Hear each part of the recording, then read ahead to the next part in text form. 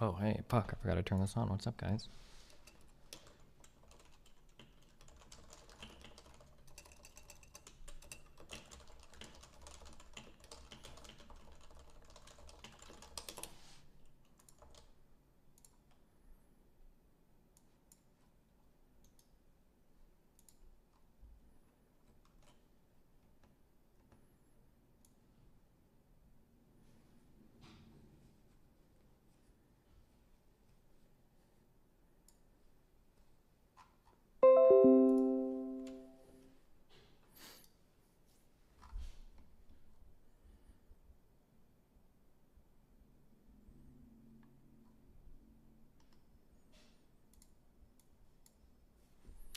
Did you see Dr. K with Ice Poseidon? I did not. How was that? How did it go?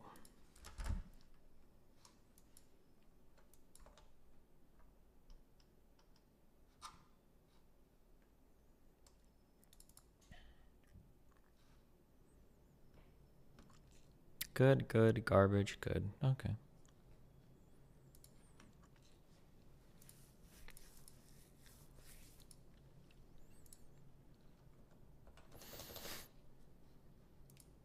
Let's watch on stream. I don't think I can do that.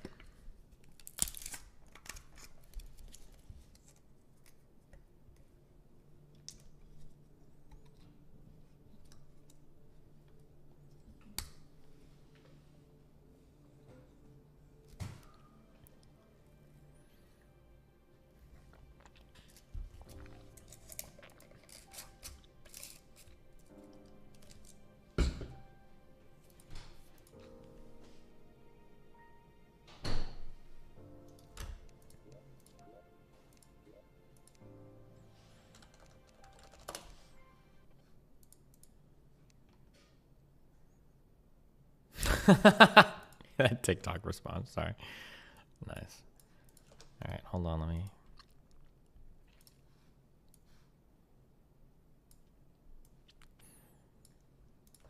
Have you watched Invincible? No. Stop bringing it up, you cringe fucks.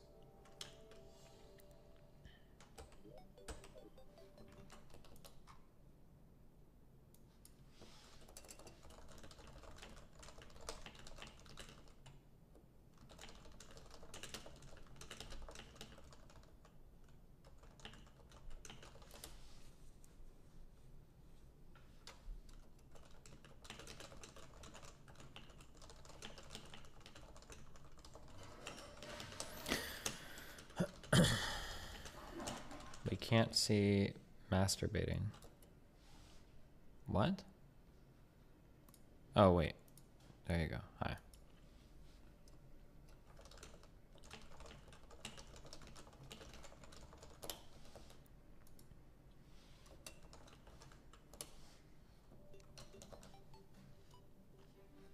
You'll be able to relate to the main character of Invincible a lot. Isn't that guy like a murderous, evil...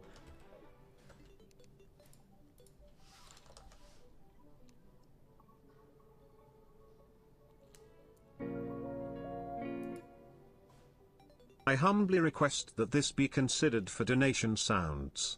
Slight tree of logic sound warning.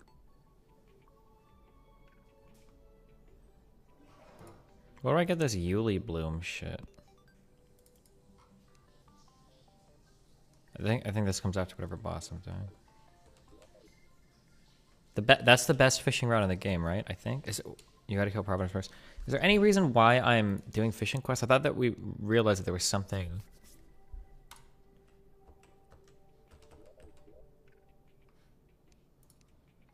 Wait, is Providence not even the next boss? Oh no, they're dragon falling. Why aren't you in on this? Tonight at 7 and 9 will bring the King at Pride Discourse to a definitive end with a good faith panel. I didn't want to. I'm so sorry, I just couldn't. I'm good. Click the video, the dono linked.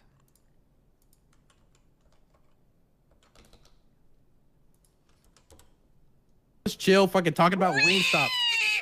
Oh god, no, too much.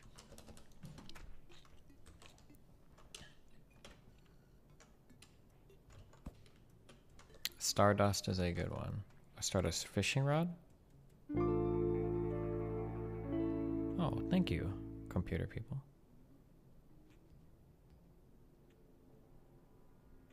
Wait, is there a Stardust fishing rod? Or were you just memeing me? No, Stardust the debater. Oh, yeah, she's usually pretty cool.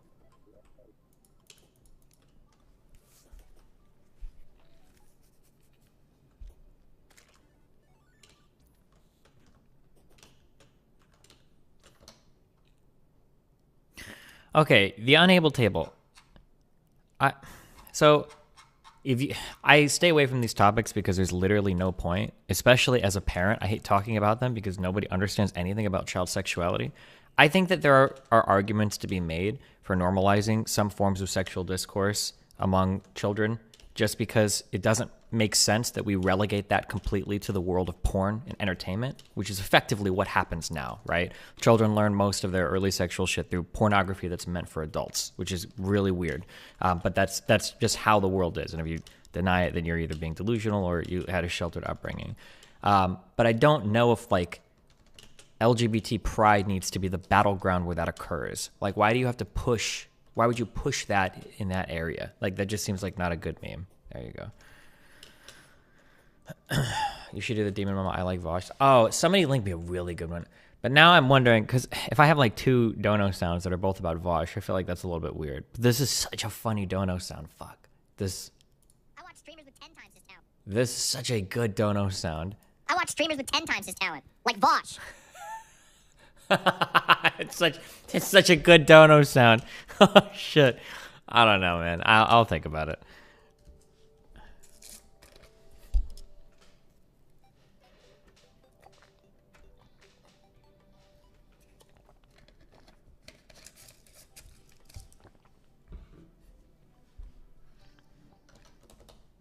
Might be better than outpaced intellectually, yeah.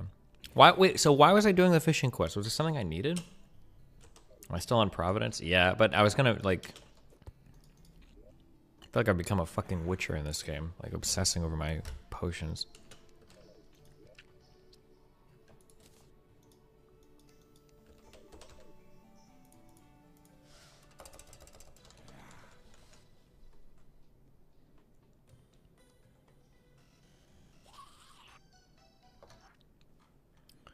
Two things. Since it already is that way, you're talking about changing it so it isn't. That requires like a serious burden of proof. I don't know, you're using way too many pronouns. Since it already is that way, I don't know what it is you're talking about, and changing it so it is, I don't know what is even being talked about here. That requires a serious burden. Seems really shitty to just say, well, we're too mainstream, you degenerate looking gays aren't allowed anymore. It's not about degenerate looking. The normal way, a normal gay, lesbian, or trans human being will look just like any cis-het human being. We all look like normal people. It is not normal. The presentation of a gay man in like a dog uniform is not normal. That's not normal. That's not the normal presentation. That is in your kink gear. It's not normal.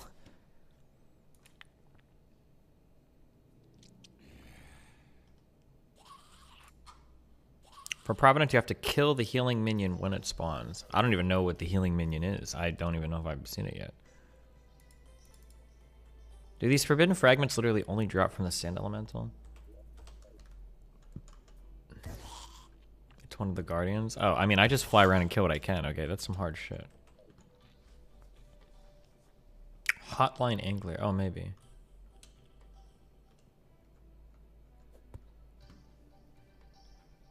I feel like I've outpaced him intellectually.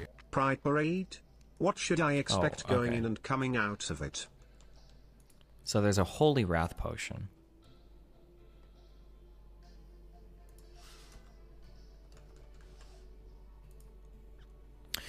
Is there an easier way to farm these fragments?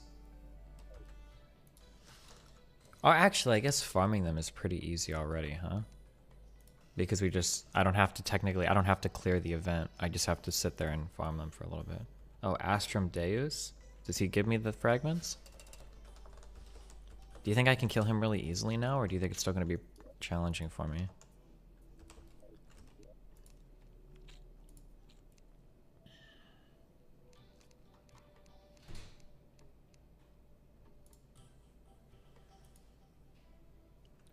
Titan Heart and an Astral Beacon. You finished the ping pong anime? No. I'm through like episode 6 or something though. One thing that I hope changes, maybe it will, maybe it won't, is and I guess it doesn't. This is just like a personal thing. It doesn't really take away from the enjoyment of the anime or anything. But like, it is a little bit weird how much they seem to obsess in the anime over like natural talent. It's kind of like strange, I guess, especially when like it feels like most like sports oriented like movies or animes or whatever like usually involve like a great deal of like sacrifice or work by the main character. It's kind of weird that the main character is just like so like naturally a god, I guess, at table tennis, but I don't know, maybe that'll be addressed later or something.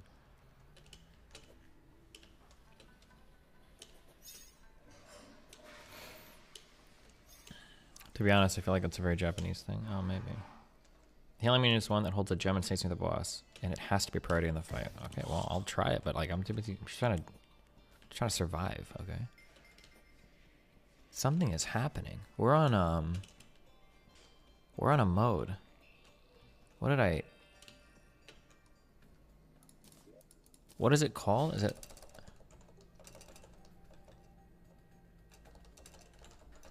What's the name of the oh yeah, Defiled Ruin. My flight time is 5. Alright, there we go. Your soul is yours once. Oh, thank you. I don't believe natural talent exists, period. I mean, no, I'm sure that there is some level of natural talent, of course. But Game of Thrones actress waterboarded. What is this for?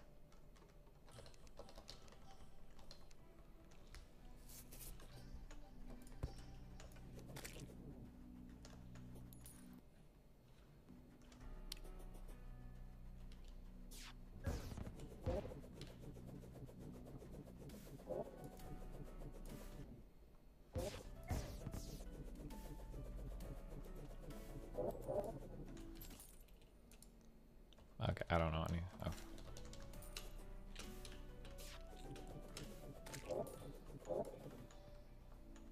Oh, and then also maybe it's like maybe it's important for the anime for reasons I'll find out more later, but I feel like this would have worked so much better maybe if they were college kids. High school just seems like a little bit too much for everything. Like the worldwide traveling and the like international competition and shit. Like, I don't know. I wonder if they would have been.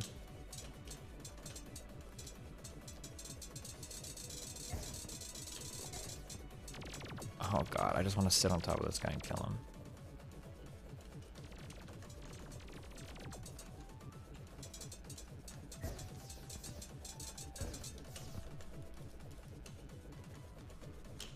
What?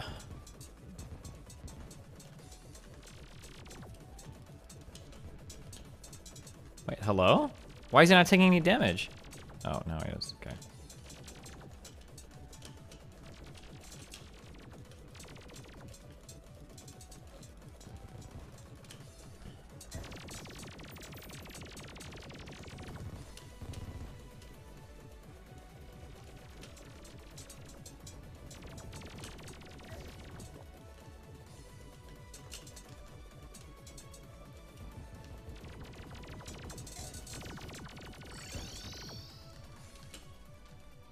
I just realized my nurse is at the other end of the world. Hello.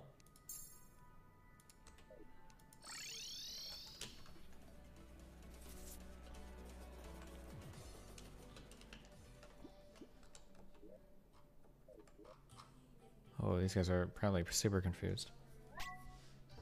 Oh shit. They're back.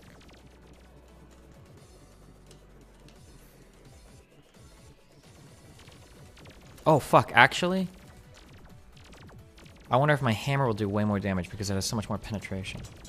Wait, not against these guys. Fuck these guys. Oh no, I glitched it. Oh wait, I super glitched it. It's only the head now.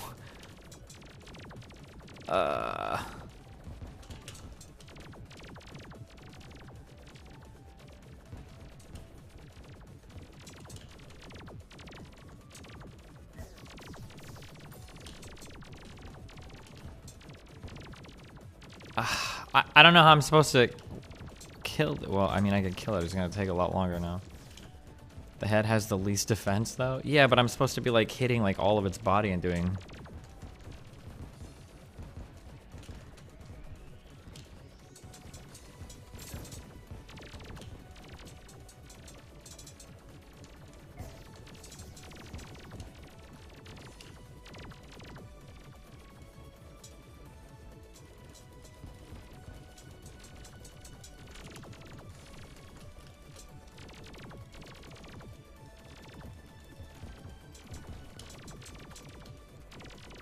Like, this can't even catch up to the...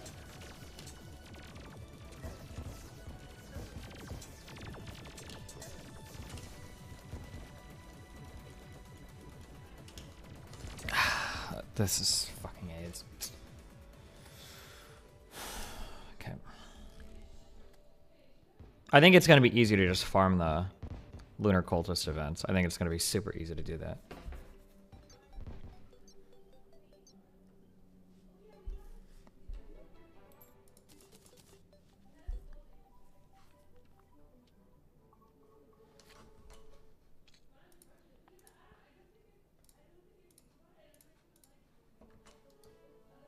Your pick is so slow you need a drill containment unit. Drill... Summons a rideable drill mount. I don't know what this... I don't know what that even means. What is it? Does it mine things, or...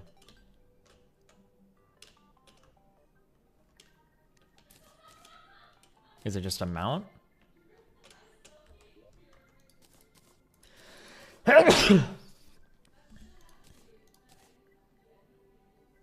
It's a mount that mines things super fast. Okay.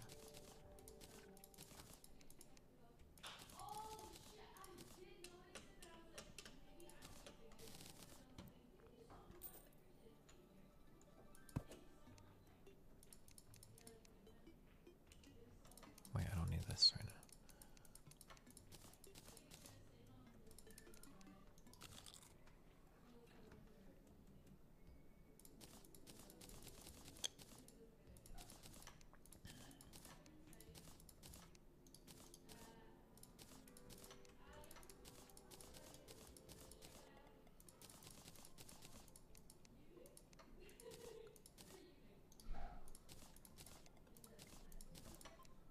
I have way too much random shit, I think.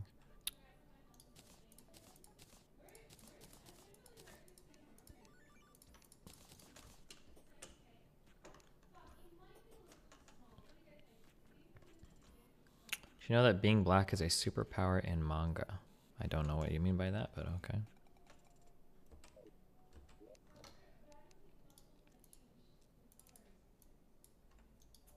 Why is this boss still... You don't think he's up there, do you? Have you seen the Scion rework? Nope.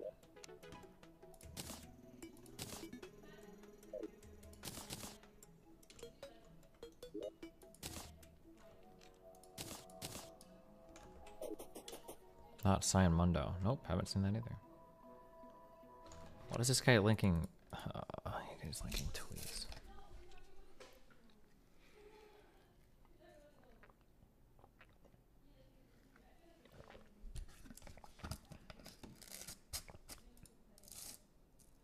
I don't know. Okay. Mundo now ignores CC on passive proc.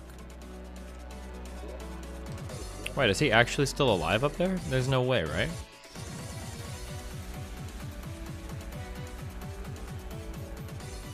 I don't think so.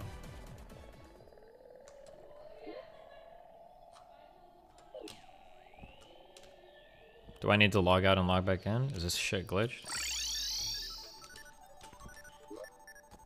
No way he's actually the guy coming back. Okay, just kidding. Oh, and now he's like invisibly fucked. Okay, teleporting fucks this boss over super hard. Don't do it anymore. This guy, Deus, wants to debate you? Yeah, he figures out how to join Discord.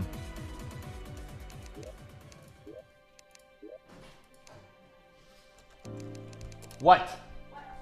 You're screaming a lot, Mel. You're screaming a lot.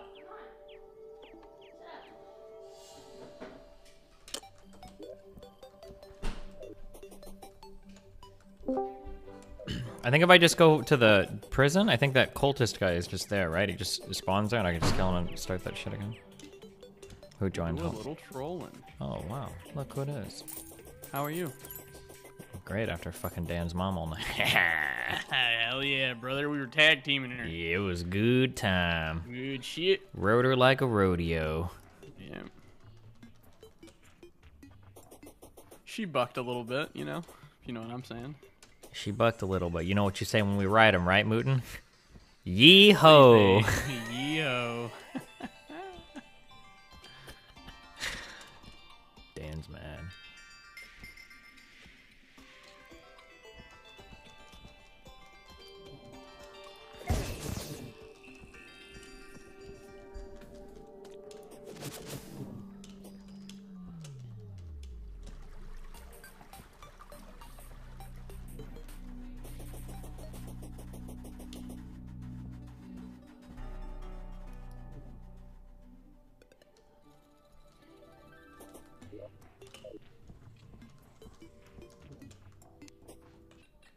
Oh, they are here. Gonna play that Knockout City game? Oh yeah, I'll download it right now.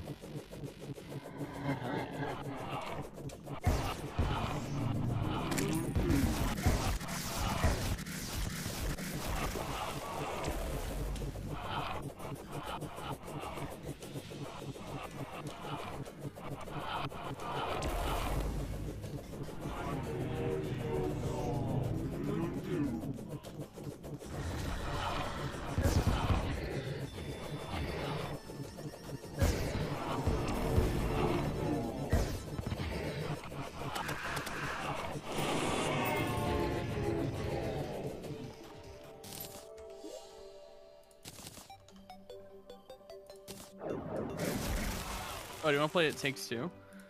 Oh yeah, download that one too, okay? Opium.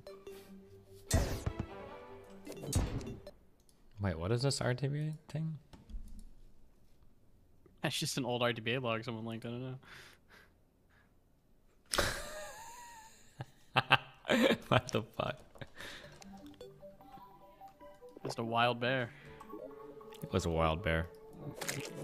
At a time.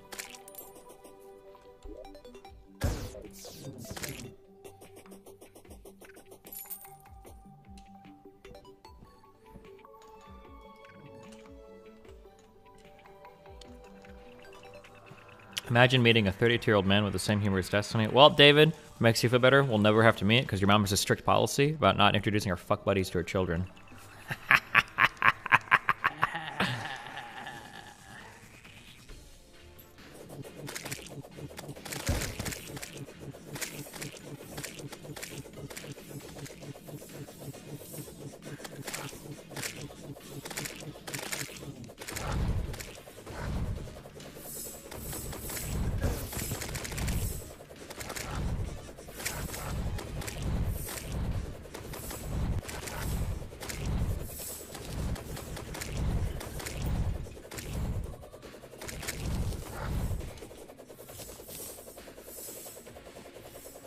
Watch the White Lives Matter protest video from all guys. Didn't we already watch this?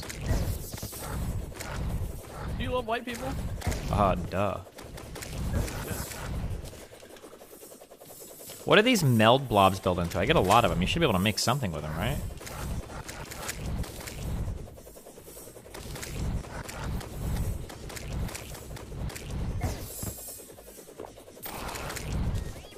It's a road clash. Oh yeah, fuck. You keep telling me that. Anime girls. Okay, but for real though, It Takes Two. We Yeah. can schedule a day that we play that. Okay, I'll check my schedule tonight, okay? Email me. I'll add it to my calendar. Stefan the I Bitter, will email you, actually. $25. Drink more Lee mode. Don't make me go to the contact at destiny.gg. Not that one. You can use my personal email. Though. Hey, use the personal email, okay.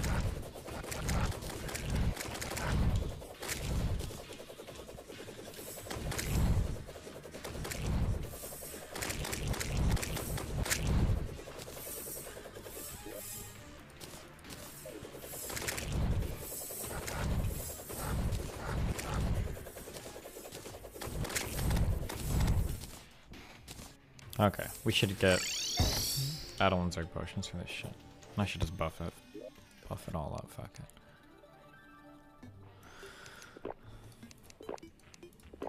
Why not?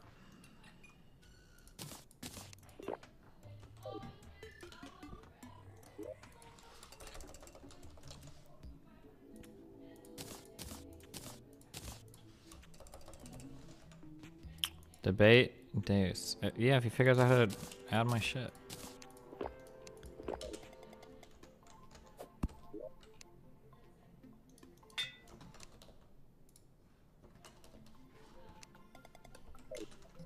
Wait, Moot.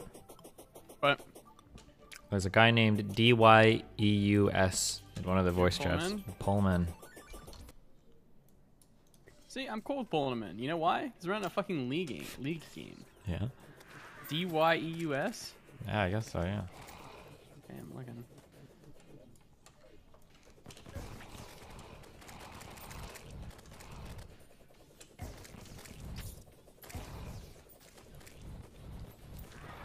I don't see them in a voice channel. Oh, whoever said he was in a voice channel, you're a fucking moron. He's not there, so get fucked. Because I've looked twice now. Unless by voice channel they mean he's actually in like a text channel, and they think that's a.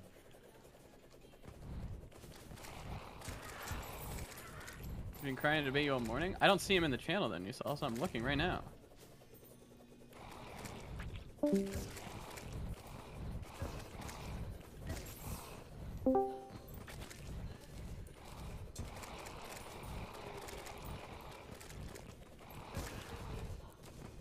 What? I need these. Am I farming these for potions? I think I am. So if I get like 100 of each fragment, it should be good, right? It should be fine. Yeah, should be good. We do a little trolling.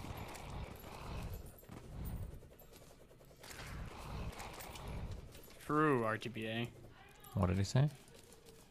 Said the people who complain all morning and cry to debate you should be banned from Discord, not rewarded. Maybe RTBA would like to come on and debate that. RTBA, if you come in here and you debate that, you the boss.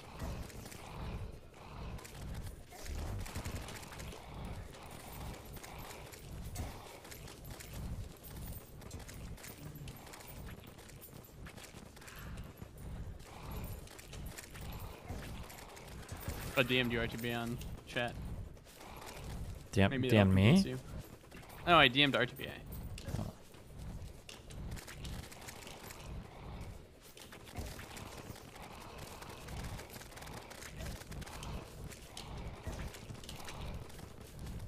The fuck is doing so much damage to me?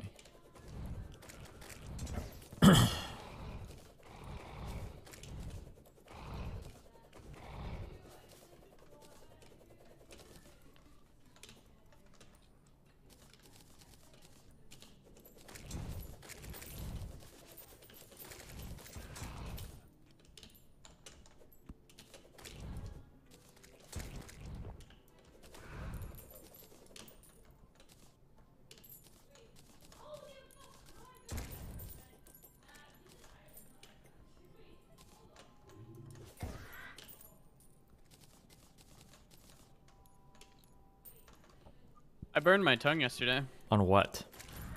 Made a pot pie. Oh, those can be molten cores in the middle. You gotta be careful. I pulled a piece of chicken out, blew on it, touched it to my tongue, and... Destiny is now on the off-topic voice channel. Wow. I'll pull him in if I see him. Hold on. What a fucking name. SYND Dia777 GT +6. Welcome. Oh, well, he left. Good one, guys.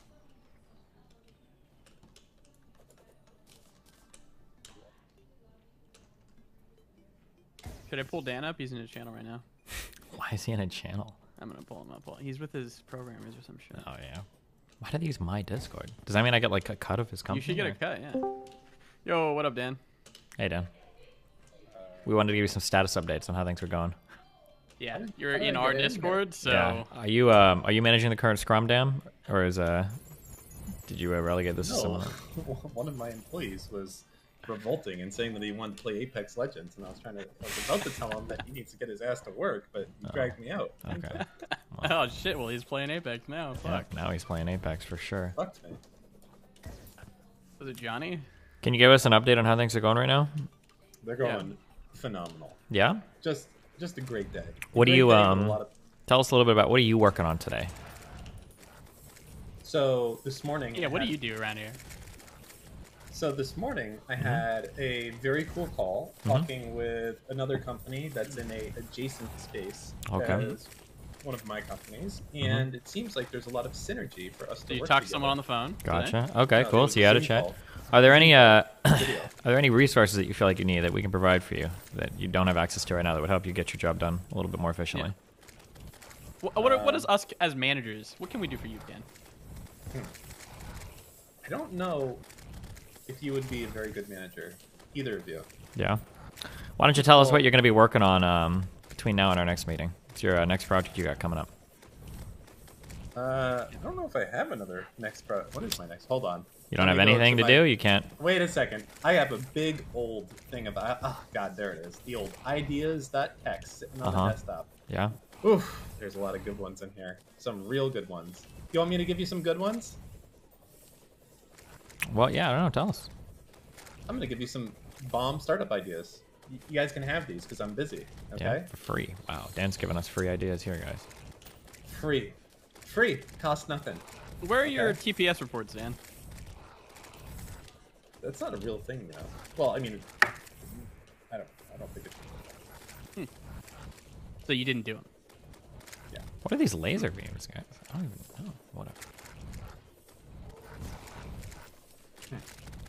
We're just putting new cover streets in all the TPS reports before they go out now. So if you go ahead and try to remember to do that from now on, that'd be great, Dan. Hey, remember the good old ASC 2 days?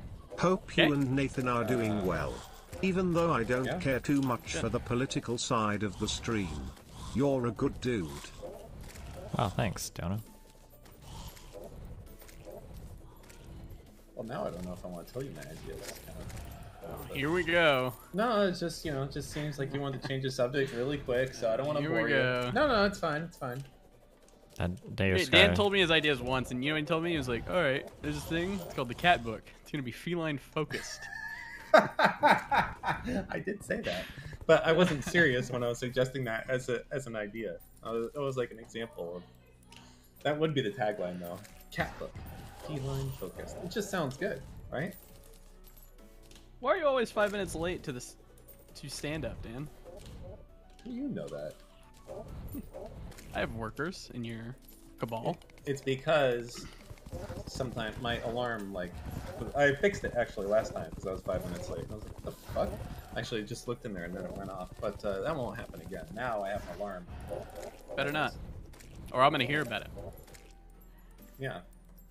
Well, it's very serious. I mean, it's my money I'm wasting. So It's our money, Dan. That's our money, Dan. It's our money. And, you need to use more we's, r's, us's around here, okay? You're in our Discord, Dan. Yeah, I true. understand. What else? What else? So, did you stream today, Lucas? No, I had to take my cats to the vet today. Had to take both of them in. I just got back from that. It's been an all-day thing, actually. And how was that? It was good. They were both very good. We got the medicine again, and just gonna do the same thing. Brought them a stool sample. We're gonna see if they actually have Giardia or if she just had an accident. So, Do you regret now seeing all the additional complications and problems going with the male kittens? one is a girl and one's a male. So, oh, you said mill kittens. Well, they're not mill kittens. They're rescues. So, Oh my You, god. you rescued them Lucas. from a mill. if How they much were it- pedigree cats, we wouldn't be having this issue. That's all I'll fucking say. That So is not maybe true. I do regret not getting a pedigree cat. Uh-oh. He said it, Chad. You heard that right, Dan? Oh yeah, for sure. I want a MILF kitten. God, you just make it too easy, Luke. Thank you, Dan. Okay, that Deus guy's spamming me on Discord now. Hey, that guy's probably mentally ill. What does he want to argue I'll about? pull him in. I don't know, but new salsa and dumb fucks in my chat are like, oh, he wants to debate you, and then he's like not even in a chat. I'm So gonna pull him in. Hold on. good I luck. pulled him in once already. All new salsa does is salsa dance and talk about shoes. Smoke crack. What the fuck, Mootin? What? Well, I didn't know that. He doesn't actually. All right, welcome, Deus. Sorry, Okay. I've never done this before, Yeah, so we can tell. Wait, hold on, real quick. Can you add a few more things to your Discord name, like a few more numbers and symbols? yes, that's a long story. Destiny, is this you? That the one and only, yeah. You have no idea what I've gone through to try to get here. Oh man. I will get straight to the point. Okay. I have created a new philosophy, and I wish to present it to you. I will dispatch your arguments with alacrity. Would you like to hear it? Yeah, go for it. Okay, so my philosophy is best summarized in one axiom. You see, I have one primary axiom. Uh-huh. It is the preservation and expansion of possibilities. That is the only thing that should be striven for. And the reason why I say that is because the way that my philosophy works is you conceptualize all different kinds of phenomena as possibilities. So here's an example for how to use my moral system. You have say you're in a white room, and the only choice you can make is whether or not to smash a ladybug. Are you following? I'm following. Okay. So, when you do that, when you decide whether or not to do that, to be clear, this is the only choice you can make, and the purpose of this hypothetical is to just illustrate how my system works. So when you decide to do that, you consider which choice precludes the least amount of possibilities. Okay. And to be clear, a possibility, as defined by my system, is just something that can happen, of which there is empirical evidence for. So, for example, a rock flying into space with no physical forces acting on it, that is not a possibility because there's no empirical evidence for that. Do you get my definition of possibilities? Yeah, things that can happen. Okay, so there are less possibilities precluded if you don't smash the ladybug versus if you did. Because once you smash the ladybug, it cannot be reassembled in the same way that it was smashed, which is why, in the past, I have referred to possibilities as vectors of change. Do you follow this so far? Yep. Okay, so Destiny, I was wondering if you Get have to the any damn point. objections to this, do you? Or would you like me to elaborate more? I mean, I understand it. I think it's. I don't know what the point is, but I understand what you're saying. Oh, what do you mean by point? My point is that I believe this system is superior to your rules-based utilitarianism, and I've also reviewed your writings on the matter, and I think your language is a bit promising. Well, You talk when about you say, maximizing would you ex- real quick? Hmm? Here's a question. When you say superior, what do you mean by superior? As in, you can make moral decisions much more effectively. Yeah, And by effectively. What do you mean by superior, effectively? I mean along your parameters. And I must say that I am not completely aware of what is in your mind, obviously. But when I say superior, I just mean that I think you would consider it superior if you adopted it. For example, rules-based systems like the one that you have for morality actually do not work that very well. And I consider an appropriate analog to be how AI works. For example, some AI's rules-based, they don't function as effectively, versus ones that employ something called machine learning, which are just given a goal, and then how they approach it, that is much more freeform. So my system is not rules-based because I mean, to be clear, like ML stuff is just using a different process to develop rules, right? Like, it's still rules. Yes, Yeah. there's still an operating system. Yeah, well, it's still rules, But right? It's just a different way by which you develop the rules. But Yeah, but not really, because some yeah, just exactly. depend on the Right? rule. It's exactly the same thing, right? Yeah. You can either Sorry, write rules to do something like very simply, or you can use like a machine learning process to develop potentially a more sophisticated set of rules. But at the end of the day, they're all just a set of rules, right? I see what you're saying, but my philosophy is more like the latter approach. Okay, So sure. forgive my poor phrasing on the matter. It's okay. But do you see what I'm saying? For example, Yeah, I see what you're saying. I still don't know why I would ever follow such a system. Like, I don't know why, like, just because there's more possibilities, there might be a lot of possibilities that would result in harm to me that I wouldn't be okay with, so why would I want to do that? well, could you give an example of one? Of, say, Sure. a scenario Let's say where you that want less possibilities. I'm in a room and I'm playing video games, and I could do that all day for every day, or I could take a hammer and like smash open my hand and crush it, and then also continue to play video games all day every day. Like that's an added possibility. That's a lot more stuff. But when I talk about possibilities, I'm talking about much more than just like your conventional sense of it. For example, if you were to smash your hand, you actually are diminishing your possibilities because your hand is smashed, the flesh is gone, lots of the cells are dead. But you're opening up so many more possibilities too, though. You got to be opening up amazing possibilities for infection. You could be opening up possibilities for new experiences, like the pain you'd experience feeling it. You might get new perspectives on things. Like there's a whole bunch more possibility there, and you could have already gotten all the possibilities in life from playing games. Yes, but here's the key difference. When you talk about possibilities, remember that my definition is something that can happen.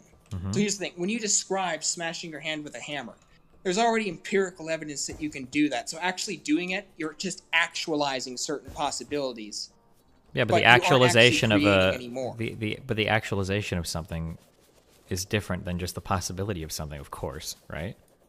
Yes, but the way I define possibility, something that can happen, your goal is to preserve and expand the ones that are empirically verifiable to happen. So, for example, when you have new technology or other things, you are expanding possibilities because there's now empirical evidence that you can do something that you couldn't do previously. For example, say, take a conventional scenario where you gather more knowledge. I consider this would be considered expanding possibilities because there's not much empirical evidence that a particular individual can do a certain thing.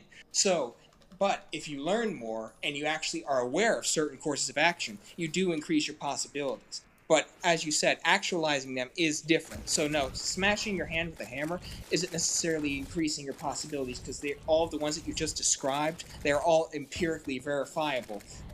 But when you smash your hand, you're actually diminishing some simply because you cannot undo it. And there's a technique that I developed in order to aid understanding. Would you like to hear what the technique is? Sure. I mean, I don't agree with your explanation given thus far. I mean, like... Oh, what do you disagree with then? I think that there are new experiences to be gained by crushing your hand just because you haven't, or just because you... I just, the way that you're hand waving it, you can try to explain it one more time, but like, I don't like, crushing your hand isn't necessarily a permanent thing either. Like, it is going to be the case that one person that crushes his hand and plays video games and then heals is going to have had more experiences and more possible experiences open to them than the person that didn't. I don't know how you can hand wave all that away. You can explain that again if you want. Because there's already empirical evidence that all of those things can occur. So whether yeah, but empirical evidence is not the actual physical sensation of, right? There is new knowledge gained and new experience and possibility opened by experiencing a particular thing, right? Or do you disagree with that? I see. I think I went a bit too fast. No. My point was, with a knowledge example, I was just explaining how you could describe that. Did you say something I couldn't hear? Nope. Okay. My point was that was just an example of how that could be considered expanding possibilities because there's no empirical evidence that you can or can't do something if you don't even know about it, for example. Depending on the individual, there are statistics that you can appeal to, but there's more specialized empirical evidence per individual. And by the way, when I say empirical, I largely mean observational. Some definitions differ. Some include, for example, replicability, but others do not. Anyway, back to what you were saying.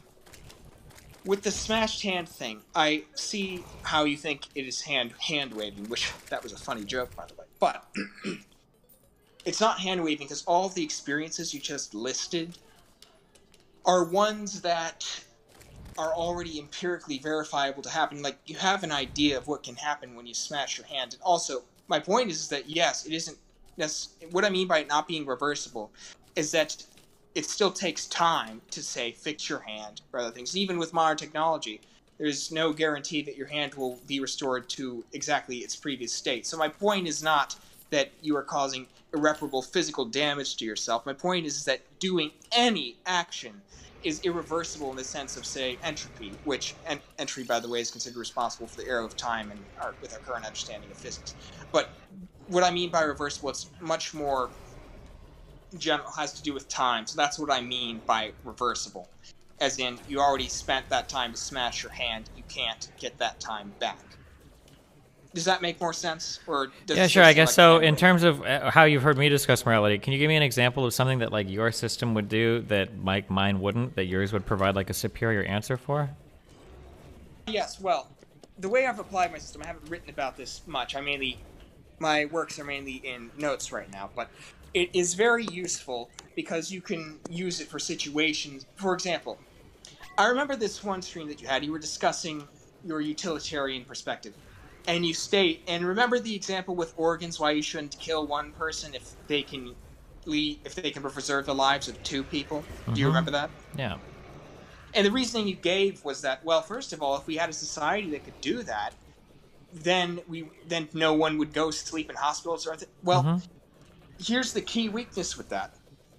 My guess with your utilitarianism is that you wish to maximize experience. I remember you writing that down. Yeah, one's own experience, sure. Would you include happiness as part of that? Yeah, whatever vaguely we would define as like utility, yeah.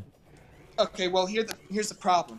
When you describe that particular phenomenon, the societal effects of permitting one person to be killed or any amount of people to be killed because it would save a greater amount of people, you're appealing to factors alien to your system. And what I mean by that is that, say, if your only goal is happiness, and whatever metrics you use in order to best gauge what happiness is, you are necessarily excluding other variables. And the reason why this is bad is because, say, for example, if as technology advances, you could, say, create sedative drugs or other things that would allow people to be okay with existing and functioning in society and not responding in the adverse ways that you described in your hypothetical. But the reason why my system doesn't have that problem is because possibilistically there is an inherent diminution of possibilities. And for example, I've used a very similar example to yours. I must say that it was inspired by this very discussion. Are you following me so far, by the way, or is there anything that you wish to point out? I don't follow you at all. I don't understand how developing an anesthetic somehow breaks the example that I brought up. All right, then. My point is that if your goal is to maximize happiness, and depending on whatever metric you use in order to best quantify happiness, you can do certain things to exclude certain variables in order to get more happiness. So what I meant by the aesthetics is that, say, you have sedated people or genetically modified them. So if they do witness such a thing happening, as in one person can be killed to save the lives of two, you can make it so people no longer respond to that behavior, because ultimately you would still be maximizing happiness. You can just modify people's dispositions so that there won't be that kind of response. So it incentivizes a sort of exclusion of variables that can become more and more realistic as technology advances. Do you see what that means? So you're saying that at some point we could reprogram people so that things that I currently consider bad, they wouldn't consider bad, and then it would change the way that people interact with each other in society, or make new things possible that I probably wouldn't want to be possible? Exactly. It would make following a singular goal of happiness, it would make it easier to exclude other things that you would currently consider bad, and it would eliminate the justification that you gave for not doing that, which is, as the effects simply wouldn't be good because people would be afraid. But you could. My point is that you couldn't change that. So yes. I mean, if that happens at some point, then I guess that's just something that I deal with. Then I mean, like I don't. Yeah, but my system accounts for that, and here's why. Well, what if in your system, what if somebody were to modify people so that they didn't actually want more possibilities to exist? Wouldn't that break your system? No, it wouldn't, because that's against my system's goal. The system's goal is to preserve and expand possibilities. And if you genetically modify people to not prefer possibility, that's that's antithetical to what my system is. But it's not but my example, that's not antithetical to your system, because you're still maximizing happiness. If anything, you've furthered that goal because you've been able to exclude the variables that would cause certain practices to be viewed as disfavorable. Gotcha. Okay. You see what I'm saying? Uh-huh. So anyway, would you like an example of how when my system applied to your example necessarily precludes that kind of behavior? Sure, go for it. Okay, so say you have, and I also have a Reddit post about this. I have some supplementary reading materials. I'll send them to you after the debate if you're interested. Anyway, forgive me for digressing. Okay, so say you have 10 people in a room, and they will, and this is, to make this analysis simpler, let's just say that they're in a white room and nothing else is affected by this other than the 10 people dying or the one person dying. So this is a highly tortured example. This isn't even considering anything in the real world.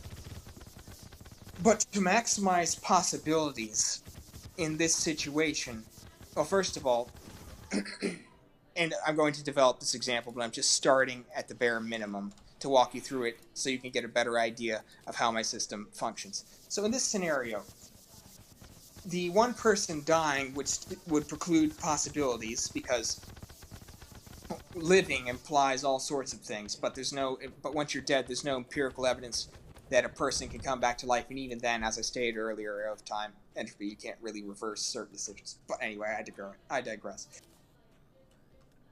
So the problem when we talk about these situations is that we label things as moral or immoral, but there isn't.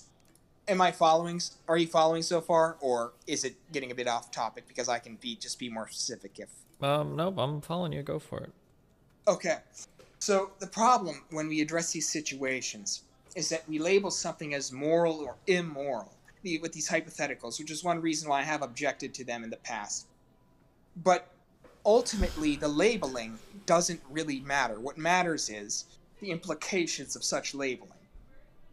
So in this highly tortured example, with a white room, nothing else affected, the only thing that changes is whether or not 10 people die or live, depending on whether or not the organs of one person are harvested.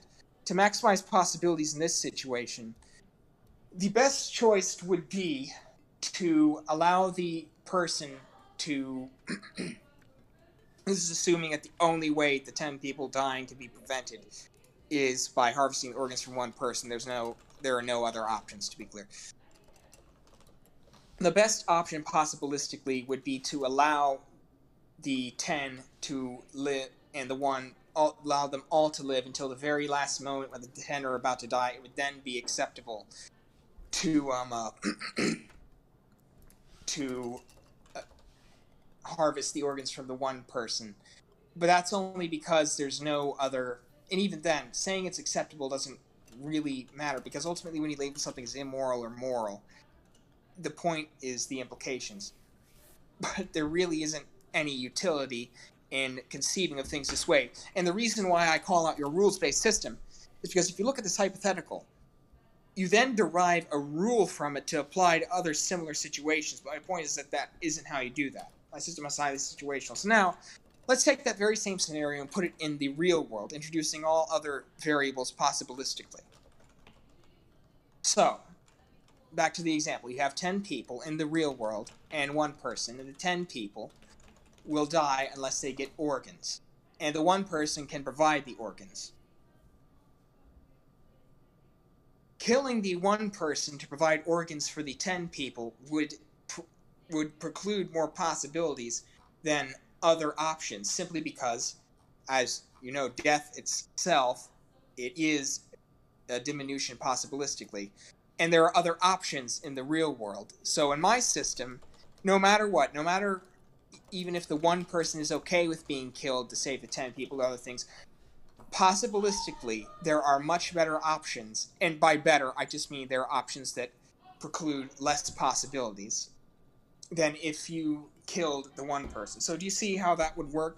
Sure. I can walk you less through... possibilities. I got it. Yep. So, any objections so far? I wish to address them, because if I just keep going on, it's not really addressing the heart of the matter. So, are you beginning to understand how the system works more? I think I've got it. Okay. So, what do you think so far? It seems interesting, I guess. I don't know where I would ever apply this in any actual scenario outside of like worrying that people are going to genetically modify people in the future to have different preferences or whatever. Or I'm going to send you some of my writings on this if you wish. But why do you think this is hard to apply? I just think it's pointless to apply. I think that intuitively most people don't think of what is good or bad in this way. And I think that it would be difficult for me to get to some answers using this type of system as well. It would have to make me consider a lot of things that being intuitive to be a net benefit. Oftentimes for people to grasp ideas, I think they need to be somewhat intuitive probably. And then since I don't believe that morality is like a real thing, I think that a lot of it is kind of intuited. It's probably important that there is some intuitive foundation to any kind of moral system. Yeah. Do you have any empirical evidence for that? Empirical evidence that Well, that was people... an empirical claim. You are suggesting that there is some sort of net benefit. And I must say, with all due respect, it appears that you have... Actually, no, not yet. Anyway, yes, was an empirical claim you made. You're claiming that a moral system needs to have an intuitive foundation in order to function well, but you just appealed to your own experience. So I'm just wondering what your reasoning is for this. Well, my reasoning is I don't believe that moral fact exists, yet people still confidently talk about things that they consider to be moral fact. And if moral fact doesn't exist, and people are still talking about it, then it must be something that they've intuitively arrived at, unless there is some other source of moral fact that people get when they speak of morality. Maybe you know that source. I find this reasoning a bit strange, please forgive me, but that doesn't really establish whether or not one system is more beneficial than another.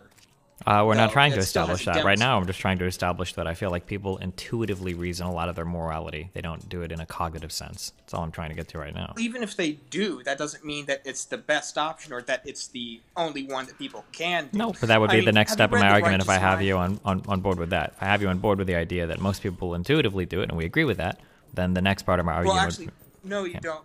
The reason why is because this is largely an empirical question, and I do not think it is appropriate to prax our way out of this. I don't understand what you mean by that. Oh, prax. Have you ever heard of praxology?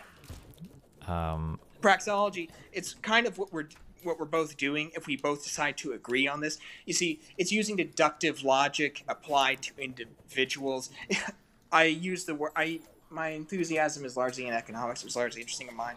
So if you research praxology or anything, it's just largely what we're doing, just reasoning our way through it without any evidence. But the reason why I reject this approach, even though it is something that we could do and something that is routinely done in this format especially, but I just wouldn't grant it to you. Sure, that's fine. So then where do you think that most people get their moral reasoning from, if not intuitively? What is your alternative? What are you suggesting? I see what you're saying, but it's just more complicated than to just call it intuitive. I have a book that you may be interested in. Well, I clearly don't have the ability to read an entire book right now, so you're going to have to do your best to summarize it for me, right? I see. So for the sake of this conversation, I see your point. So I think I will grant to you that, yes, lots of it is intuitive. But the fact that that's how it is done now doesn't necessarily mean that another system that doesn't function like that wouldn't work. Can you give me an example at any point in human history of any group of people following an unintuitive moral system correctly or successfully?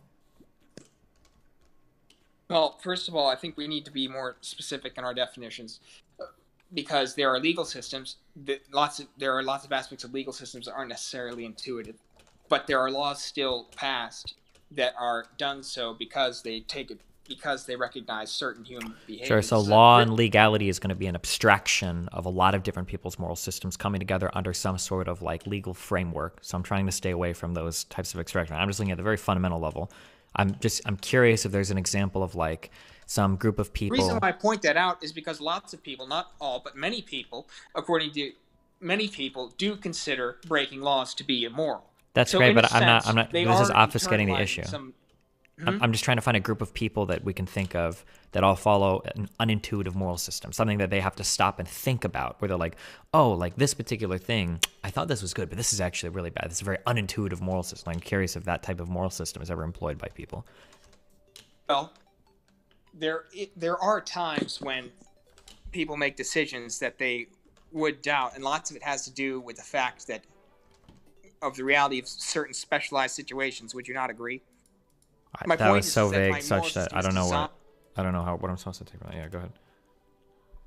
My point in stating this is that when you encounter a very specialized moral situation, many people, due to mainly using their intuition morally, they don't know what to do in very contentious moral situations. My point is that my system makes that far easier. Okay. Are you aware of, do I need to give an example of that? Or I think we're both aware that when it comes to very specialized... Because here's the thing. One of the reasons why my system is likely going to be much much more easy than, say, an intuitive moral system is because the rate at which technology is advancing and the rate at which change is occurring in society is far more than anywhere else in human history. In fact, in economics, it's called the hockey stick of human history because things are growing so fast now, and more so than ever before. So we are increasingly reaching more and more situations where people don't know what to do in certain situations due to new technology and other things. For example, the morality of genetic engineering, and for example, there are all kinds of things that are done simply because people aren't comfortable with them. For example, people are beginning to discuss AI, and even AI is nowhere near, by the way, a general AI, so I must state that my point is not that we need to do this for AI, but there are situations, plenty of them, where when we discuss certain hypotheticals, people won't even consider certain approaches because of how intuitively uncomfortable they are. Do you grant this? Yeah, of course. So my system is primarily designed to deal with this. Okay. Would you like an example of how I would apply it? Sure, hit us up with one. Hmm? Sure, go ahead. Give us one example. Okay, so one thing that I remember coming across was, say, the ability to simulate human brains. And people are becoming more worried about simulating them because, say, if you have a simulation of a human brain, is it really human or not if, say, you do that? So, say, should we torture one in order to get more data about the way that human brains respond to pain? Would this be ethical? That's a situation that many people would find a bit perplexing. Would you agree with this? Sure. Yes, yeah. Can you hear me? Okay. Yeah. So the way you'd apply my system to that is you try to design a policy, because ultimately, here's the thing, even though we're both talking about moral systems, ultimately what matters is the foundations that underlie them. Because ultimately morality is reflected, or at least attempted to be reflected, in law, so they aren't exactly neatly separable. So what you do using my system is you design a policy to minimize that while also preserving possibility. Because, for example, there are times when things that usually aren't done have to be done because someone else will do it. For example, there's empirical evidence that war and more violence has actually resulted in more peaceful societies because it's allowed for the expansion of rules that allow for peace to prevail. And the reason why I bring this up, forgive me if this seems a bit scattered, but the reason why I bring this up is because there are certain things that need to be done because there's no choice. So, for example, if you were to simply ban people having artificial simulations of brains on their computers because you're worried about them being tortured, then whatever data you could get is completely excluded. But if someone else tries to do it and uses the data in order to gain an advantage against you and eventually take over your society, eventually it's going, as we know from history, it's going to be done anyway.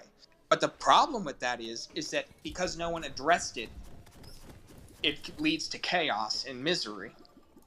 Are you beginning to understand what I'm saying? So the reason why you look at things through possibility is because it allows you to make the best decision that you can in your given situation, regardless of whether or not it may be intuitive.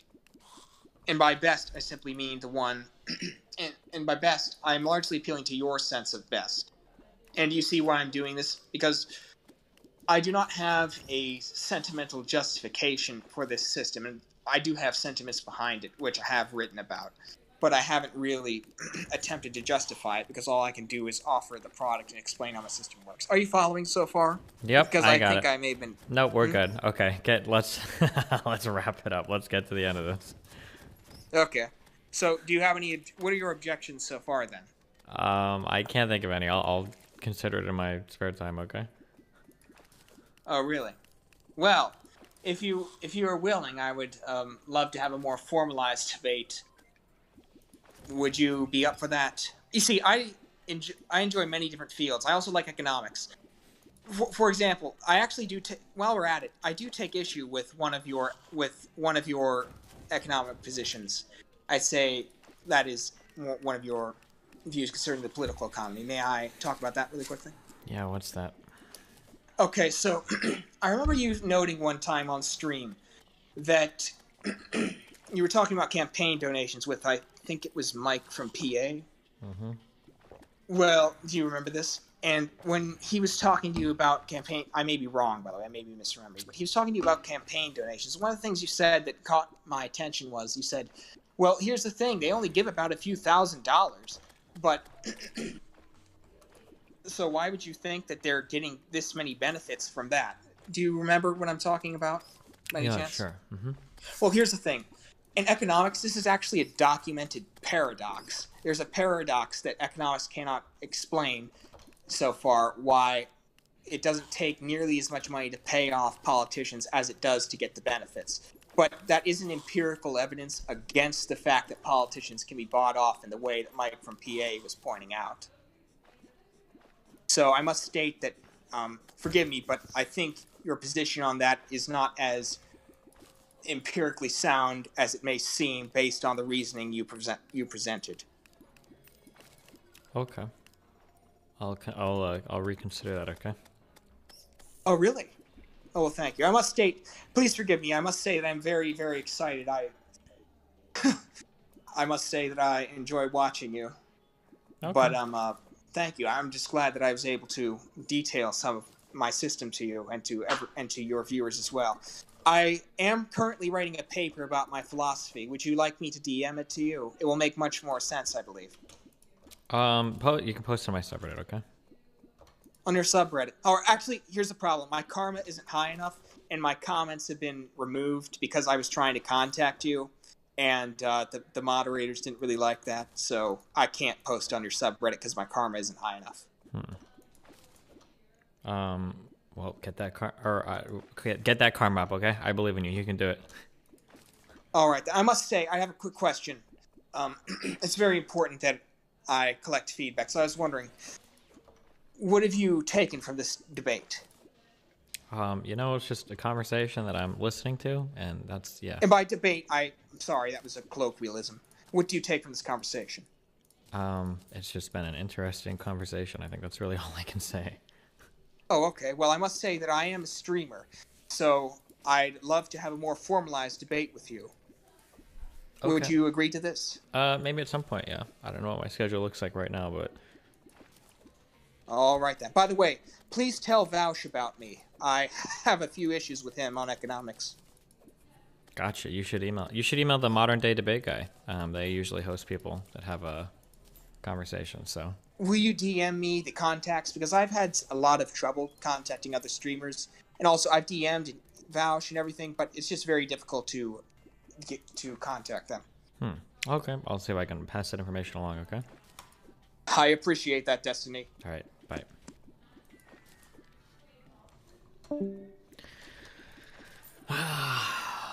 That's just, this is a sample of, like, the types of DMs I get. so that you understand what I mean.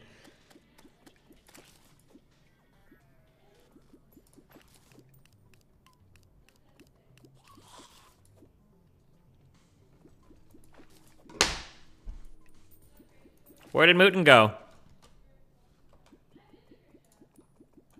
Actually, it's your lucky day. We have one in stock. Follow me. Yeah, I know. Oh, you're not vaccinated yet? No, I am. Oh, so you just want to make it a cultural norm even post-pandemic. I get it. No. Oh, you don't want people to mistake you as a Republican? No. Then why are you still wearing a mask?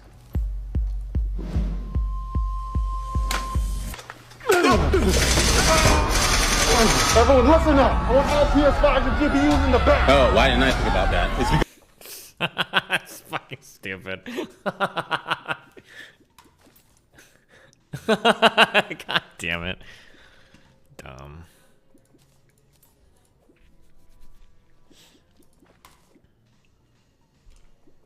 Watch the rest. Wasn't that the end? Actually, it's your lucky day. Everyone, listen up. I want all PS5s and GPUs in the back. Oh, why didn't I think about that? It's because you're... Actually, it's your lucky day.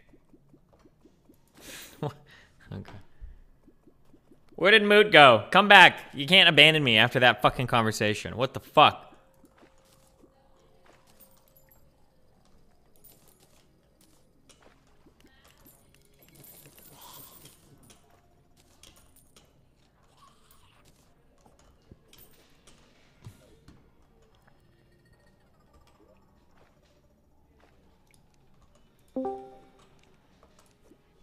It is me, Mr. Mutant. Is that really what Mr. Mutant sounds like these days? He's in Yes. D&D. Oh my god. I found out that if I fish up crimson crates, I can pull the little things out of here for the E-core potions, which I think are which are better than the other ones. So, did you see that Smash rapist girl Senpai gave a statement on her sexual misconduct?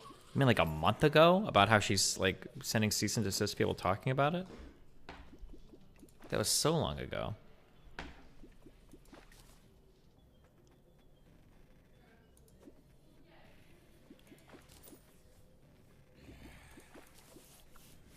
What boss you up to in Terraria? I have to be this. I think it's Providence.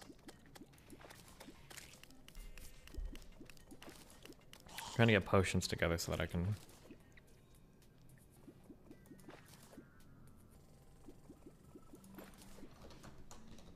Yeah, they made a COVID vaccine. Good one. Do you need your strongest potions? Are you gonna watch All Gas No Breaks? Sure, I can. Yeah, link me. Horse and dies permadeath Terraria. Is he playing Terraria now? Talking fuck shit, dude! Or how old is that clip? I thought he played Terraria a long time ago, like a year ago or something.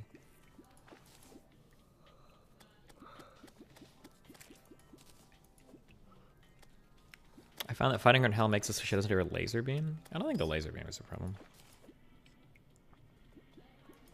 Oh, he's playing today. Gotcha. You're fucking shit! The fuck out of here, calling me motherfucker! Hey, this is our town, motherfucker! Try to take it! Try to take it! If they start shooting, get behind me. Hashtag white privilege. Breaking news. Breaking news. You're watching Channel 5 with Andrew Callahan. They assassinated. I don't know where the dust settled on this. So, did you guys hear about the quote unquote drama with the All Gas No Breaks channel or whatever? Are you guys all up to date on that? Apparently, a lot of people got really mad because this guy, who's kind of like the face of that channel, he's not actually the owner of the channel. We watched the video. Yeah. So like people got mad that like the company eventually like decided not to continue with him. Or yeah, so like with that guy in Shadow, he signed a contract that fucked him. Like, I don't think any of that stuff was bad. None of it fucked him. Like, he said that he got a whole bunch of equipment. He got the ability to get people to follow him and shit, and everything. Like, from this company that did it, they still own the rights to the channel and everything. But like, he got the ability to make all the content. He signed a contract. They gave him the channel or whatever. Like, they got to do all that. But like, he's doing fine. Like, it feels like this is like a really good example of like a company, you sign a contract to give people rights to some creative content, and then they own the channel or whatever, but like you've made a name for yourself, you've established, like everything ends up like pretty good, I think. It's just funny how many people got really ass mad at that, but like, yeah, like he didn't own that original channel that the company owned, but he's got his own channel now. He's already almost got 500,000 subscribers. Like, it seems like this is like a pretty positive example of everything like going as it should have. I don't know. Don't you think he could have gotten away with a better contract? I mean, wasn't he like a no-name nobody when he first signed? Like a literal nobody? Did he complain about it? I don't remember if he complained about it. I just know it was just like another like lay Reddit and like making everything sound evil and manipulative and horrible or whatever. But Bryant, how many people know that? They assassinated I don't think Kobe the people Bryant. are evil, but I mean, I think a lot of people are familiar with how much work it takes to build up a channel. So obviously they took that kind of outrage to disproportionate levels. Sure. Killed Tiger Woods in that car accident recently. Why? The Kobe Bryant deal is that he had dirt on the Clintons. I love black people. I love everybody. We're all God's children. Isn't this a White Lives Matter rally? Well, I'll tell you what. This whole thing with the virus, with BLM, with Antifa, that was to hurt President Trump. And the reason that President Trump wasn't back by January 20th, the reason he hasn't been back yet, is because he didn't want to have civil war. I think you know where I was on January 6th. Where were you? I think you know where I was on January 6th. Trump is still in control of our country. Where'd you get those shoes from? Those are pretty fresh. Those are just champion, being a champion for the Lord. That's it. Amen. Good for you. See, there's nothing anti-white supremacist about that. That's not a white supremacist message. Sometimes the truth hurts. What's the most painful piece of truth that's hurt you? Guy stealing my home. He falsified a trustee's deed to himself with 7 false representations on it and stole my home. His name's Bill Joyner. He lives in Shady Canyon. He destroyed my family, destroyed my 25-year business, separated and devastated my family. So that answers your question. Dude sounds like he sucks. I don't think he's a good guy. In my opinion, he's a bad guy and he's hurt a lot of people. But then again, look what the Democrats are doing to others. The deep state is trying to control the people. They control the banking. They control the countries. They control the Vatican. And I care about our country. I want people to know what's going on. What's going on is a White Lives Matter rally. Is that what's going on? Yeah. Oh, okay. I had no idea what was going on. I heard that there was a BLM thing going on, and with that usually comes Antifa. I'm kind of anti-Antifa. These are the, quote, White Lives Do Matter flyers that Huntington Beach police have said they received a report about from at least one neighborhood. White Lives Matter rally and counter-protest today in Huntington Beach. Yeah, it's okay to be white, right? Yeah, I'm not here to be violent or anything. I'm just here for, you know, just say everything matters. So what brought you out here to the White Lives Matter rally? Oh, I just like the food. What's your favorite white food? Fish tacos. See, why is the media this the problem, bro? This is my friend, and he's out here with a shirt, and that's it. How are we racist? I don't own a plantation, and the blacks aren't picking cotton. Come on, we're not in the 1860s, you know, where people were getting lynched and hanged. That racism is overblown. I see it firsthand. See what? That there's no racism. How? I have Mexican friends, white friends, of course. I have black friends. We smoke cigars together, even down here. And I work with Latino guys, fabulous workers. El Salvadorian guys, they're the hardest workers I ever saw. There's no racism. Overblown. Racism. It's blowing it out of proportion. Probably the Democrats. Yeah, they have to pull the frickin' race card. It's really sad to see that there's people who are hindering the development and the progress that this country could find if we just unite together and utilize diversity as our instrumental key. Absolutely, yeah. We wanted to let them know if they try to do this stuff and try to frame it in a white supremacist dog whistly way, we will show up and not allow them to do that. We see through it. Anti-fascist action. Some liberals want to just pretend like they're not there. Don't give them attention, they'll go away, and that strategy doesn't work. Fuck racism, fuck Nazis, fuck all that shit. You can't make them fucking feel comfortable here. You gotta make them feel uncomfortable as fucking possible. That's what we're here for. What's the best way to make a Nazi uncomfortable? Fuck them up. Hit the far right with the feminist left. I mean, I'm not against punching Nazis in the face. If you have hate in your heart, you deserve everything that comes to you. Huntington Beach is full of racists. It's always been full of racists, and they're coming a little bit more mask off these days. So. We can't have neo-Nazis, we can't have white supremacists, and we can't have Trump supporters coming out here and thinking that they represent America. I'm just here to show my support and solidarity for the Black Lives Matter movement. Looks like the community really showed out, which is good, and disincentivizing a lot of them. As you can see, they're all kind of cowering along the perimeter here. So far, I haven't seen any real Nazis or just Nazis in general. Those two peoples with the Trump thing, that's it. When I heard the KKK was coming, I had no choice. I had to come. But I don't see them that much. There's only a few Trumpers here and there.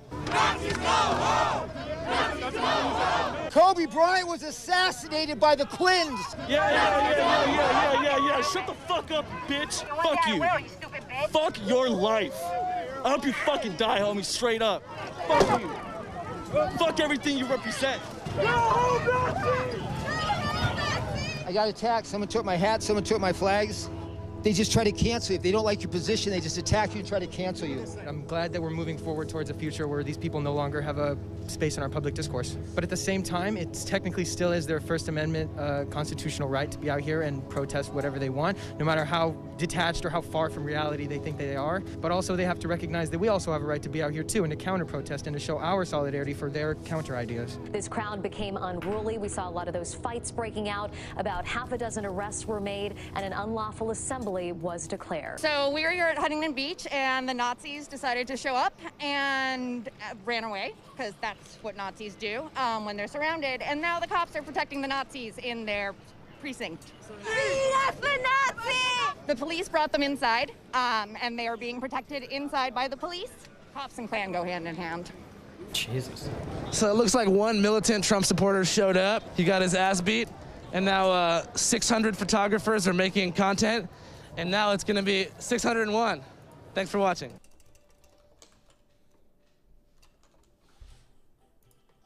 Senator from Kentucky.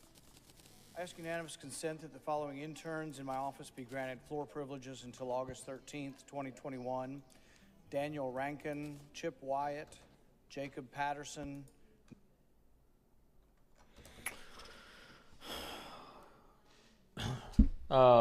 Dr. Rand Paul has apparently been on record saying he doesn't want to get the vaccine because he's already been infected.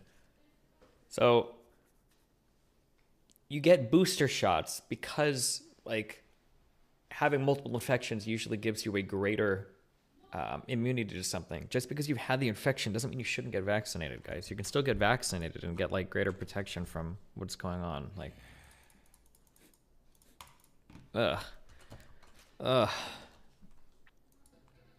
Okay.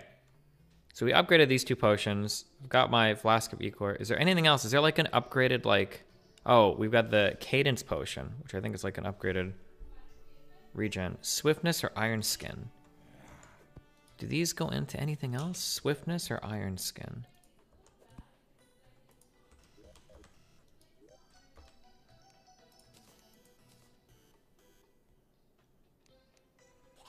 Okay, nope. And nope.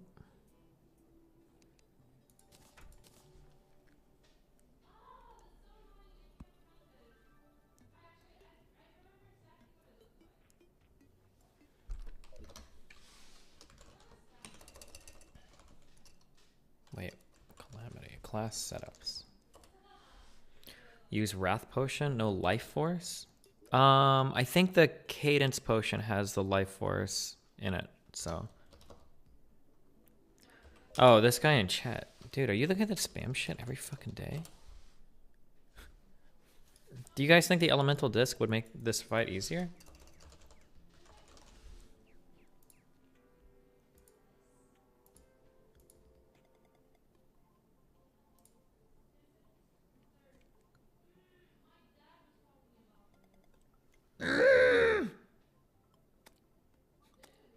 No, the Omega Biome Blade is good.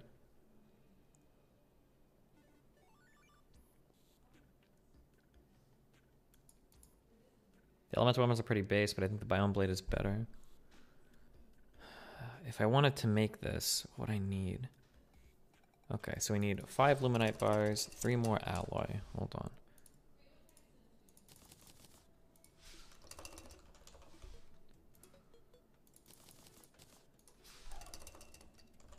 Do you have heart statues set up? They help a lot. 3 statues for 60 health every time. I don't have any of those. I haven't found any. I don't think so. Yeah, I'm gonna go buy some potions from that drunk princess.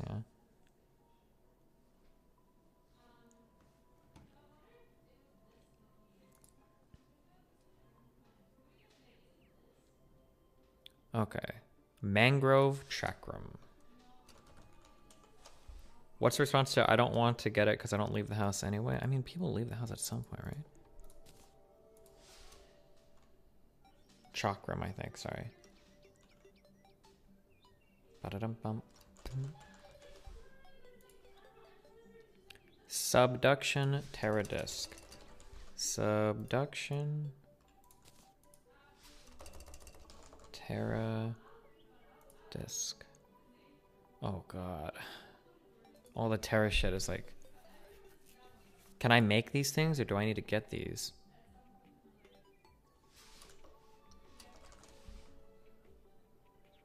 Okay, Thorn...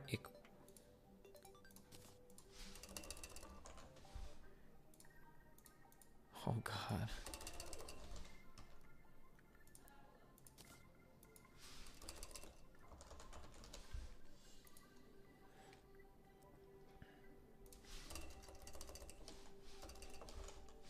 Fuck. Can I get a shot out real quick? No, you can't. Dipshit. Got him.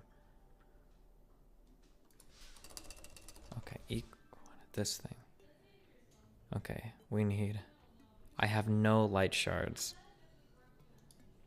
Sometimes carried by creatures in light deserts. I don't know why I don't have a single one of these objects.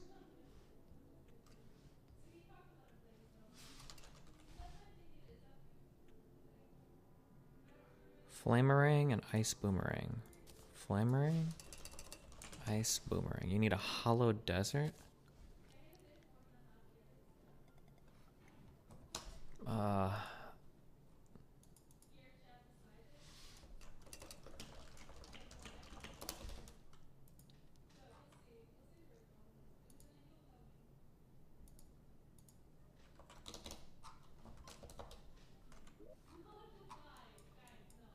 Okay, I'm too lazy to farm this. Okay, fuck it. We upgraded our oh, candles. I'm gonna make candles from the princess.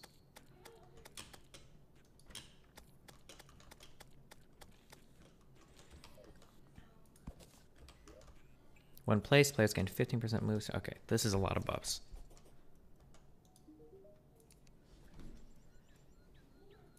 I'll probably get like 4 of these. Vigorous Candle.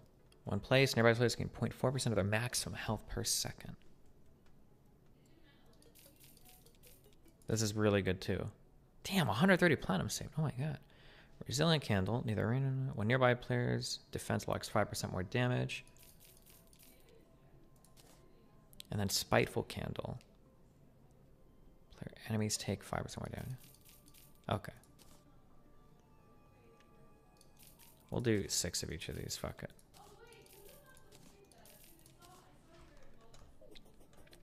Do the Ecor campfires give more regen than a normal campfire?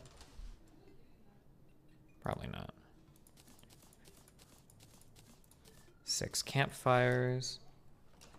And then 6 lanterns, heart lanterns.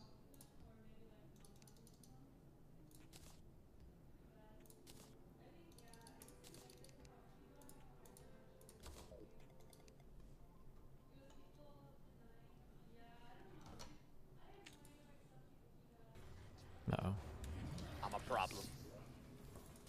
I'm a problem.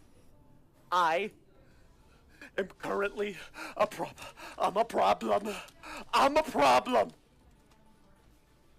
Oh. Oh my god. He's huge. I'm a problem. I'm a bit of a problem.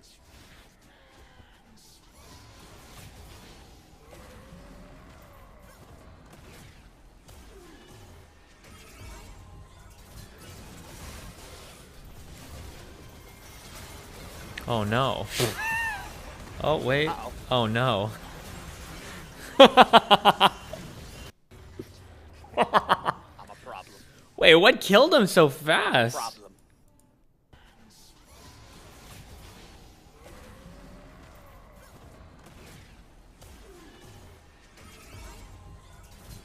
It's a fucking Ezreal too. Damn. Damn, he just gets roasted. Uh-oh.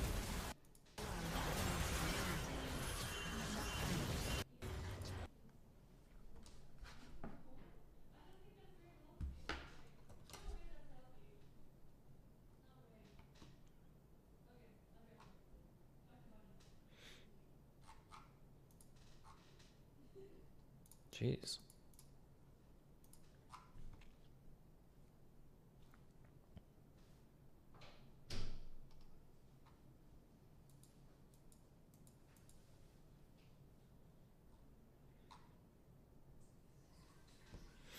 Hulk smash. Where is he at right now? He's still Grandmaster at least. So not too bad. We got a rough time. Damn. I'm gonna use a... I'm gonna get a Red Bull in 1 second.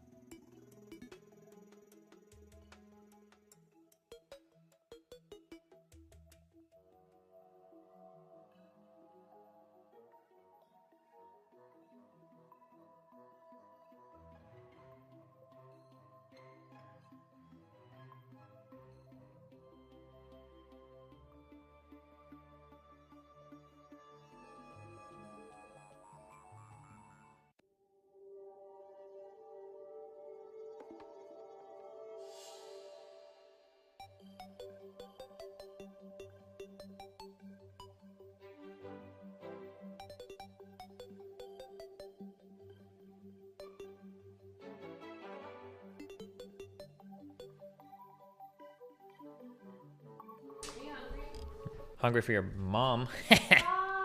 Yeah. But no, I'm not. We just bought we went grocery shopping yesterday. Make food.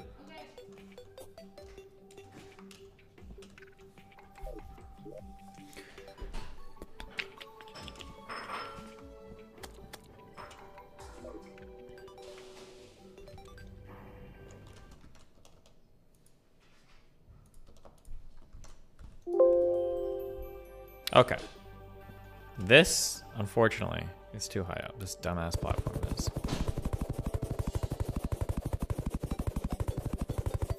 Thoughts on Sean deleting this tweet? Sean is a fucking spineless fucking hack. No one cares.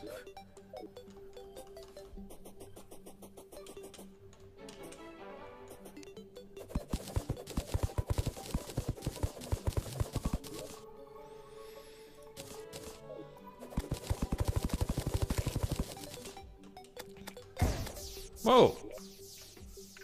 Oh shit. Would I have died if I hit the ground? I would have. Okay, we should be careful. The UFO mount. Oh yeah, fuck, I have a fucking flying mount.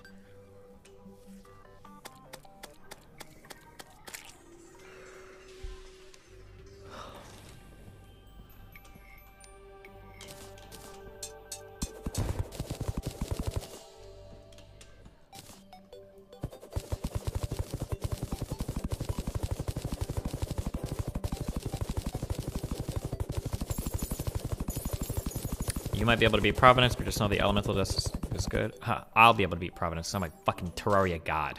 Okay.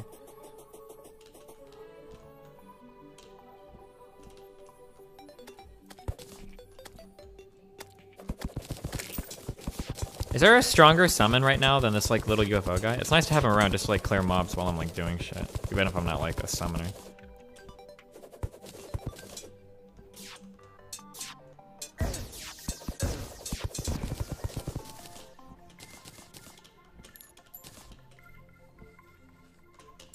Elemental axe. Is that a drop or can I craft that? Or have I already gotten it maybe? Oh wait, okay, UFO.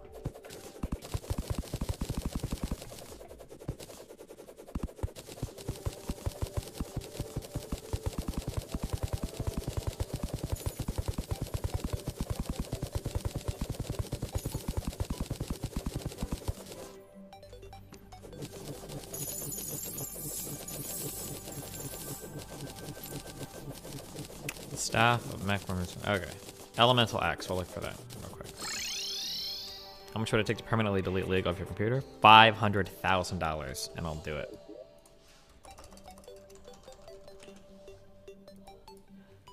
Ba-da-dum-bum-bum.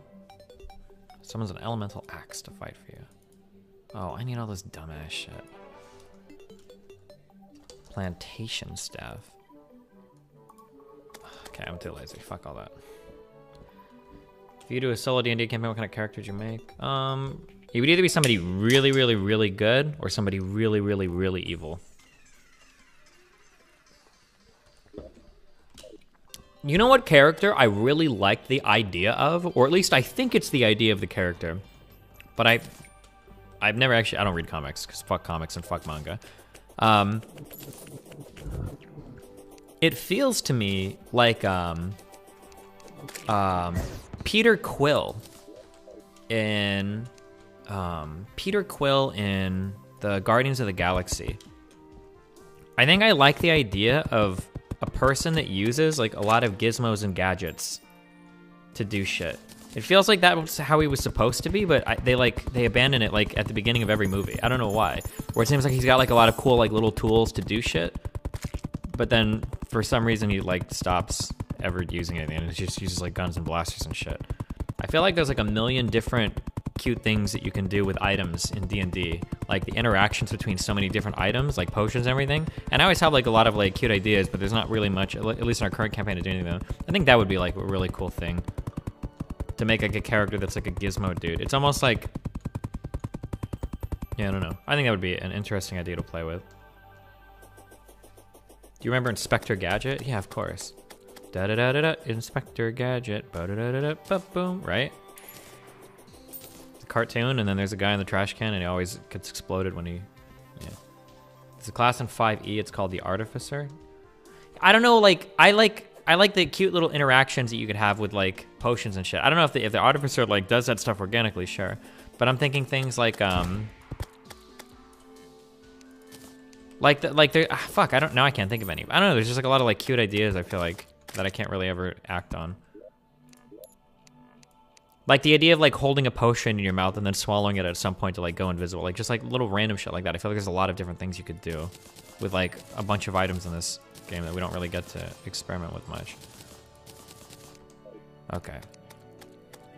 1, 2. Please tell me these can go on platforms. Yes.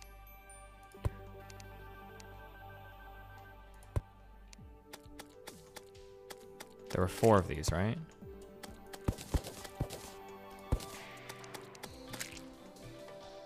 One, 2, 3, 4. Yeah,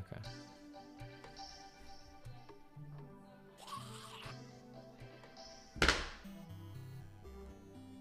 Like using the Hat of Disguise or Bottle of Everlasting Smoke. Yeah, I don't know. There's just like a ton of like really cute ways that I think you could combine. Wait, oh my god, the range of these candles is huge. Oh, that's awesome. I did not realize the candles are way farther than the campfires.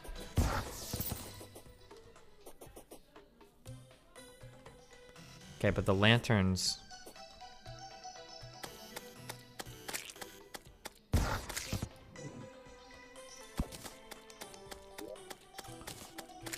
do not go as far.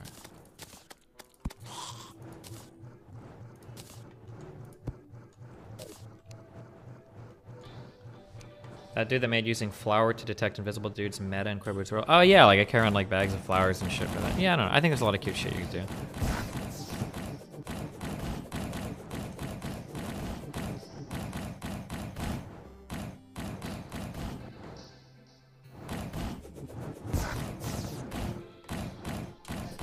Okay, I want this to be like at the edge of the screen. Yes. So I would go over here. And then I would go over here.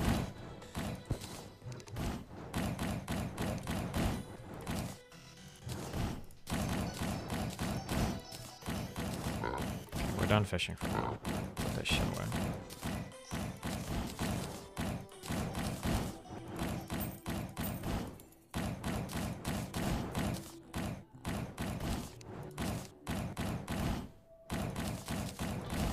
Ba-da-da-da-da.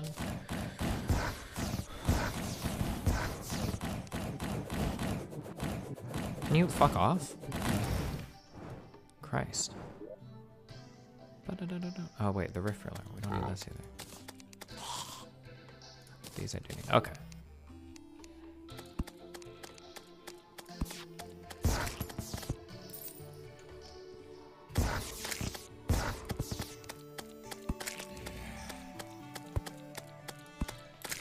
Okay, do I have the buffs the entire way?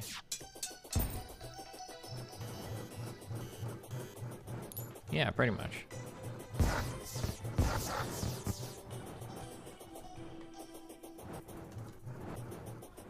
Yeah, okay, let's go. Remember how bad Korean pizza is? Fuck, was Korean pizza really bad? I'm trying to remember.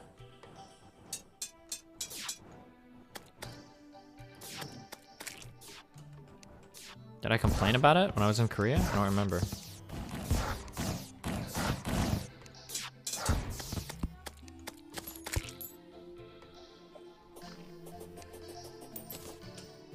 Okay.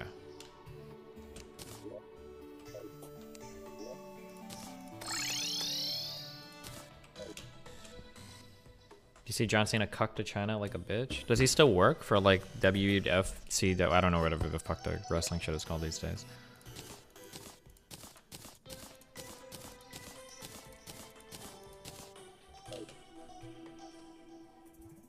If Vosh was right and you're going to turn on your friends, who are you backstabbing next? Well, right now, the most likely on the chopping block seems like the Scrub King. So we'll see.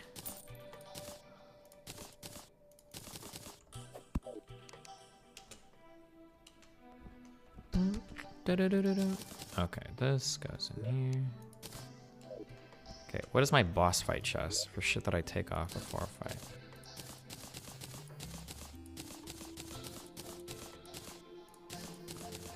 Don't need that shit. Don't need this shit. Don't need this shit.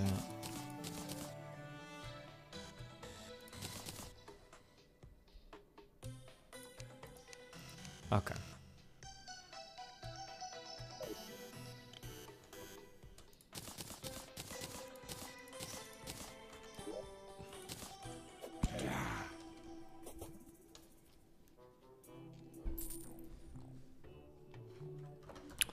The Babylon Bee.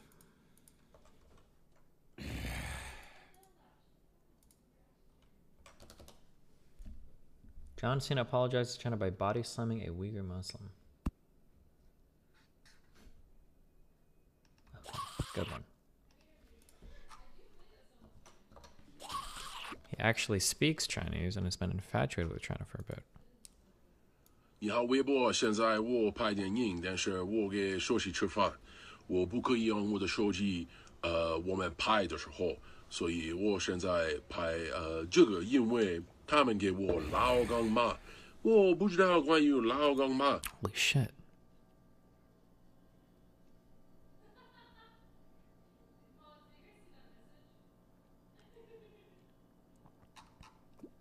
I feel like I'm watching the ping pong anime.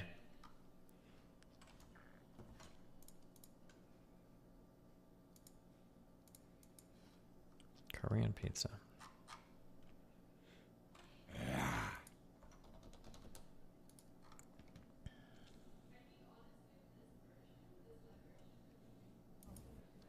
This is another one of those half memes where it seems like I'm baiting, so I get the Pepe mods. But in actuality, one of the players in the ping pong anime is named, they call him Kong, and he came over from China. So there is a Chinese player in the ping pong anime. You racist fucks, assuming there can't be any Chinese people in anime. Dipshits. Got him.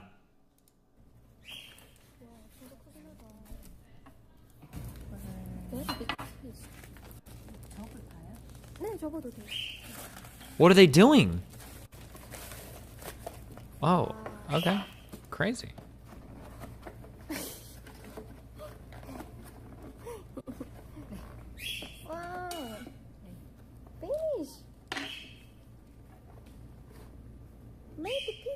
Do they put corn on their pizza? That's kind of weird, but...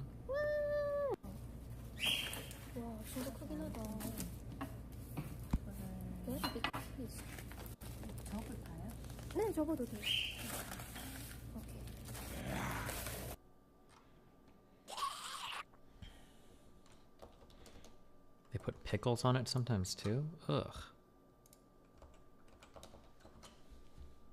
Have you made supreme healing potions? No. I don't know if I can, though.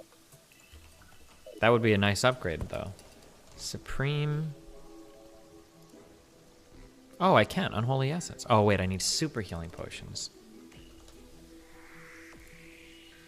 Ugh, I need these dumbass fragments.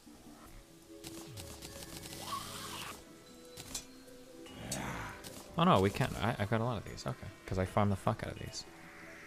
Okay. Supreme healing potions. Damn, these are 250 life each. If they've got like this weird icon, does that mean it's like the final? Oh no, it says this is a material as well.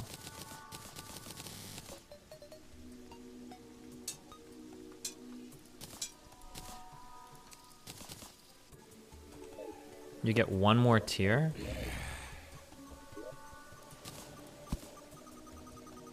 Omega healing potion.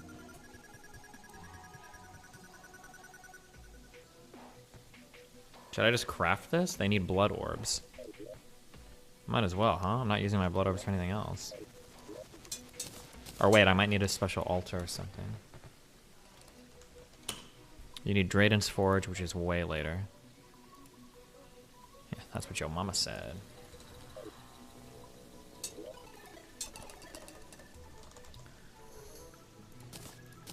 If you actually want to heal, you need an Omni Potion. Is that real or are you just memeing? Potion of Omniscience. Okay, you just made me dipshit. Oh, wait. Spelunker, Danger Sense, Hunter Potion. Highlights nearby creatures, enemy projectiles, dangerousness, and treasure. And it lasts for 10 minutes. Oh, these are awesome. Potion of Omniscience.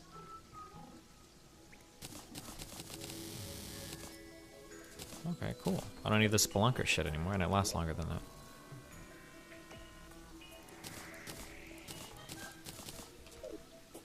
Having a Pikachu? I have no idea, actually. I think she's doing real life stuff.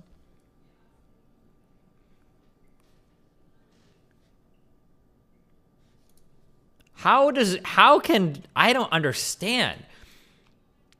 When it comes to the Scrub King talking about like sex or sex issues, he consistently gets the most wrong take possible.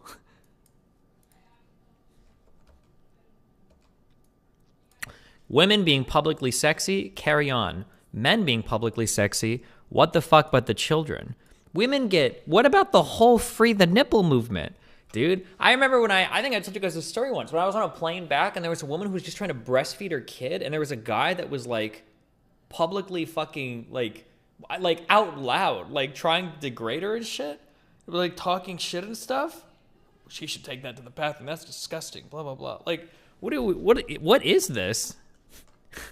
What does this take?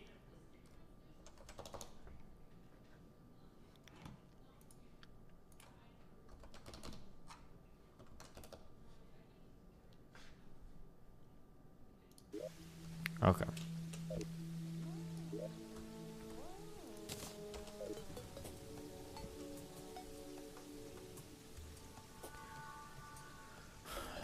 All right. These are our upgraded potions, okay? Okay, these are our okay. One final thing. Somebody said to buy a special ale from the princess. I thought there was a reason why I wasn't drinking it, though. Like, I think it disables some of their potions. Oh, the Tequila Sunrise. Boosts damage reduction, knockback by 7% crit chance, blah, blah, blah. Reduces life regen by 1. Is this still worth it?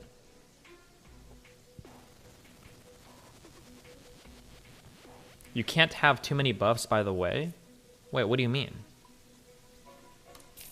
Is that true? Are you limited on how many buffs you can have active at a time?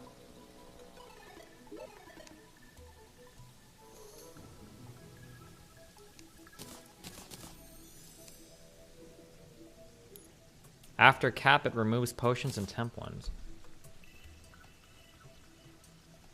There's a buff cap, so be careful with your buff choices, like 21 to 23. You can only have 2 rows of buffs.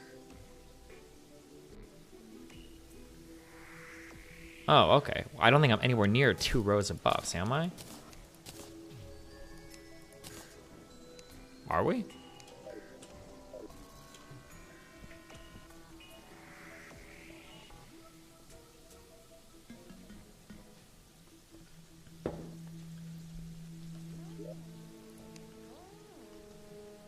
Enemy debuffs count too. Okay.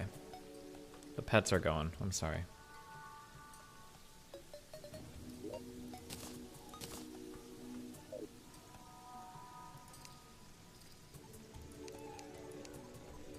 Wait, who is this guy following me?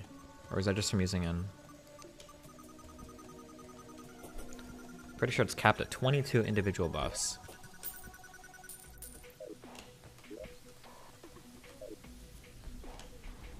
Alright, well, let's go stand near our candles and see what we've got.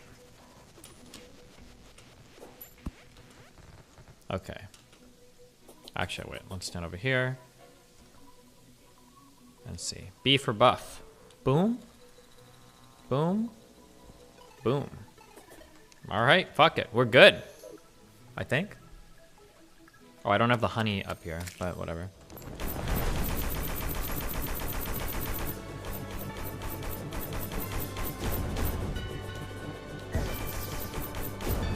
Oh, I didn't drink my food buff. The Hadal thing or whatever. Wow, I just got hit so much for no reason.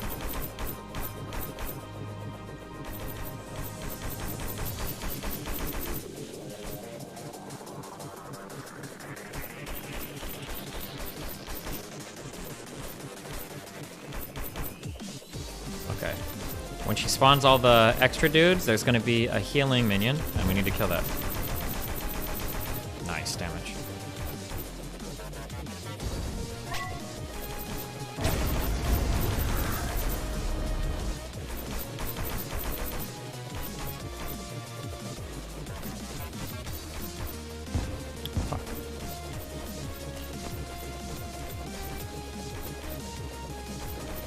Fuck.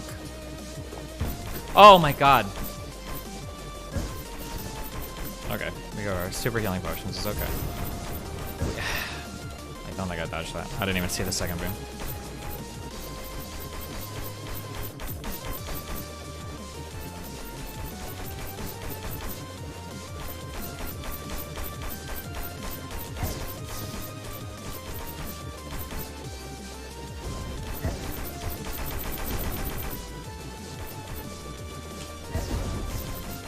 No! I don't have my teleportation thing up.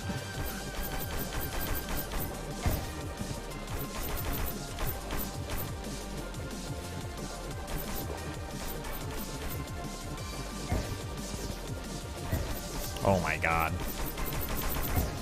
This was just a sloppy fight. It was just sloppy. I just was so sloppy. I don't know what to say.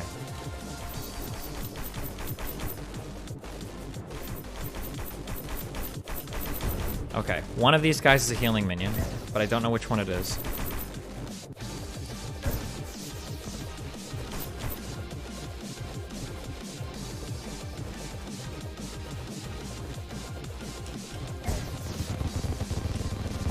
Fuck.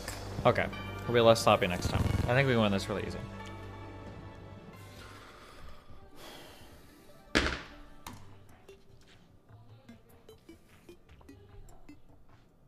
If you have 60 of a potion in your inventory, Fargo... What? Wiltus? Gives you that buff indefinitely?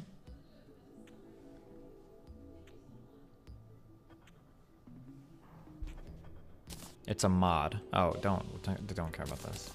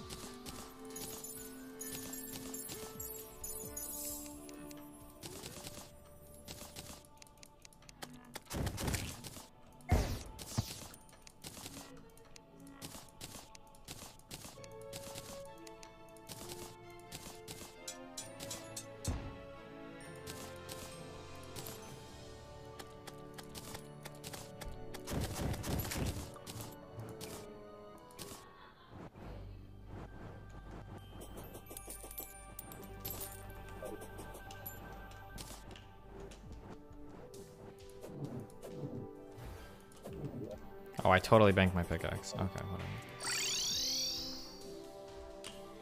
Okay. Don't forget our stew. Okay, let's pick and choose our buffs, I guess, then, if we're worried about losing some.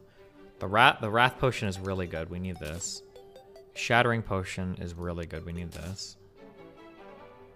Flask of Ecor is good. Profaned Wrath Potion. The Stimulants is good. Probably Iron Skin and Swiftness isn't that important. Cadence and the Endurance Potion are really good.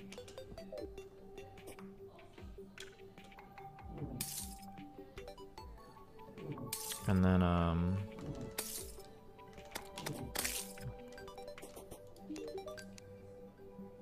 got our Tequila Sunrise from her. Okay, these are the buffs we'll run with.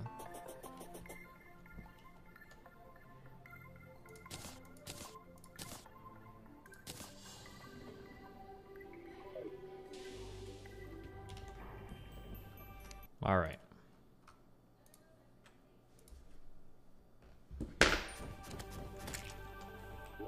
Time is it? It's 2 o'clock. Plenty of time. B for buff. I don't know why my Ecor doesn't go off unless it's already buffed or something. Oh yeah. Well, what point of view? Doesn't. You don't lose it when you die. Okay. All right. Better job dodging.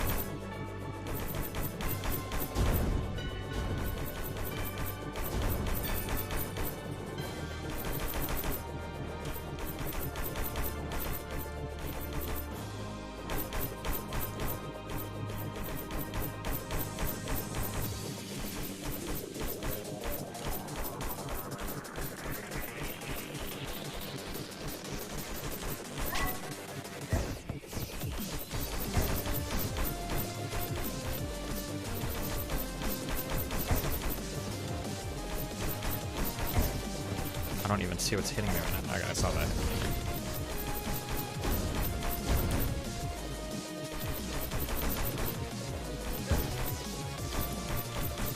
Okay, these are like the super fucking shit stars.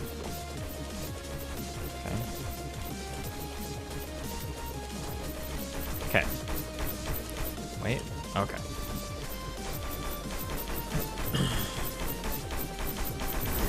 Oh, cool. Nice. You just do that right in my fucking face. That's what I wanted.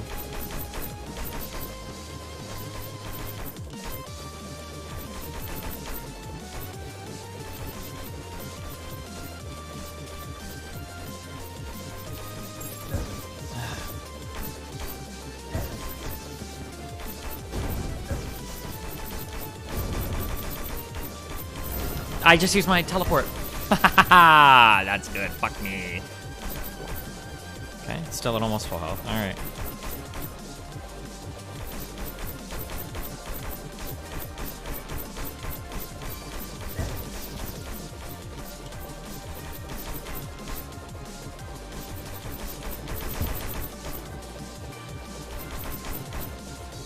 Okay, I need to stay near him when he summons his ads, right? Okay.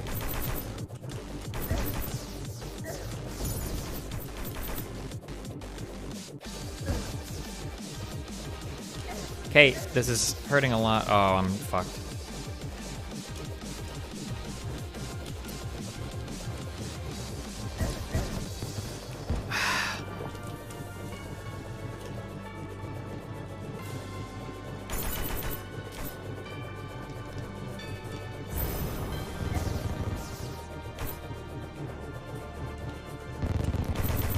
He only ever summons the ads a single time, right? At least?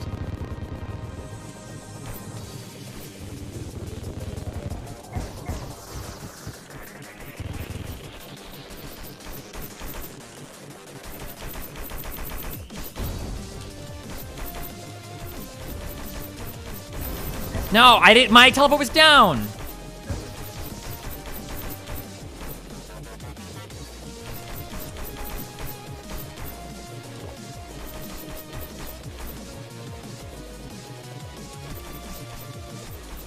My teleport's down again. He's not gonna laser beam me though, Kopka. It's up in 3 seconds.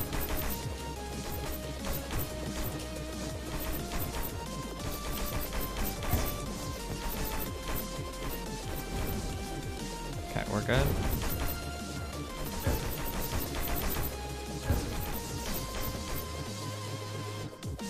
Oh, not these. Ah! I can't! Oh god!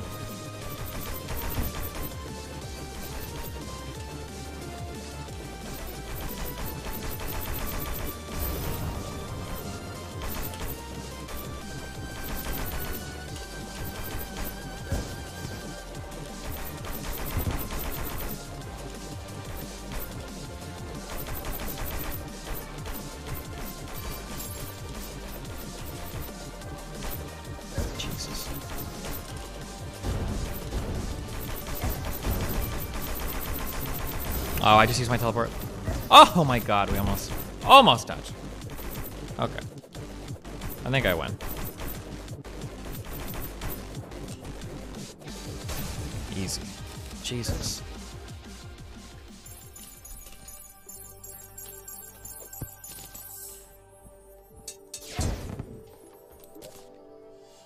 Treasure bag.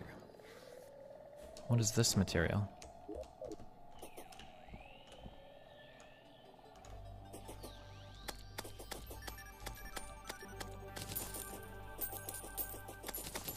Oh, hollowed key.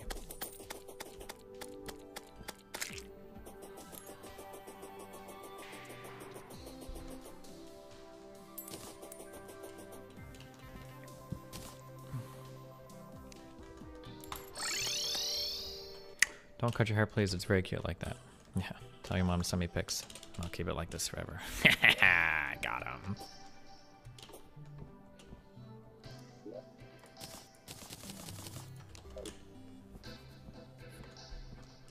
The Scrub King Classic. I can't get the soul. I have to get my pickaxe. Shut the fuck up. What is this? You understand most people react the same if they found out their partner has vaginal piercings like they would a penis? Yeah. Pretty similarly. You can easily construct a hypothetical person that would. I remember this one. Oh no.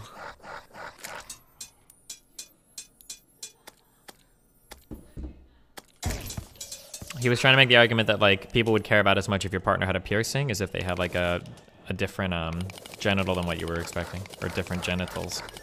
You can't wait. Genitals are always plural, right? You can't have a genital. Her genital, her genitals. Why is that plural?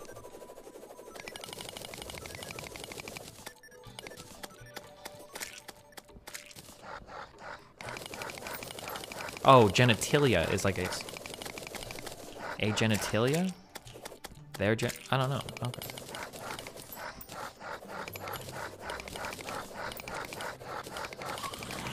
I don't know if this profaned rock does anything. All right. Favor this item to imbue all projectiles with profaned flames, causing them to inflict extra damage. However, your max life is decreased. How much are we decreasing? From 570 to 460? What are the flames? Is this like a significant damage upgrade, or?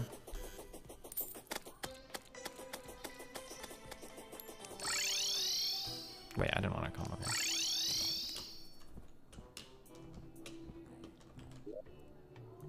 Okay. It's got a DPS.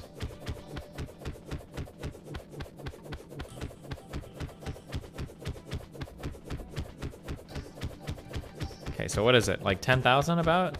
9,000 to 10,000? 8,000 to 10,000? Why does it vary so much?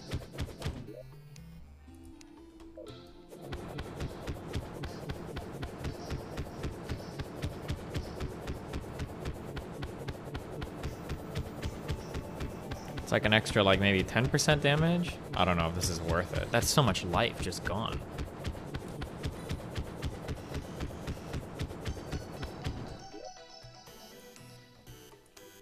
Yeah, I don't think it's worth the max HP. By the way, the green stars doing cocoon mode heal you. Oh, wait, do they?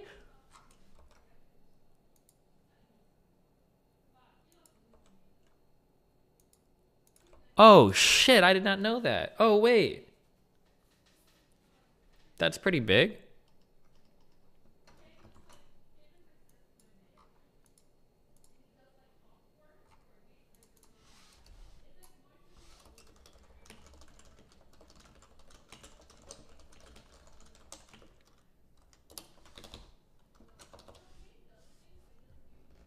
Wait, it used to be that, but they changed it in the last update. No green stars on death mode. Oh, never mind. Okay, fuck you guys.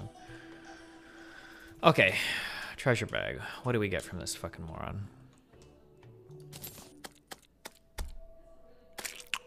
There's a scythe that emits some bullshit.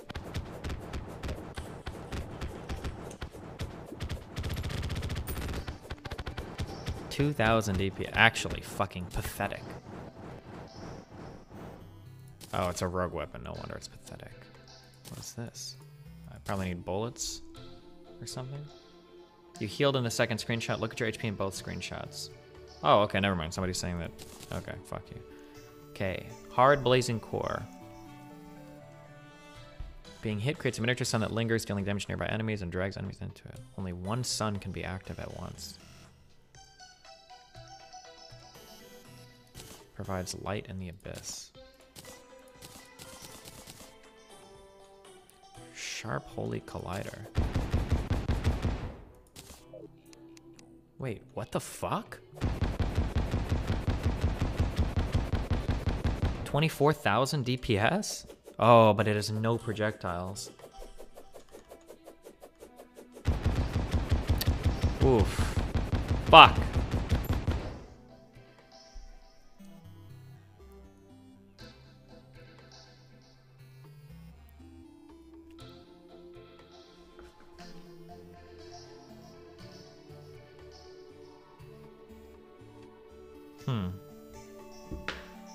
Yeah, true melee is almost impossible for the bosses you have left to do, yeah. What is this?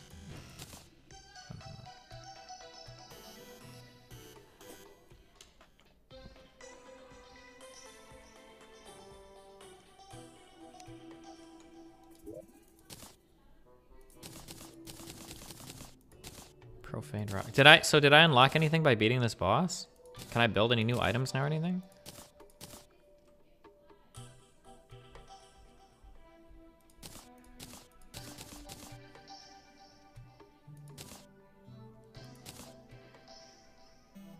Yuli Bloom ore is in the jungle now.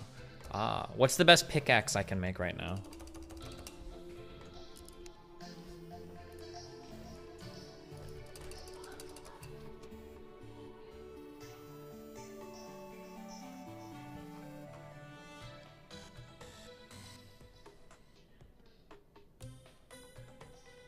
People are saying the Yuli Bloom one, but don't I need that to mine? Or how do I mine the Yuli Bloom shit or whatever? Can I mine? Oh, the solar flare can do it. Never mind.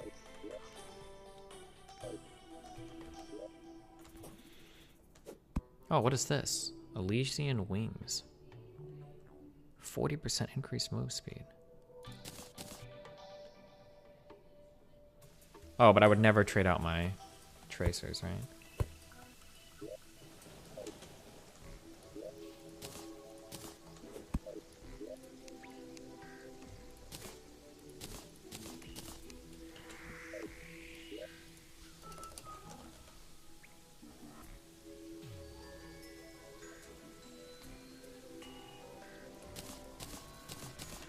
You'll need the wings to upgrade your boots again later. Will I, though?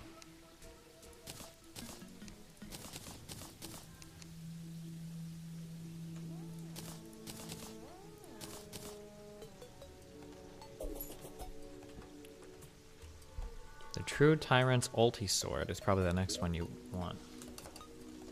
Ulti sword.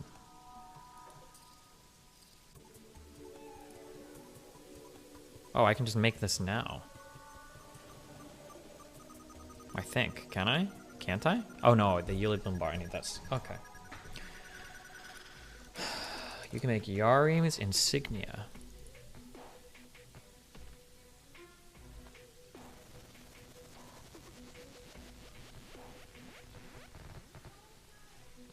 %10 increased damage when under 50% life, 10% increased melee speed, 10% increased melee and true melee damage. Melee attacks and melee projectiles inflict holy fire, increased invincibility for taking damage, temporary immunity to lava, increased melee knockback.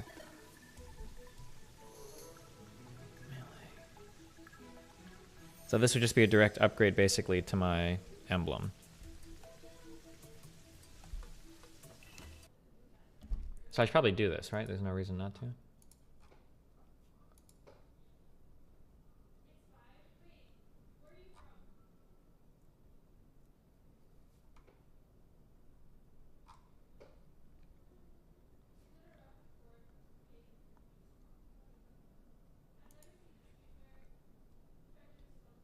Can I make Cosmolite bars yet? I can't, right?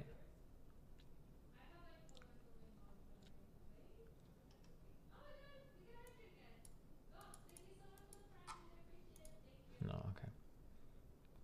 Demonstrators sprayed paint at police in Barcelona protesting an eviction. Activists claimed the building was social housing before it was bought by a fund that planned to evict residents to remodel and sell them at a higher price. Local media reports. Jesus.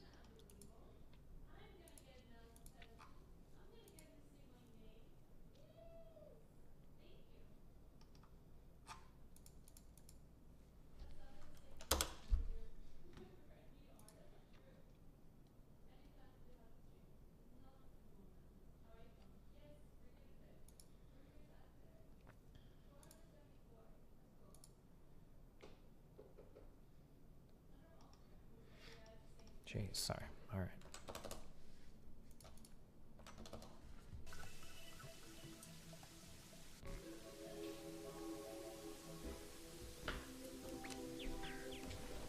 Okay, so we have warrior emblems. Necklace of Vexation. I need an Avenger emblem. I don't have an Avenger emblem? I must be able to make one at least, right? I feel like I must have this emblem already. Just in a box somewhere. Unless I used it to make the... Did I make... Oh, I must have made the Destroyer emblem out of the...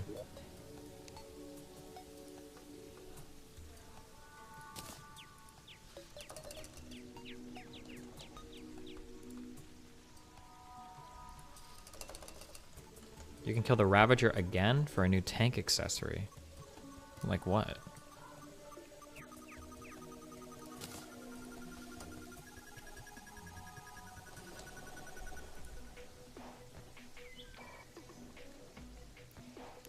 Okay, Core of Sunlight.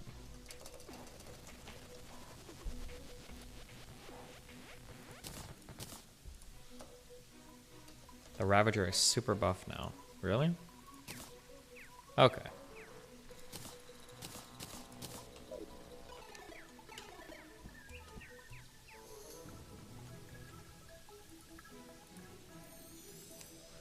Core of the Blood God. Oh, this thing. This is really good, yeah. But I have to kill the... I have to craft this. Have I killed the Ravager before?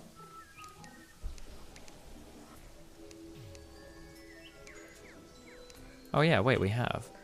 He's buffed now, though? I just go and I spawn him the same way? Is it going to be like the same shit, or... You can't do that, you don't have the bars. Oh, you need post-devour. Okay, okay, never mind.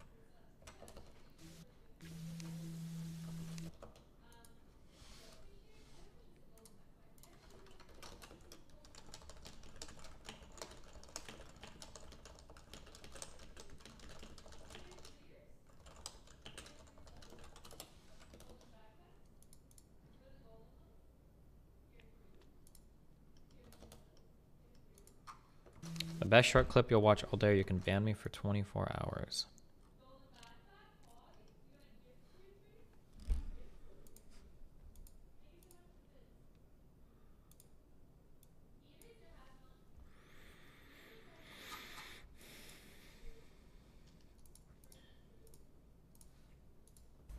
Ready, boy?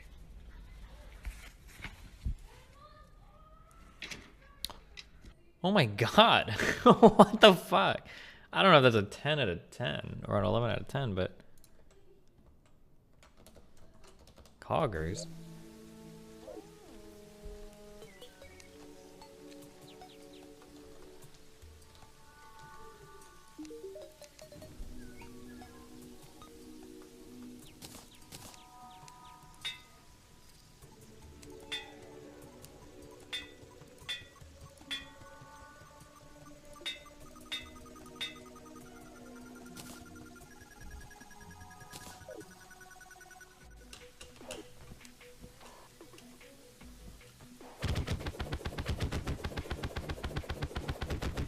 Wait, damn, what accessory did I change out that's increasing my damage so much?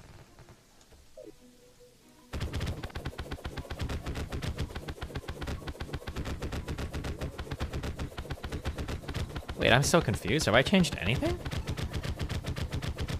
You're hitting it with base sword too? Yeah, I know I am, but... Oh, maybe I've just never... Maybe I've never checked the DPS while I'm actually, like, doing true melee as well. Okay, maybe not, okay.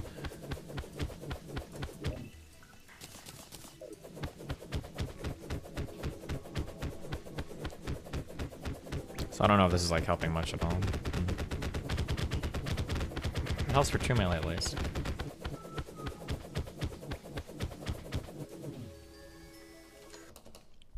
It's this thing you can get now. Drill containment unit is very important. Okay, I'll build this fucking thing, okay? Am I doing true melee? No, because I'm not suicidal.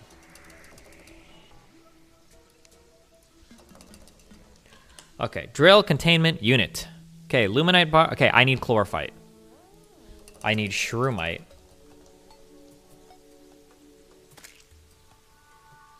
I need specter. You do not need that? Why? Everybody's like screaming at me to get it.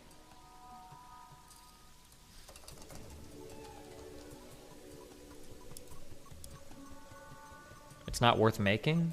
Oh. Well, okay, fuck it then.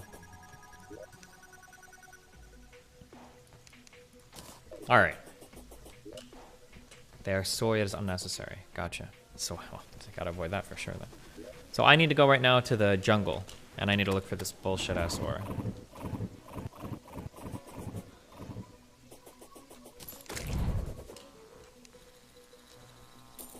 Destiny, it's super convenient. Okay, but like how, like I already mined it on like freakishly fast. This is my mining right now. Do I really need to mine faster?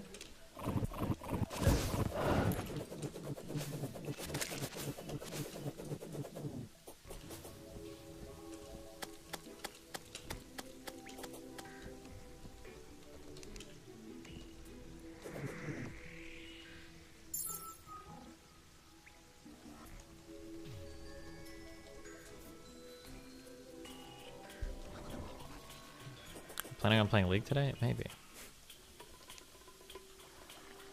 Okay.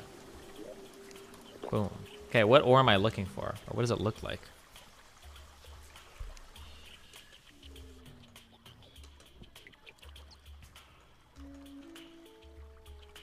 It's brownish.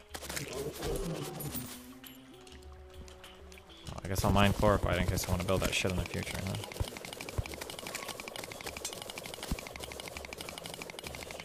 Wait, this is taking me a bit to mine now. What the fuck? Is my pickaxe weak? Or does it not have much pick power?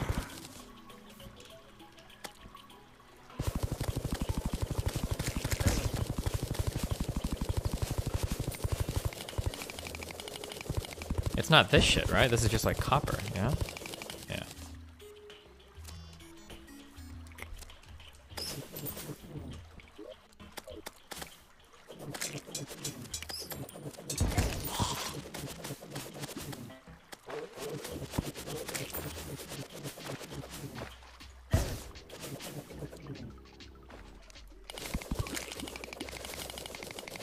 It's in the cavern layer?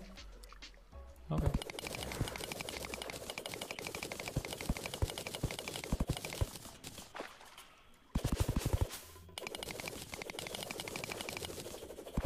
Make the pickaxe light to get some speed. Dog!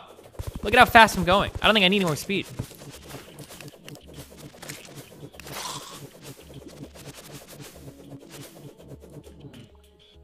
Ooh, that looks new.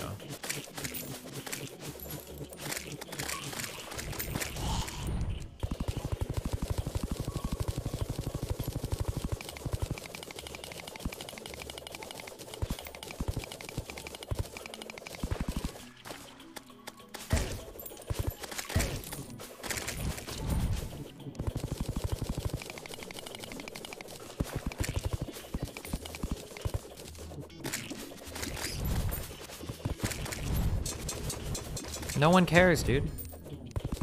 Thank you.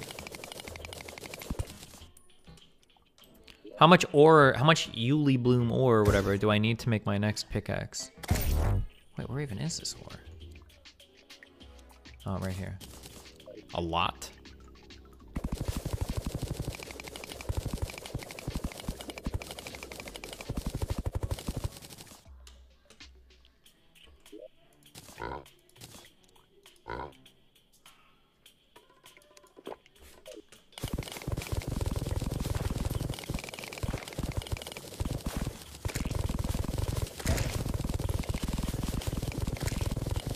Wait, what is that ore?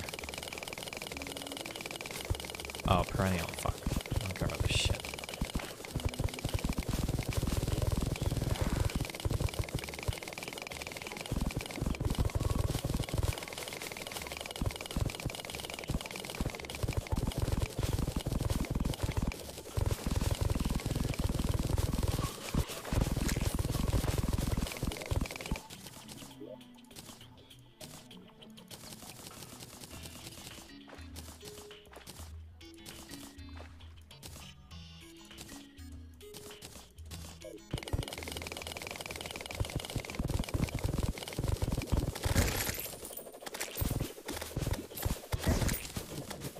Is this ore supposed to be really hard to find, or?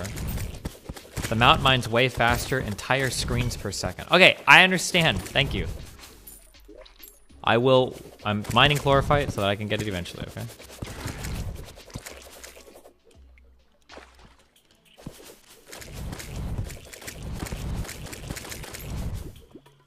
Whoever's saying that about the mount should be banned.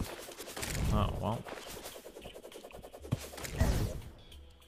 This is all jungle, right?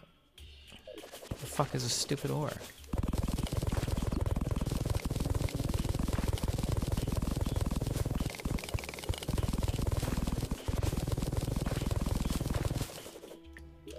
Ah, a mutant chest. Half looted.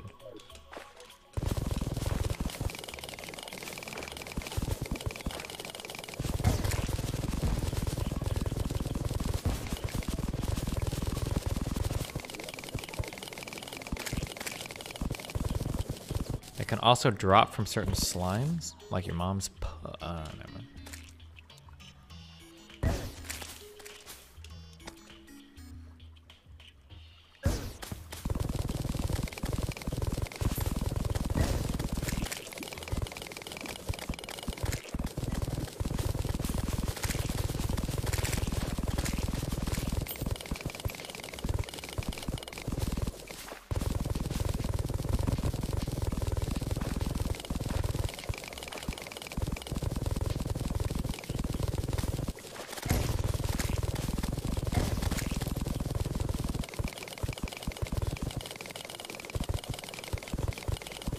Is the drill containment unit an actual drill, or is it just like something that like helps your current like pick?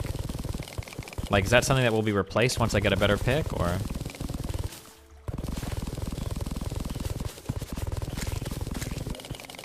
No, it's a mount that mines. Oh, okay. So it's got like a maximum mining power. Can it mine as much as the Yui Bloom shit can, or? But it's not as good as people are saying it is. All right.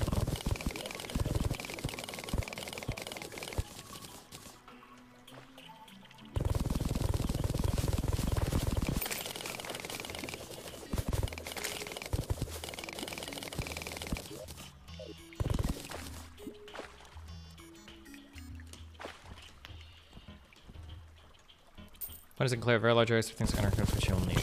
Well, we'll find out. Maybe, if I build it in the future.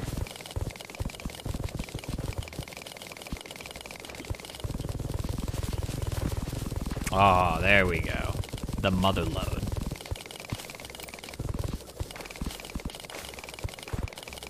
You missed a vein to the left, did I? Hold on.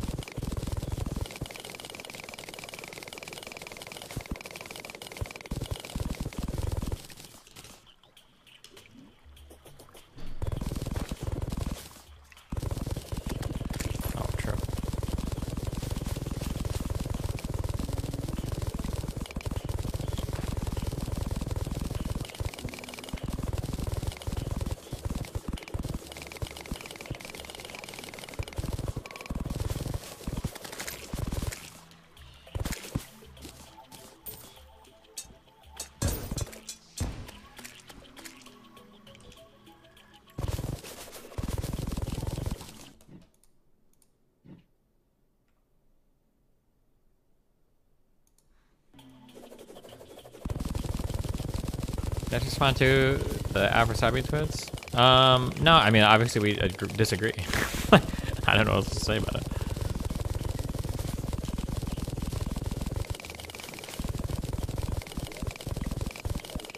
How much of this ore do I need? Am I building like a whole, am I finally getting a new armor set out of this shit, or?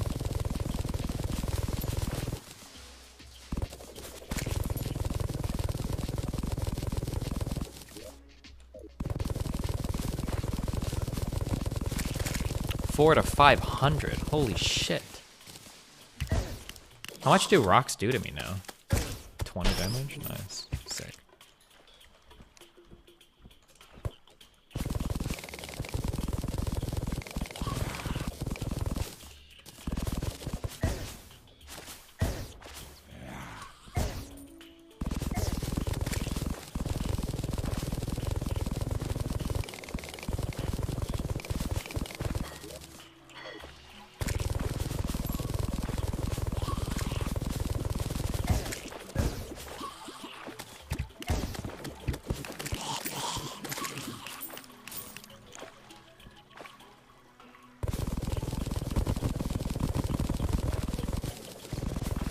gonna watch the panel? Yeah, I might. Any thoughts on Indy Fox's new weapons? What does that mean?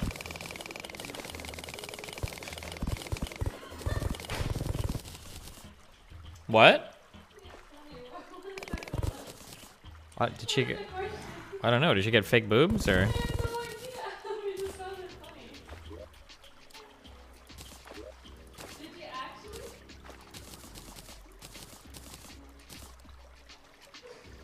It's a boob suit. Wait, what? It's a fake boob shirt. Oh. It's a suit. Oh, interesting.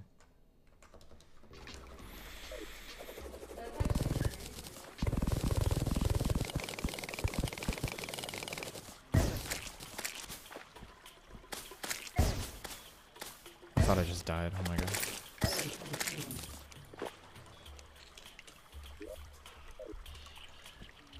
Wait, are you done streaming? No. Why not? Why not? Cool. Uh-oh.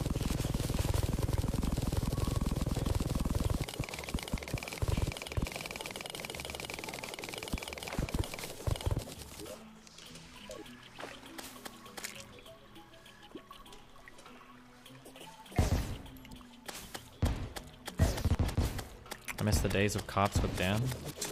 Those were simpler times, my friend. Oh wait, oh my god, we can zoom out. Ah. Yes.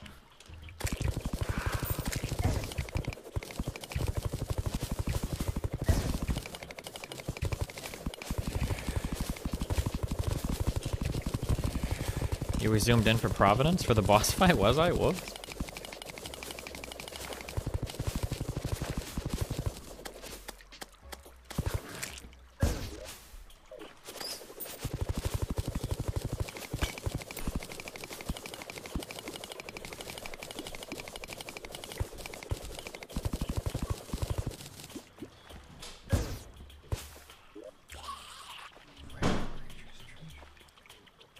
One of these is supposed to tell you if there's an ore nearby.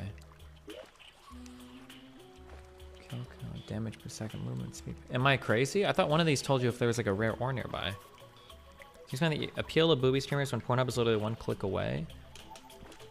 Okay, listen, I used to do that as a meme, okay? But apparently you can't meme. There's a difference. People like to have like a closer, it's treasure and it has, okay. People like the novelty of like somebody that they feel like a little bit more of a closer connection to. Like it's kind of like, let's say that your next door neighbor is like a 6 out of 10 and they're undressing in their window or whatever. And you're like looking, like nobody be like, oh, well, why are you looking at her? You can just go look at porn. It's like, oh, well, no, this is my neighbor. It's different, right? Not that you should be like peeping on your neighbors or whatever, right? But I'm just saying like, for example, like the closer personal connection or whatever makes it feel a bit different.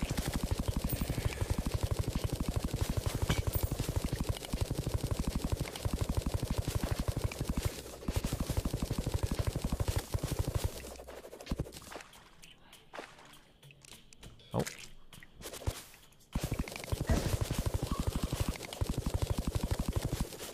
Fuck.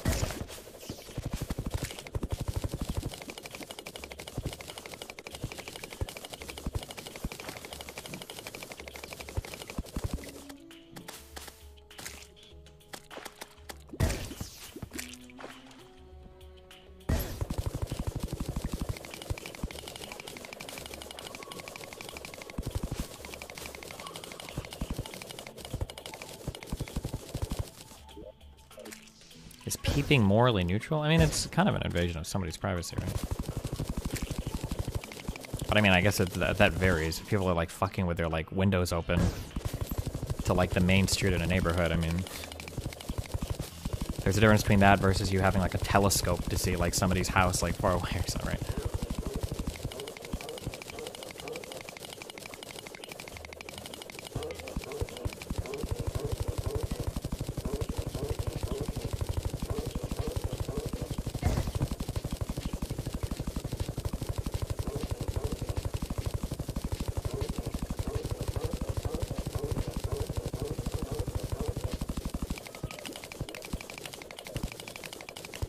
Do you live in a single home or a condo? I live in an apartment, dude.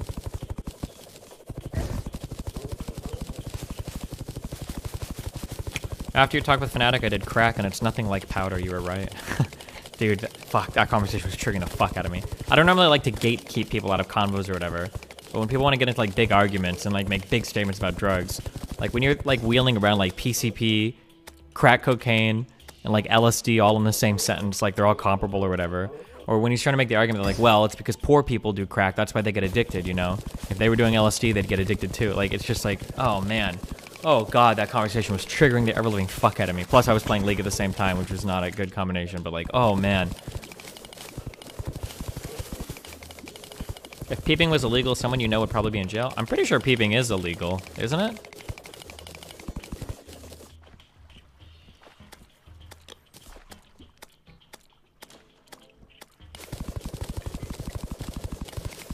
Getting that conversation was about drug abuse. It came from you saying the war on drugs had no racist intentions or motivations. I don't think it had no racist intentions or motivations. I just think that saying all of it is racist or whatever, you're missing a lot of the story. Like, there were a lot of black people and black community people that legitimately fucking hated crack cocaine. And it wasn't just because of conservative. It wasn't just because they were racist. It's because crack cocaine was destroying neighborhoods in the fucking 90s. Holy shit. Like, Jesus. We can acknowledge that there were some racist fucks that definitely pushed this shit. And like were able to get some like racist agenda accomplished maybe on top of it. Or maybe their motivations were less than pure or whatever. But like, it was a real thing that crack cocaine was destroying fucking neighborhoods. Okay, what are you doing? Who are you? Fuck out of here. Okay, this should be good.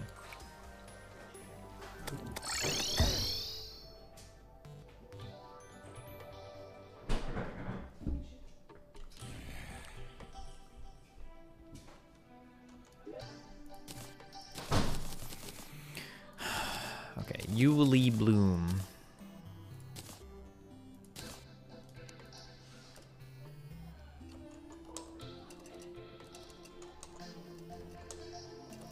Okay, I don't know how to fucking spell this shit.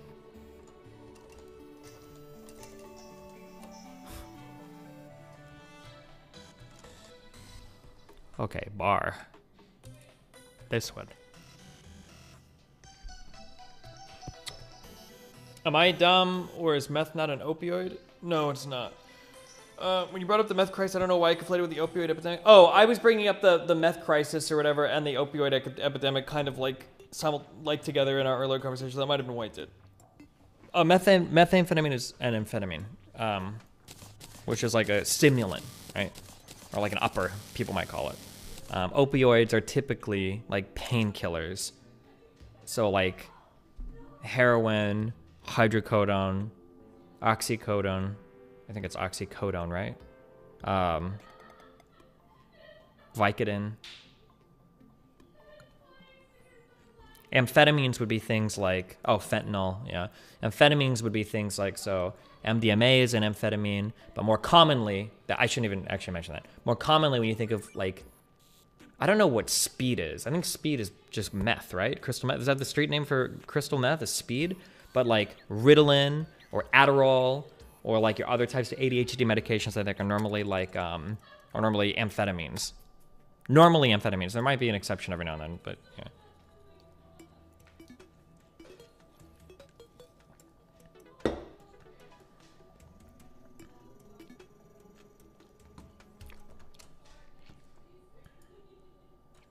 Des, you know what's really weird? That every American knows every drug name that exists. We here in Germany know maybe 2 to 3 brand names for drugs.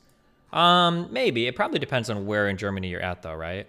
Like, I'm pretty sure that if I were to go to some clubs in Berlin, they're going to know way more about drugs than the average American will, right? Like, it probably depends on where you're at in Germany, right? Like, if you're just in, like, a random person, like, there is some drug culture in...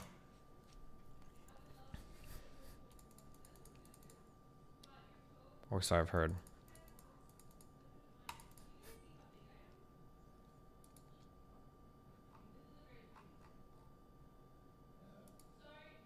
Mel?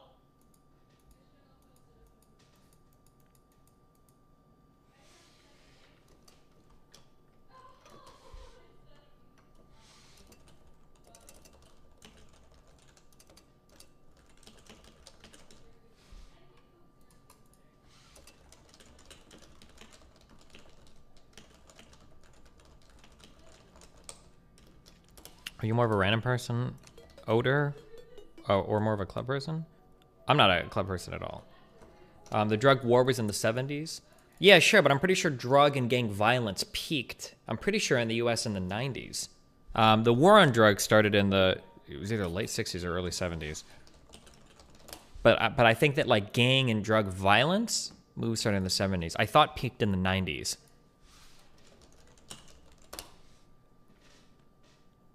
Or at least like all the violent crime and everything did.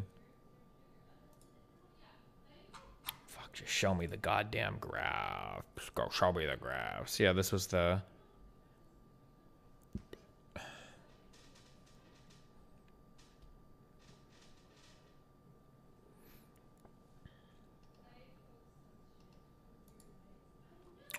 Probably one of the few people here older than Destiny. It's like common knowledge that cocaine and crack are far different in terms of price, ingestion, distribution, etc. Yeah, I don't know. So that's just a weird. Is decline due to things like the crime bill that people hate? Maybe.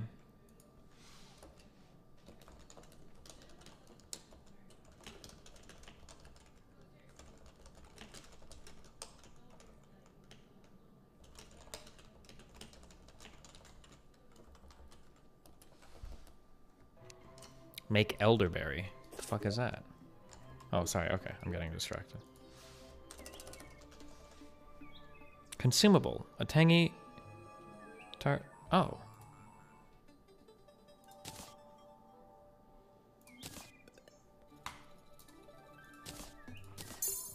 Cool. Oh, wasn't there like a dragon fruit or something I can make as well? Or maybe I can't make that yet.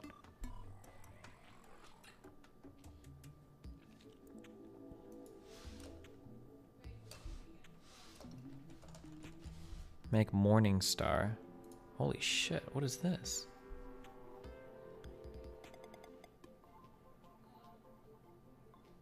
Launches 2 solar whips that explode on a hit. Is this better than my biome blade? You can make elderberry? I already made it.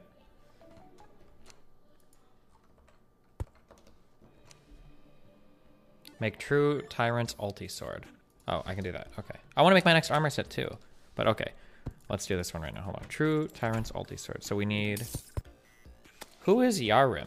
We're like taking this guy's stimulants and everything. Is this a boss we've killed or... Okay. Flask of Venom. It's pretty bad though. Wait, this sword is going to be pretty bad?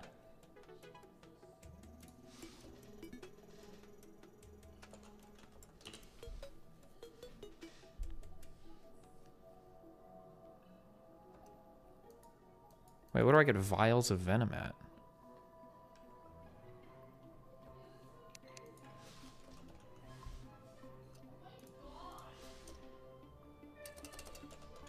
Buy it from the witch doctor.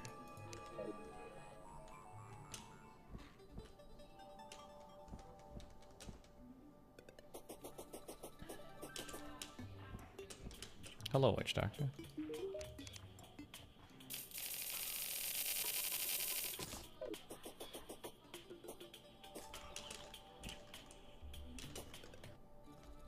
Think it would serve Democrats well to expel Marjorie Taylor Greene from Congress? I don't even like talking about it because it's like it's such like a lightning rod topic. I don't think you should ever be able to expel anybody from Congress. If they get voted in, that's the will of the people, my dude. And the precedent that you set there is so unbelievably fucking weird that you can literally be expelling people that were democratically elected into Congress. If they haven't broken any laws or violated any rules or bylines or whatever, then I mean, they're an elected member of Congress and they sit there. If you don't like them, go win elections. Like, that's it. Sorry. Like, that's democracy. Sometimes people get elected that you don't like. People might get elected that are fucking crazy. But that's like...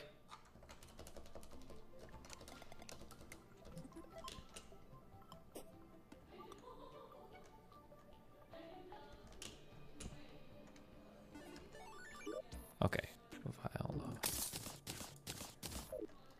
That guy's saying the ulti sword is bad? Can you coom with someone you have no emotional connection to? Yes, I actually don't like your mom very much at all. But we still coom all the time. Ah ha ha ha ha. Okay. Ulti sword craft. Just craft. Why can't you craft? Needs a demon altar. Is there anything that replaced a demon altar that I can put in here yet? Or do I really have to run all the way to a fucking demon altar to do this?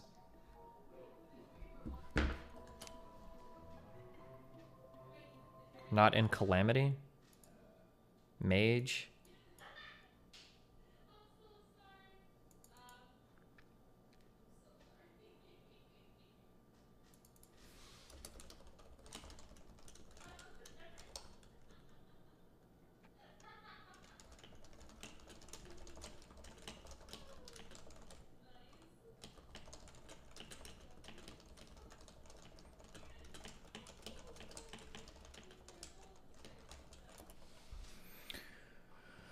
It might be worth doing a teleporter to one. Oh, maybe.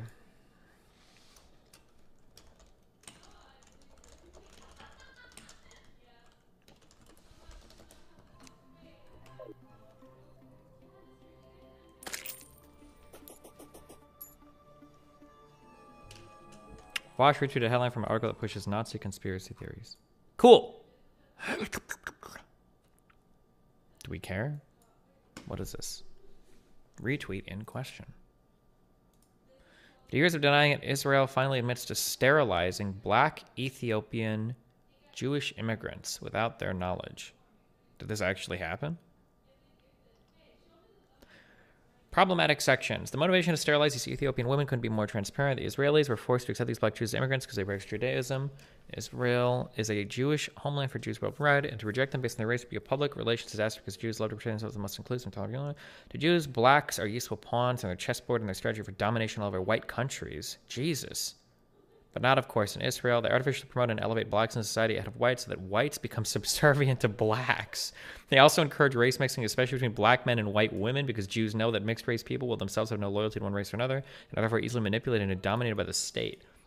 Damn.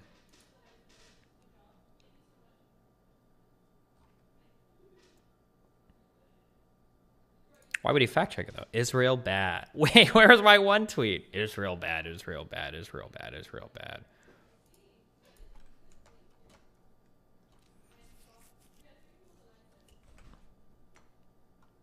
This was debunked on the sub. Oh, hold on.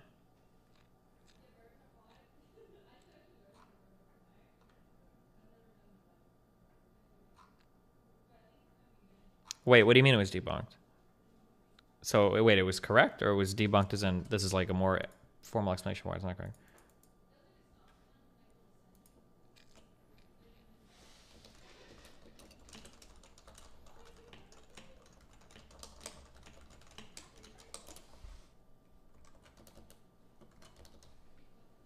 That's too many levels of bunking and quoting. It was a contraception that lasted 3 months. It was 12-week birth control shot, not a permanent sterilization.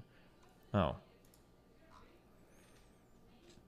The myth of an Israeli sterilization program is probably one of the most widespread pieces of misinformation. Thanks for taking the time to educate our community. I'm going to hook on a time. I'm going to say this with headline comes from.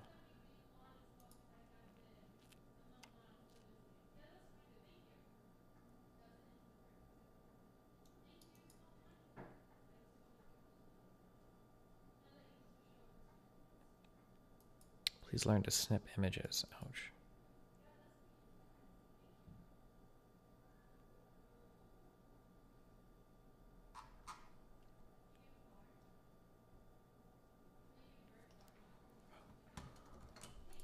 Okay.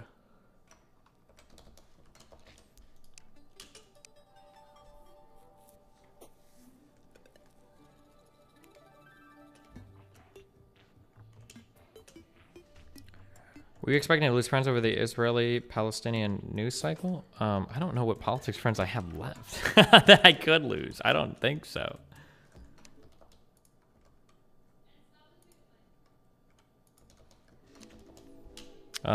Okay. What am I looking for? Teleporter lady. Steampunker. Where is she? This one.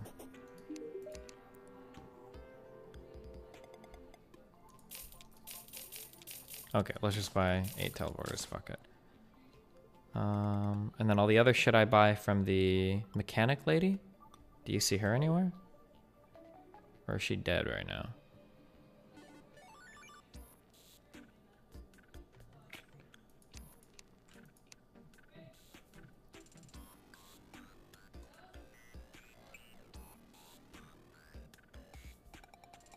I'm not seeing her anywhere.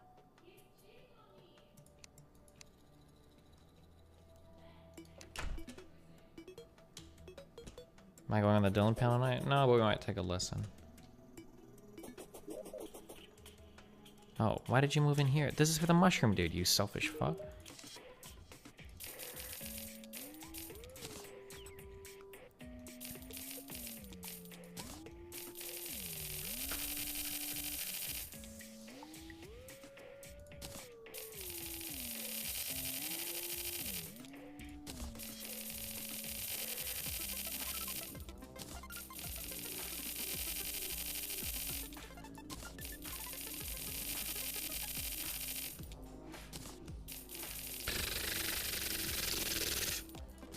Was there supposed to be a talk with Trex today? I don't know. He always messaged me saying like, oh, we should talk, blah, blah, blah, blah.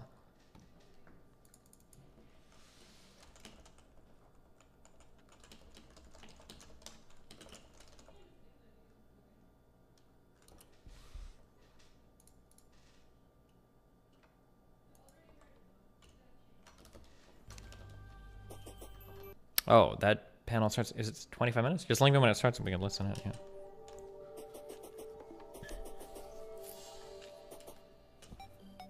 Bum bum bum bum bum. Ba-da-da bum bum. Ba-da-da bum bum bum. Okay, brick. Cobalt brick. Cobalt ore. Cobalt brick wall. I'm never gonna use cobalt for anything else, right?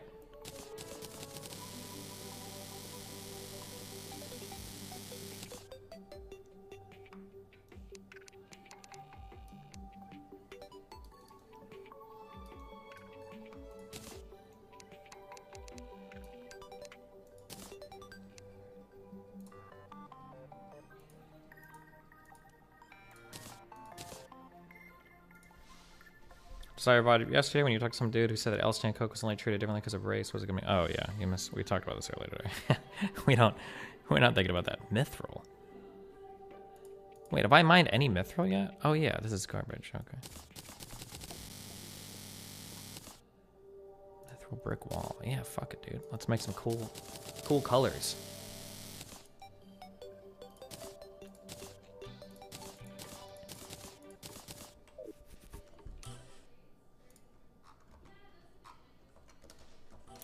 Do you have the landlord NPC that collects rent from tenants? That's what I do. That's my character's job. Okay, Mooten is not here. We don't need this shit anymore. Bewitching table and Blendomatic. Wait, what was I using the Blendomatic for? Used to craft objects.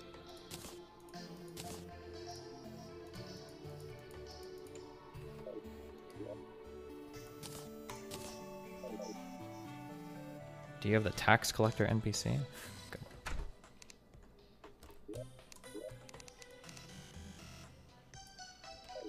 The Blendomatic makes asphalt. Oh, we were doing it for the Moonlord guy.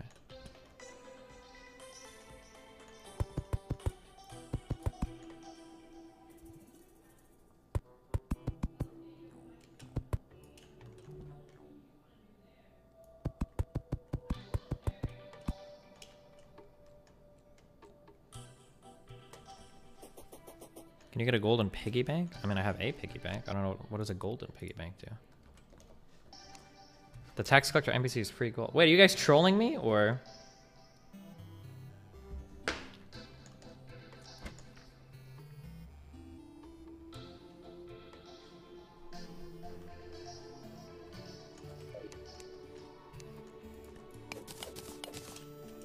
I can't tell who's trolling right now.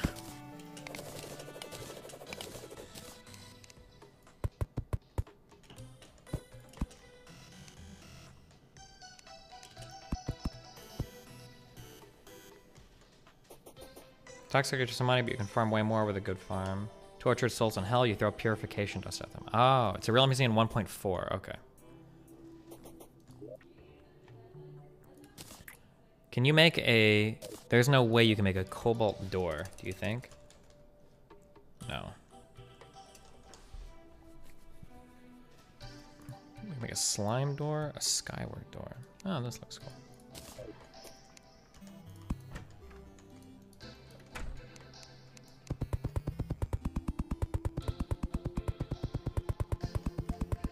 Oh, it is in 1.3. This mithril wall looks fucking atrocious. We made a mistake building this garbage ass fucking wall. Fuck it. Who cares? Too late.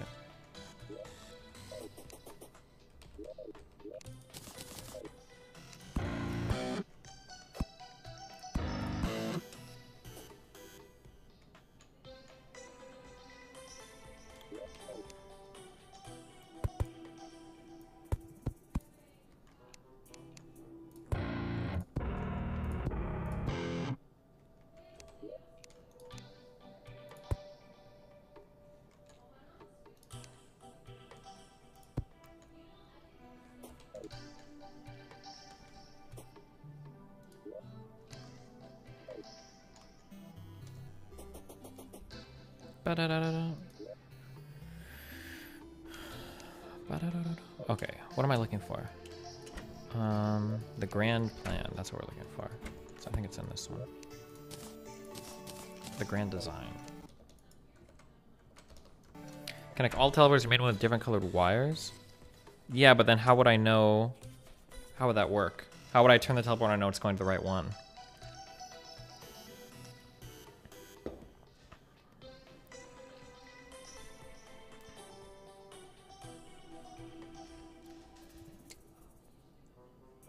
Don't do that, just make a room full of teleporters. Use color-coded switches.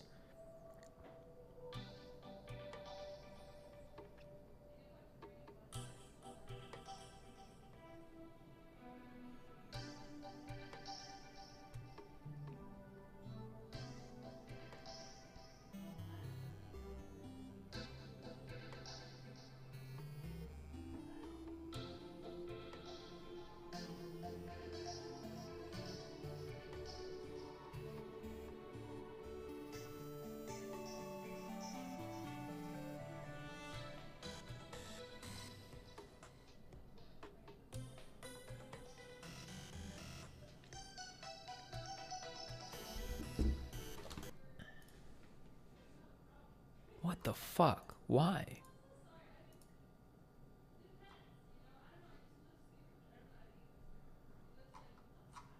I'm good on that one, homie, okay? We played Factorio. We don't need to play it again in this game, alright? What's the name of the things that go on the ceilings? Is it just chandeliers? Probably.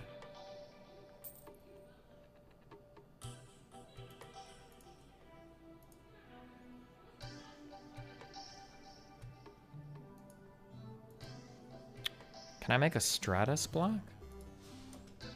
Lanterns too?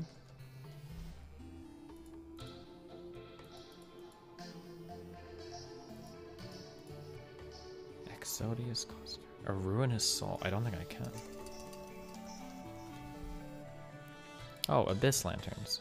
Smooth abyss gravel. I probably don't have that, do I? Smooth abyss gravel. God damn it. I didn't mind any of this shit. I need a light I can put in that room that won't look horrible. A monolith lantern. This looks okay. Maybe? Astral monolith. No. Oh, and I don't have the thing to... void lantern? I need smooth void stone. No, no. Cog. I can probably buy the cogs from the steampunker, right?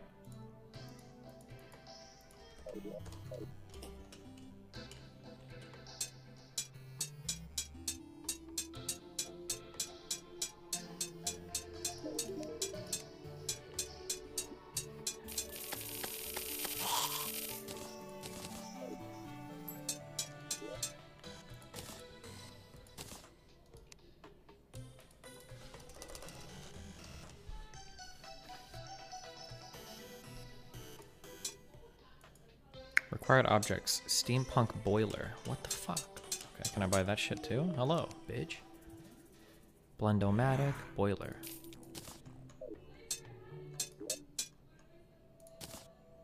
Wait.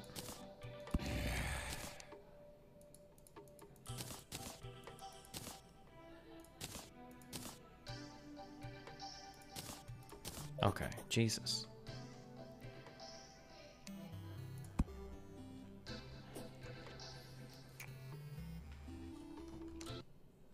New Kyrgyzstan. Link it up. Wait, I don't know if I can listen to it on YouTube without YouTube going crazy.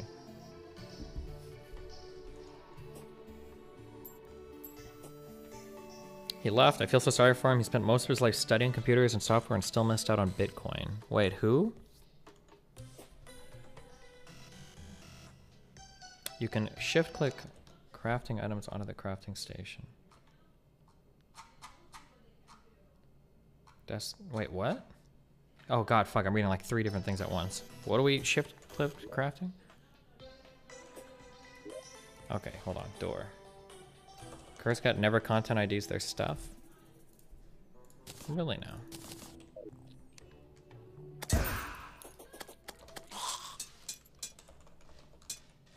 I don't know how to spell this dude's name. Okay. What a horrible name for branding, but I guess it didn't matter, so. What are you doing with your life, the tail end?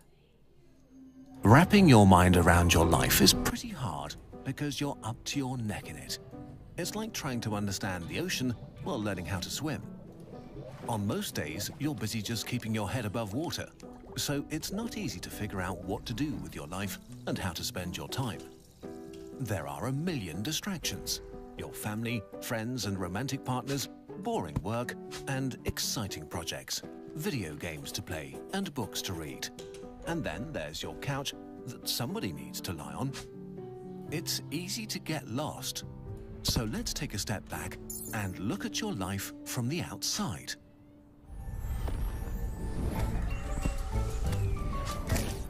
Bum, bum. The average Kurzgesagt viewer is around 25 years old, which is a pretty good time in the life of most people. The insecurities of the teenage years have begun to recede. Maybe you find yourself in a job or a long-term relationship. Maybe you've started a family or are working on an advanced degree. Maybe you're not doing any of that and still want to enjoy life, whatever that means to you. Or maybe you feel stuck and don't know where to go yet. That's all you guys, right? About 1 in 20 people married, watching this jobs, video will get to live to 100. Let's assume you are one of the lucky ones, which means you had a total of 5,200 weeks of life at your disposal when you were born. You spent the first 600 weeks of your life being a kid and 400 being a teenager. During this time, you were pretty useless for society and also not very free to make your own decisions. As a payoff, you were somewhat spared from the consequences and responsibilities of adulthood. Mostly because well-meaning adults protected you by cleaning up your mess and giving you time to find yourself. This time is necessary to make you, at least in theory, a functioning human. Although most people probably don't feel like that after puberty. In any case, by the time you're 20, over 1,000 of your 5,200 weeks have passed. Depending on what you aspire to, at this point you're either working already or have entered further education. The amount of fun you can have in this phase of your life varies a lot. If you pick up a trade or need to work to support yourself or others, the serious side of life begins earlier. If you go to university, you get to push back work life a bit longer. In any case, most people start working for real in their 20s at the latest, which begins the productive or potentially grindy or soul-crushing period of your life. People tend to work until the age of 65, which means that you'll spend at least 2,000 weeks of your life with serious adult work, hopefully in a job that makes you feel good and appreciated or that makes the world better. This is such an important thing that we'll look at work and how you can try to find a satisfying career in another video. This is the main block of life for most people, the time when you might have kids and travel a bit, and climb the career ladder, and build a house, may get divorced and fall in love again. In this phase, you transition from being young to middle-aged to old. Not old, but the young old of your 60s. At 65, you've used up 3,400 of your 5,200 weeks. The last phase of your life begins. If you've managed to acquire enough wealth to retire, in theory, you're now free to do whatever you like for up to 1,800 weeks. But of course, this is not how it works for the majority of you watching this video. 19 out of 20 people will not live to 100. The average lifespan in the US is 79. In Germany, it's 81. In Japan, 84. In Brazil, it's 75. If you die at age 80, which is still not bad, you only have 780 weeks of freedom after you retire. That's roughly as many weeks of freedom as an old person as you spent as a child. Unfortunately, disease and the tiredness of age trip you up here, because with old age, the human body begins to decline sharply. For example, the vast majority of cancer-related deaths occur in people over 70. If you bet all your fun cards on being free and happy in your retirement, you might be bitterly disappointed. And all of this is still assuming things work out and you even get to grow old. You can drown in a pool at age 7, get cancer at age 32, die in a car crash at age 48. You can fall from a ladder at age 60. Every day the universe rolls a bunch of dice for every human, and every day someone somewhere on this planet rolls a critical failure and their life ends that day. The older you get, the more dice are rolled for you. Usually when you swim through the ocean that is your life, you don't think about all of this too much, and that's fine. Life is engaging enough by itself, and the future is this undefined weird thing. But thinking about it from time to time is helpful in refocusing on what you want to do and to minimize regrets you will have when you look back. And to remind you that if you don't use your time today, you might not get a chance to use it tomorrow. Life is complicated, and it's hard to make decisions between all the things and people that are important to you. This has become painfully obvious to billions of people during the coronavirus pandemic. If you respected social distancing, so many things that we took for granted were not available anymore. Traveling and public places and eating out and seeing friends and meeting new people. Spending time together became limited and precious. But actually, the time you have with the people you love is already precious. Think of your parents. As a child, you spend basically every day with them. Your time spent together begins to decline as you transition and become a teenager and fight to develop your own identity. But as teenagers, you probably still see them regularly, which changes as you enter your 20s when most people move out, for university, for work, or just to be on their own. If you're making an effort to be with your parents for 2 full weeks each year for the rest of their lives, which covers the main holidays, birthdays, and a bit extra, you still have already spent more than 90% of the time you will ever spend with them, even if they grow pretty old.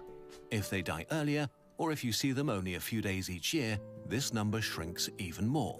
So, in all likelihood, the vast majority of time you will ever spend with your parents has passed. The same holds true for your siblings or old friends that moved to the other side of the country. You're at the tail end of the time with some of the most important people in your life. One day, you will see them for the last time. And it's actually the same with everything else.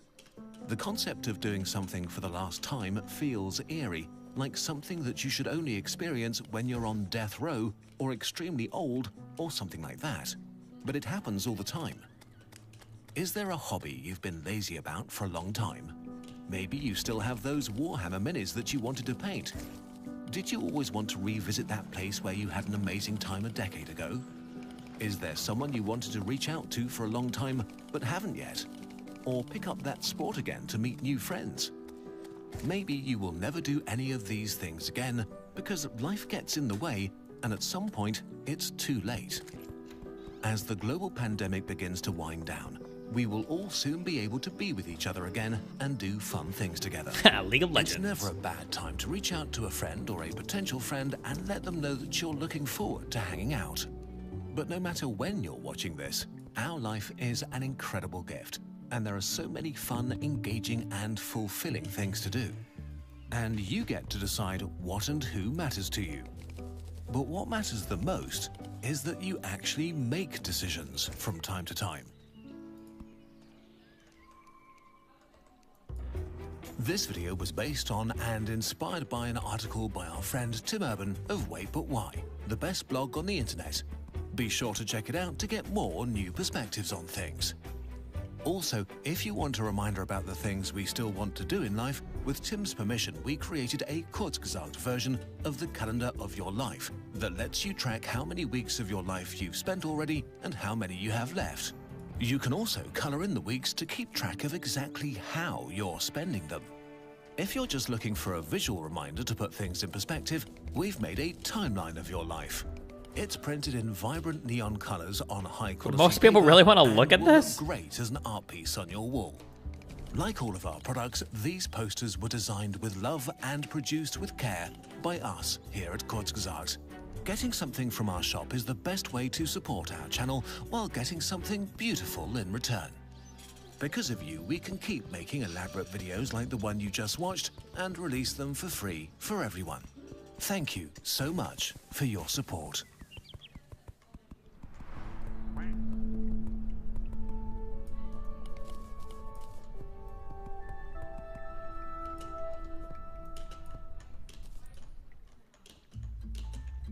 There is a hole at the bottom of math. A hole that means we will never know everything with certainty. There will always be true statements that cannot be proven. That sounds like some girdles. Now, no one knows what those statements are exactly, but they could be something like the twin prime conjecture. Twin primes are prime numbers that are separated by just one number, like 11 and 13 or 17 and 19. And as you go up the number line, primes occur less frequently, and twin primes are rarer still. But the twin prime conjecture is that there are infinitely many twin primes. You never run out. As of right now, no one has proven this conjecture true or false. But the crazy thing is this. We may never know. Because what has been proven is that in any system of mathematics where you can do basic arithmetic, there will always be true statements that are impossible to prove. That is life. Specifically, this is the game of life, created in 1970 by mathematician John Conway. Sadly, he passed away in 2020 from COVID-19. Conway's game of life is played on an infinite grid of square cells, each of which is either live or dead. And there are only two rules. 1, any dead cell with exactly 3 neighbors comes to life. And 2, any living cell with less than 2 or more than 3 neighbors dies. Once you've set up the initial arrangement of cells, the 2 rules are applied to create the next generation, and then the one after that, and the one after that, and so on. It's totally automatic. Conway called it a 0-player game. But even though the rules are simple, the game itself can generate a wide variety of behavior. Some patterns are stable. Once they arise, they never change. Others oscillate back and forth in a loop. A few can travel across the grid forever, like this glider here. Many patterns just fizzle out. But a few keep growing forever. They keep generating new cells. Now, you would think that given the simple rules of the game, you could just look at any pattern and determine what will happen to it. Will it eventually reach a steady state? Or will it keep growing without limit? But it turns out this question is impossible to answer. The ultimate fate of a pattern in Conway's game of life is undecidable, meaning there is no possible algorithm that is guaranteed to answer the question in a finite amount of time. You could always just try running the pattern and see what happens. I mean, the rules of the game are a kind of algorithm after all. But that's not guaranteed to give you an answer either, because even if you run it for 1 million generations, you won't be able to say whether it'll last forever or just 2 million generations, or 1 billion, or a Googleplex. Is there something special about the game of life that makes it undecidable? Nope. There are actually a huge number of systems that are undecidable, like Wang tiles, quantum physics, airline ticketing systems, and even Magic the Gathering. To understand how undecidability shows up in all of these places, we have to go back 150 years to a full-blown revolt in mathematics. In 1874, Georg Cantor, a German mathematician, published a shit. paper that launched a new branch of mathematics called set theory. A set is just a This is the guy that killed our mom in D&D. Defined collection of things. So the 2 shoes on your feet are a set, as are all the planetariums in the world. There's a set with nothing in it, the empty set, and a set with everything in it. Now, Cantor was thinking about sets of numbers, like natural numbers, positive integers like 1, 2, 3, 4, and so on, and real numbers, which include fractions like a third, 5 halves, and also irrational numbers like pi, e, and the square root of 2. Basically, any number that can be represented as an infinite decimal. He wondered, are there more natural numbers? Or more real numbers between 0 and 1? The answer might seem obvious. There are an infinite number of each, so both sets should be the same size. But to check this logic, Cantor imagined writing down an infinite list, matching up each natural number on one side with a real number between 0 and 1 on the other. Now, since each real number is an infinite decimal, there is no first one, so we can just write them down in any random order. The key is to make sure we get them all with no duplicates and line them up one-to-one with an integer. If we can do that with none left over, well then we know that the set of natural numbers and the set of real numbers between 0 and 1 are the same size. So assume we've done that. We have a complete infinite list with each integer acting like an index number, a unique identifier for each real number on the list. Now, Cantor says, start writing down a new real number. And the way we're going to do it is by taking the first digit of the first number and adding 1. And then take the second digit of the second number and again add 1. Take the third digit of the third number, add 1, and keep doing this all the way down the list. If the digit is a 9, just roll it back to an 8. And by the end of this process, you'll have a real number between 0 and 1. But here's the thing. This number won't appear anywhere on our list. It's different from the first number in the first decimal place, different from the second number in the second decimal place, and so on down the line. It has to be different from every number on the list by at least one digit, the number on the diagonal. That's why this is called Cantor's diagonalization proof. It shows there must be more real numbers between 0 and 1 than there are natural numbers extending out to infinity. Wait, I missed that. Hold on. But to check this logic, Cantor imagined writing down an infinite list, matching up each natural number on one side with a real number between 0 and 1 on the other. Now, since each real number is an infinite decimal, there is no way down the... We've done that. We have a complete infinite list with each integer acting like an index number, a unique identifier for each real number on the list. Now, Cantor says, start writing down a new real number. And the way we're going to do it is by taking the first digit of the first number and adding 1. And then take the second digit of the second number and again add 1. Take the third digit of the third number, add 1. And keep doing this all the way down the list. If the digit is a 9, just roll it back to an 8. And by the end of this process, you'll have a real number between 0 and 1. But here's the thing. This number won't appear anywhere on our list. It's different from the first number in the first decimal place, different from the second number in the second decimal place, and so on down the line. It has to be different from every number on the list by at least one digit, the number on the diagonal. That's why this is called Cantor's diagonalization proof. It shows there must be more real numbers between 0 and 1 than there are natural numbers extending out to infinity. So not all infinities are the same size. Cantor called these countable and uncountable infinities respectively. And in fact, there are many more uncountable infinities which are even larger. Now, Cantor's work was just the latest blow to mathematics. For 2,000 years, Euclid's elements were considered the bedrock of the discipline. But at the turn of the 19th century, Lobachevsky and Gauss discovered non-Euclidean geometries, and this prompted mathematicians to examine more closely the foundations of their field. And they did not like what they saw. The idea of a limit at the heart of calculus turned out to be poorly defined. And now Cantor was showing that infinity itself was much more complex than anyone had imagined.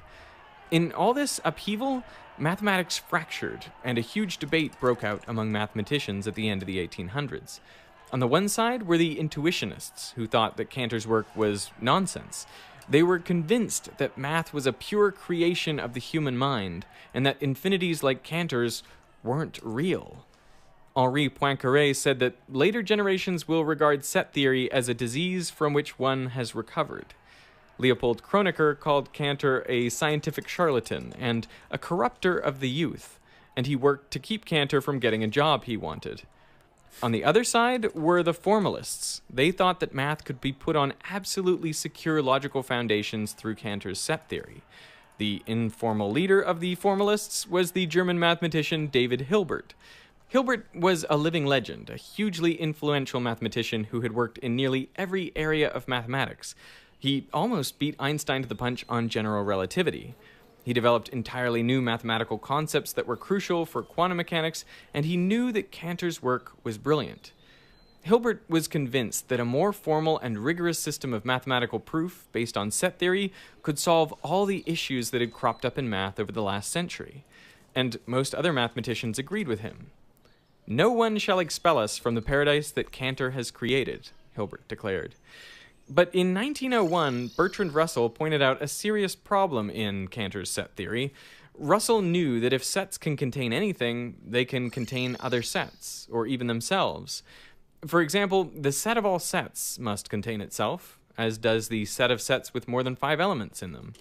You could even talk about the set of all sets that contain themselves. But this leads straight to a problem. What about R, the set of all sets that don't contain themselves? If R doesn't contain itself, well, then it must contain itself. But if R does contain itself, then by definition, it must not contain itself. So R contains itself if and only if it doesn't. Russell had found another paradox of self-reference, and he later explained his paradox using a hairy analogy. Let's say there's a village populated entirely by grown men with a strange law against beards. Specifically, the law states that the village barber must shave all and only those men of the village who do not shave themselves. But the barber himself lives in the village too, of course, and he's a man, so who shaves him? If he doesn't shave himself, then the barber has to shave him. But the barber can't shave himself because the barber doesn't shave anyone who shaves themselves. So the barber must shave himself if and only if sucks. He doesn't shave himself. It's a contradiction. The intuitionists rejoiced at Russell's paradox, thinking it had proven set theory hopelessly flawed. But Zermelo and other mathematicians from Hilbert's school solved the problem by restricting the concept of a set.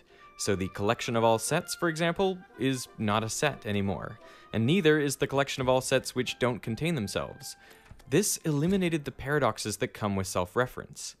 Hilbert and the formalists lived to fight another day, but self-reference refused to die quite that easily. Fast forward to the 1960s, and mathematician Hao Wang was looking at square tiles with different colors on each side, like these. The rules were that touching edges must be the same color, and you can't rotate or reflect tiles, only slide them around. The question was, if you're given an arbitrary set of these tiles, can you tell if they will tile the plane? That is, will they connect up with no gaps all the way out to infinity? It turns out you can't tell for an arbitrary set of tiles whether they will tile the plane or not. The problem is undecidable, just like the fate of a pattern in Conway's Game of Life. In fact, it's exactly the same problem. And that problem, ultimately, comes from self-reference, as Hilbert and the formalists were about to discover. Hilbert wanted to secure the foundations of mathematics by developing a new system for mathematical proofs. Systems of proof were an old idea going back to the ancient Greeks. A system of proof starts with axioms, basic statements that are assumed to be true, like a straight line can be drawn between any 2 points. Proofs are then constructed from those axioms using rules of inference, methods for using existing statements to derive new statements, and these are chosen to preserve truth. If the existing statements are true, then so are the new ones. Hilbert wanted a formal system of proof, a symbolic, logical language with a rigid set of manipulation rules for those symbols. Logical and mathematical statements could then be translated into this system. If you drop a book, then it will fall would be A then B. And no human is immortal would be expressed like this. Hilbert and the formalists wanted to express the axioms of mathematics as symbolic statements in a formal system, and set up the rules of inference as the system's rules for symbol manipulation. So Russell, along with Alfred North Whitehead, developed a formal system like this in their 3-volume Principia Mathematica, published in 1913. Principia Mathematica is vast, a total of nearly 2,000 pages of dense mathematical notation. It takes 762 pages just to get to a complete proof that 1 + 1 = 2, at which point Russell and Whitehead dryly note, "The above proposition is occasionally useful." The authors had originally planned a 4th volume, but unsurprisingly, they were too worn out to complete it. So yes, the notation is dense and exhausting, but it is also exact, unlike ordinary languages. It leaves no room for errors or fuzzy logic to creep in. And most importantly, it allows you to prove properties of the formal system itself.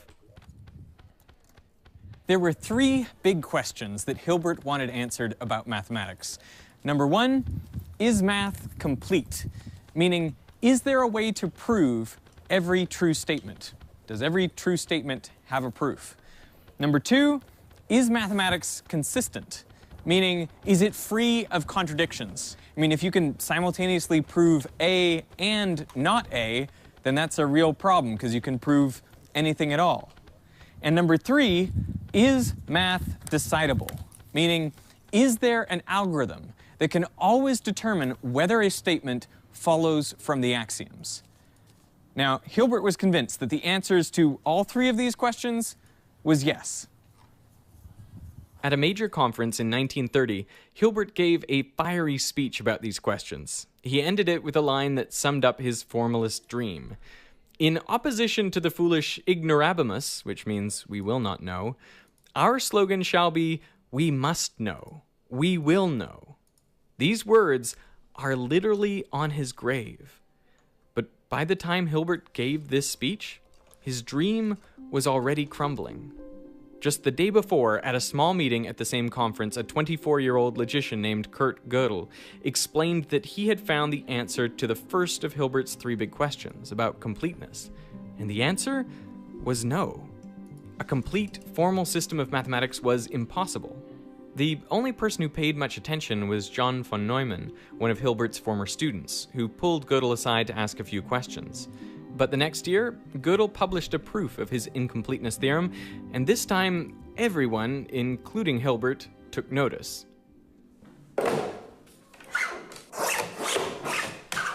This is how Gödel's proof works.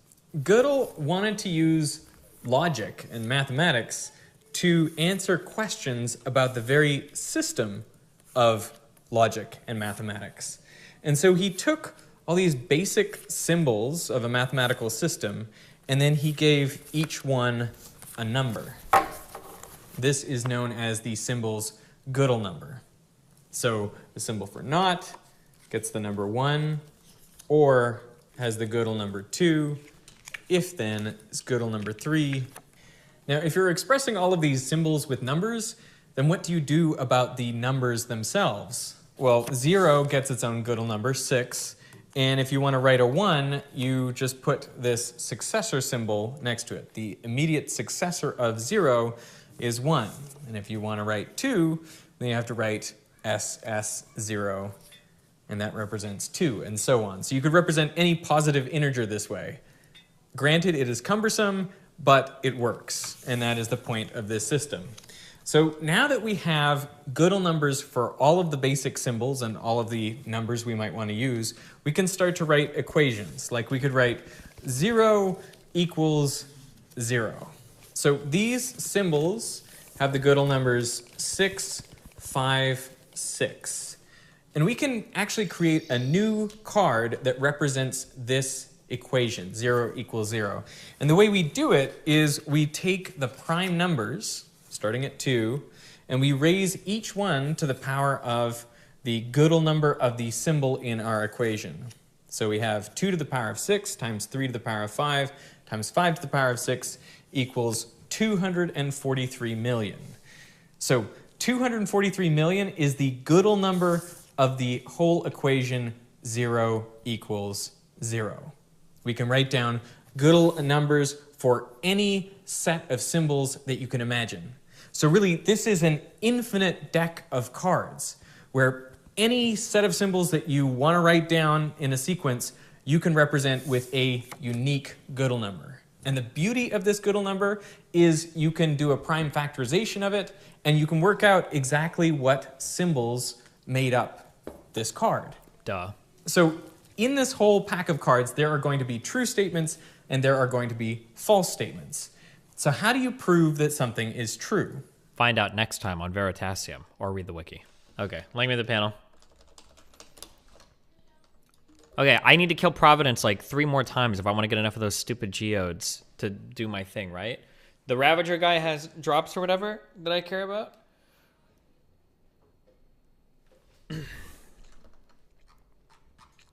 Is this supposed to be on Dylan's panel, or?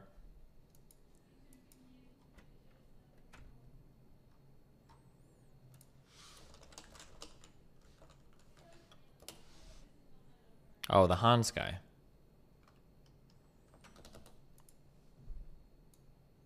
Like, even if, so do you think that the idea that something could be bad in the past, even if it's a part of the community, that somehow a bad thing being done in the past, if it's a part of the community, somehow justifies it in the present? Just for like me in particular, or? Yeah, for you. Like, you're saying that like it's a part of our history. So like, if it's a bad thing, then is the fact that it's just a part of our history somehow make it no longer a bad thing?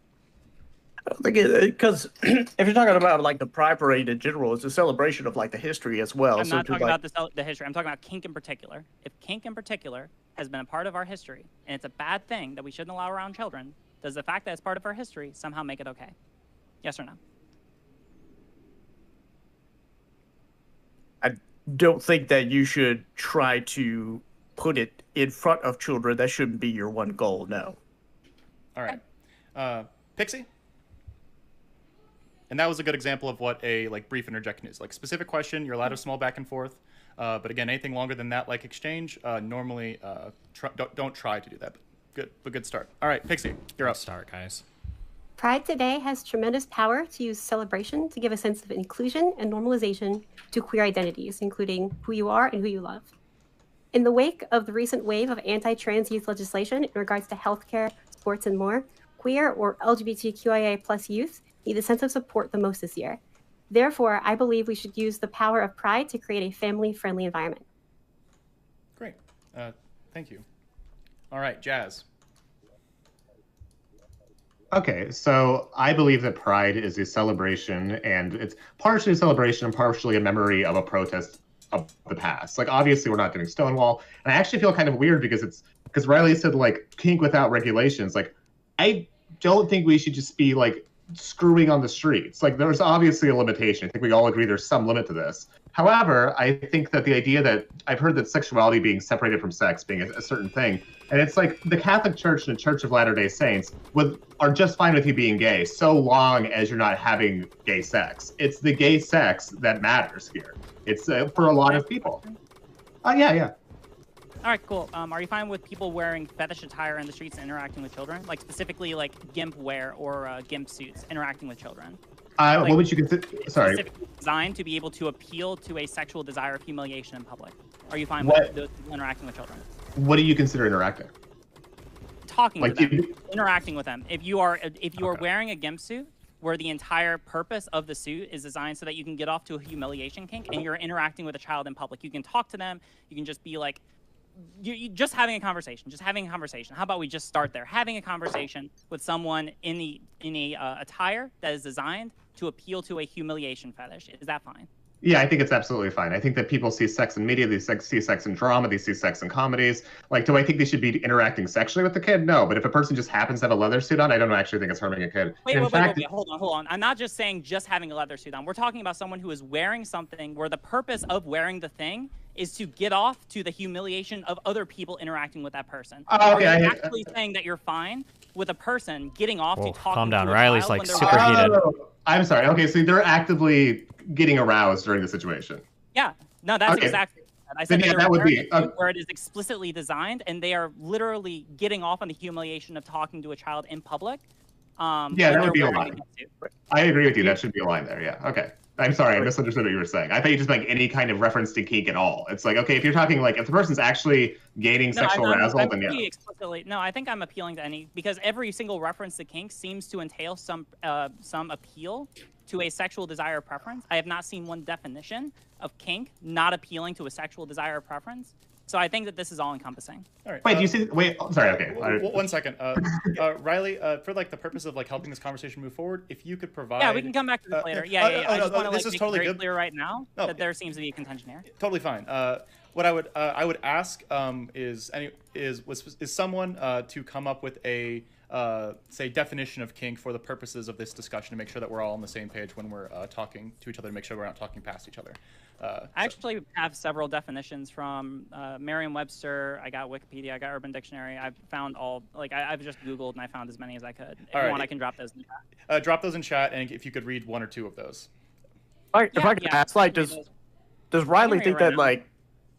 Riley, do you think that like that's what people are doing when they're at these like pride events? Like they're getting off on this? I think that when people are engaging in kink, they are doing like I think that if people say that they're engaging in kink, by every reputable definition, it means that they are appealing to, so Merriam-Webster, appealing to an unconventional sexual taste or behavior. If you are doing something and your purpose of engaging with that act is appealing to an unconventional sexual taste or behavior, then yeah, that's absolutely what you're doing. Now, if you're not doing that, all of Pride? fine, but you're not doing kink. Right. So like just wearing like these outfits, does that mean that you're engaging in that sexual act? I mean, it depends on why you're doing it. If you're just wearing like a leather jacket because you like leather, then no. But if you're wearing a gimp suit and you're wearing a gimp suit for the purpose it's designed for, to engage in like the sexual act of like being humiliated by other people and getting off on it, then yeah, you absolutely are. Right. So, We so made my it through all question the, is, do you opening think that's happening at Pride? Do you think that those people that are, wearing those suits, that they're getting off on that? I think that that's probably the most reasonable thing to assume. I don't think that. I think that when we're talking about this, we're talking about intent, so it has to be reasonably. It has to be inductively reasoned, right? We have to try and guess to the best of our ability why people are doing certain things. I think it's more reasonable to assume that people are wearing leather jackets just because they like them. I think it's a lot less reasonable to assume that people are wearing fetish attire, not trying to appeal to the fetish that's designed for. All right.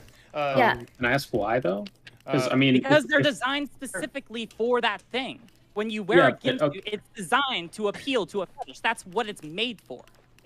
Using it at that time. All right, 1 second. So, like, to help moderate this, like, we're jumping back and forth a lot. Let's let Roxy and Stardust finish, and then start raising your hands, and we can start putting everyone in line for that. So, Roxy. Mm-hmm. Okay, this is clearly going to be contentious. I'm excited. So I think that the purpose of Pride is it starts and ends with queer people. It's queer people being proud of who they are in whatever form it manifests. Should this include children of Pride? Absolutely yes. There are queer children, and queer children deserve to have the opportunity to be proud of their identities. This also involves people whose queer identity is intertwined with kink, and the way we do Pride already resolves this. There's already 18+ events at Pride. There's already family-friendly events at Pride. There's already a segregation between people doing kink at Pride and family-friendly and children at Pride. What we're doing right now with Pride is literally already the solution to how we can accommodate everyone, because Pride is perfectly capable to accommodate all queer people. Riley, if you could just wait till like immediately after, I can put you at the top of the discourse list. Okay, yeah. I just want to clarify whether or not she thinks that queer people are necessarily kink, but that can wait. Okay, thank you. Stardust. Or Roxy, did you have anything left to finish? Or I guess I can speak to that. I don't think that queer people are necessarily kink, but I think that there are queer people whose queer identity is intertwined with kink in those cases. All right, thank you. Stardust. Yeah, I could also say that I don't think kink is necessarily something that is LGBTQ plus. It is something that a lot of different people across different groups engage in, right? The purpose of Pride is, at least like in my opinion, is to celebrate a group that's been marginalized, that has fought a long time to not be marginalized and is still marginalized in a lot of places, right? Whether that's in America or that's around the globe. There are places where it's just like you can't exist, right? So And part of that not being able to exist is because of these very harmful stereotypes and misconceptions that people perpetuate about the LGBTQ community. So when you're thinking about whether things like kink should be something that is like put in a public place and at a public parade in public and daylight, I think it's important to think about those stereotypes, historically, those stereotypes, and you know, whether the presence of something that is so overtly sexual is going to be harmful towards the entire community. All right, great. So we have Pixie. You can I give you a thumbs up, so you can take your sparkles off. Everyone. So now we're beginning the open like section of this. Start raising your hands. So Pixie first, then into Jazz, Riley, Scrub, and then 1 second. Let me write these down first. So Pixie, Jazz, Riley, Scrub, and then just everyone else keep your hands up for a second. Okay.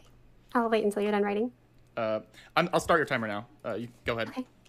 So this is directed mainly at Jazz. You said that for you the line was like arousal. That makes it clearly a sexual act.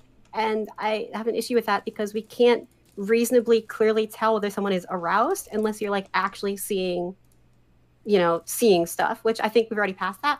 That's why I'd prefer to look at like a more reasonable burden of proof that we can induce, such as the reasonably expected purpose of fetish gear. All right, that was directed at Jazz. So Jazz, please respond, and then you can go into your own point. Okay, thank you. Yeah, that's actually a really good point. I kind of thought about that as soon as I said those words. And I would say that, yeah, because you're right. Somebody could just be aroused at any point talking to a kid for any reason. Like, how would you know that? I would say that not every kink is based on, like, humiliation. Like, example, somebody might have, like, a necklace or something, that like a bondage thing. Are they actively using it? No, but it's in reference to that they do that. Now, and this is contentious, but in a lot of sexual journals, people see kink almost as like an orientation. It's something that is quite intrinsic to them. And and my final point here, just really quickly, is that why are we focusing on kink when there are dildo give-outs, there are dick floats, whatever there might be? Like, it seems like we're focusing very curiously on a very specific kind of sexual thing. All right. Can I give that? Wait, there's a very specific question there. Can I respond to that? Oh, you're next. You're next anyway. So go ahead. Okay. Yeah. Wait. So can I go now or wait for a moment? Yeah, I was just raising my hand to be put on the list. Oh yeah. So right now the list is Riley up now, and then Scrub, and then Stardust, and then Jangles. So go ahead, Riley. Okay, cool. Yeah. No, the reason that we're focusing on kink in particular is because every single reputable definition, or every definition I've seen of the term, seems to involve someone doing something or engaging in an act where they are specifically in that moment appealing to a sexual desire, where they're doing something either that turns them on or gets them off.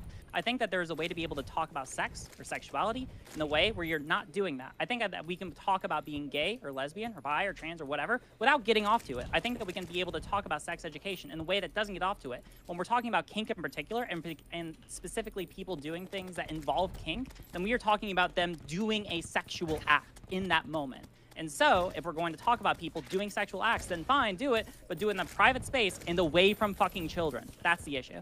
Okay. And also, back to the other thing with Roxy, because I also noted that queer people, I really want to know, like, whether or not you think that queer people are necessarily kink, because I think that Stardust made a really good point that a lot of people engage in kink. This isn't like necessarily LGBTQ, and as a policy matter, I would rather choose to be safer and allow for there to be more space for LGBTQ youth, and especially trans youth, after the fucking year we've had, where they have been brutalized by people across the nation on the legislative matters. We should be able to we should focus on doing everything that we can to carve out spaces for those people and make sure that this space is safe for them. That should be our primary goal, not like making sure that people are able to like celebrate some aspect that's not inherent to their LGBT identity. Great. Right. So was that a specific question for Roxy or Jazz or?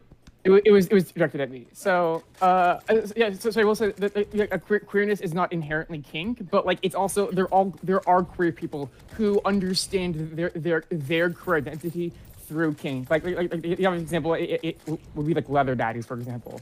Where their queer identity is intertwined with kink, and there already are like family friendly like queer spaces that we are carving out. Like there's already like queer events where there's more of an expectation that it is family friendly. So this thing you're talking about carving out, it's already happening. It already exists. Okay. And then I also wanted to. All right, then maybe we agree. Let me just ask you this I think follow-up we do question. agree. Do you think that people should be able to do kink around children, yes or no? Because if you say no, then fine, we're in total agreement. If you're all for like carving out family-friendly spaces at Pride and making sure that's not around children, then yeah, I totally agree. I just want to hear you just give me a yes that you do not agree that it should be around children. I'll say no. But You say no? You say that it should be around children? Are you serious? No. If you're agreeing No. with me I said, that you should have family-friendly no, it spaces, should not be then around it children. shouldn't That's be what I'm around saying. children. No, it should not be It's around Riley children. needs to I was tone agreeing it with you. way down. I was agreeing with you. I was agreeing with your Alright. statement. Okay. Oh my God. All right, everyone. So right now we got Scrub, Stardust, Jangles, Roxy, Flex, and then Jazz. Everyone. Is the who has Scrub their gonna hands come up, out put with your the hands beach, down. the beach Again, meme? like, watch me. If I have a thumbs up, it means I've seen you. I've seen like everyone who has their hands up. So all right, go ahead, Scrub. All right, so a lot has been said, and I'm going to try and touch on everything if I can. Most obviously, I think there's a weird conflation here. I don't know if conflation is the right word, but most obviously, not all kink is humiliation kink. I would agree that if you are getting off to being humiliated in public, that would constitute a sexual act. But not all kink is humiliation, right? People can be wearing it is all fetish sexual. gear, It is all sexual. Every definition says it's all sexual. but it's not all getting off to the humiliation of being That in is like public, the easiest right? example I want to, but the point is that it's all sexual. That's why I object to. All right. Yeah, there are people who get off on the sensations of like. One second, clothes. gang. Like, if you have an interjection, like, just wait till Scrub finishes his piece. All right, Scrub. I just want to make sure, like you said, that you don't want people not responding to your arguments. I'm just making sure that Scrub is responding to my actual arguments. My response, the foundational thing I take issue with is not necessarily like humiliation kinks, although that's the best example. It's the fact that people are engaging in sexual acts in public around. That's my main argument. The thing is, I think there's a lot of things that, by your definition, would be sexual acts that I think you would accept people doing, Like what? right? Oh no. There are a non-zero number of people who wear bikinis to the beach because they like how it makes them look. I would absolutely not define that as a sexual act. Oh, you he's don't think reeling him You out. think there are zero people who wear bikinis because they find some level of sexual gratification in wearing them? Oh, if they're appealing to like some kind of sexual act, then yeah, sure. It depends on the intention behind the action. And again, in this kind of situation, we have to be able to inductively reason out whether or not someone is doing that. With a bikini, it's probably not going to be that likely that people are going to be doing that unless someone says, oh yeah, I'm really getting off right now at the beach wearing a bikini. But most people aren't going to be doing that, so we can reasonably assume that most people aren't engaging in like a sexual act there. But with someone who's engaged, like going to Pride wearing fetish gear, we can pretty reasonably assume that's what they're doing. All right. No, because again, like I just said, not all kink is humiliation. You can have somebody that is I'm not. very I much didn't into even say that all BDSM. kink is humiliation. Wait, Respond to No, my but what argument. I'm trying to get let him at is finish. that what I'm trying to get at is that the only sexual gratification that somebody could get from wearing fetish gear in public is probably from some sort of humiliation thing. You could just be wearing other your examples of kinky kink. gear. Yeah, but Yeah, they're not It's getting that's off not from wearing the accurate. clothes. Yeah, That's it's what not I'm at getting. all. Like, wearing the clothes only gives you sexual gratification if you're into the humiliation aspect of it. No, it doesn't. That's not true. Stardust. That's not true. Everyone, like Stardust, you're directly next. Scrub. There's been a lot of like questions, interruptions. You have another minute, like to say whatever you want to say, and then we can go to Stardust. There are obviously kinks other than humiliation kink that would get some sort of gratification out of other people seeing it. But in general, not all kink is getting off to other people seeing it. So it seems weird to say that they're engaging in a sexual act if they're not getting any sexual gratification out of it. Okay, can I give you another example then? 1 second. Yeah, like Scrub. another example that doesn't fit what you just said.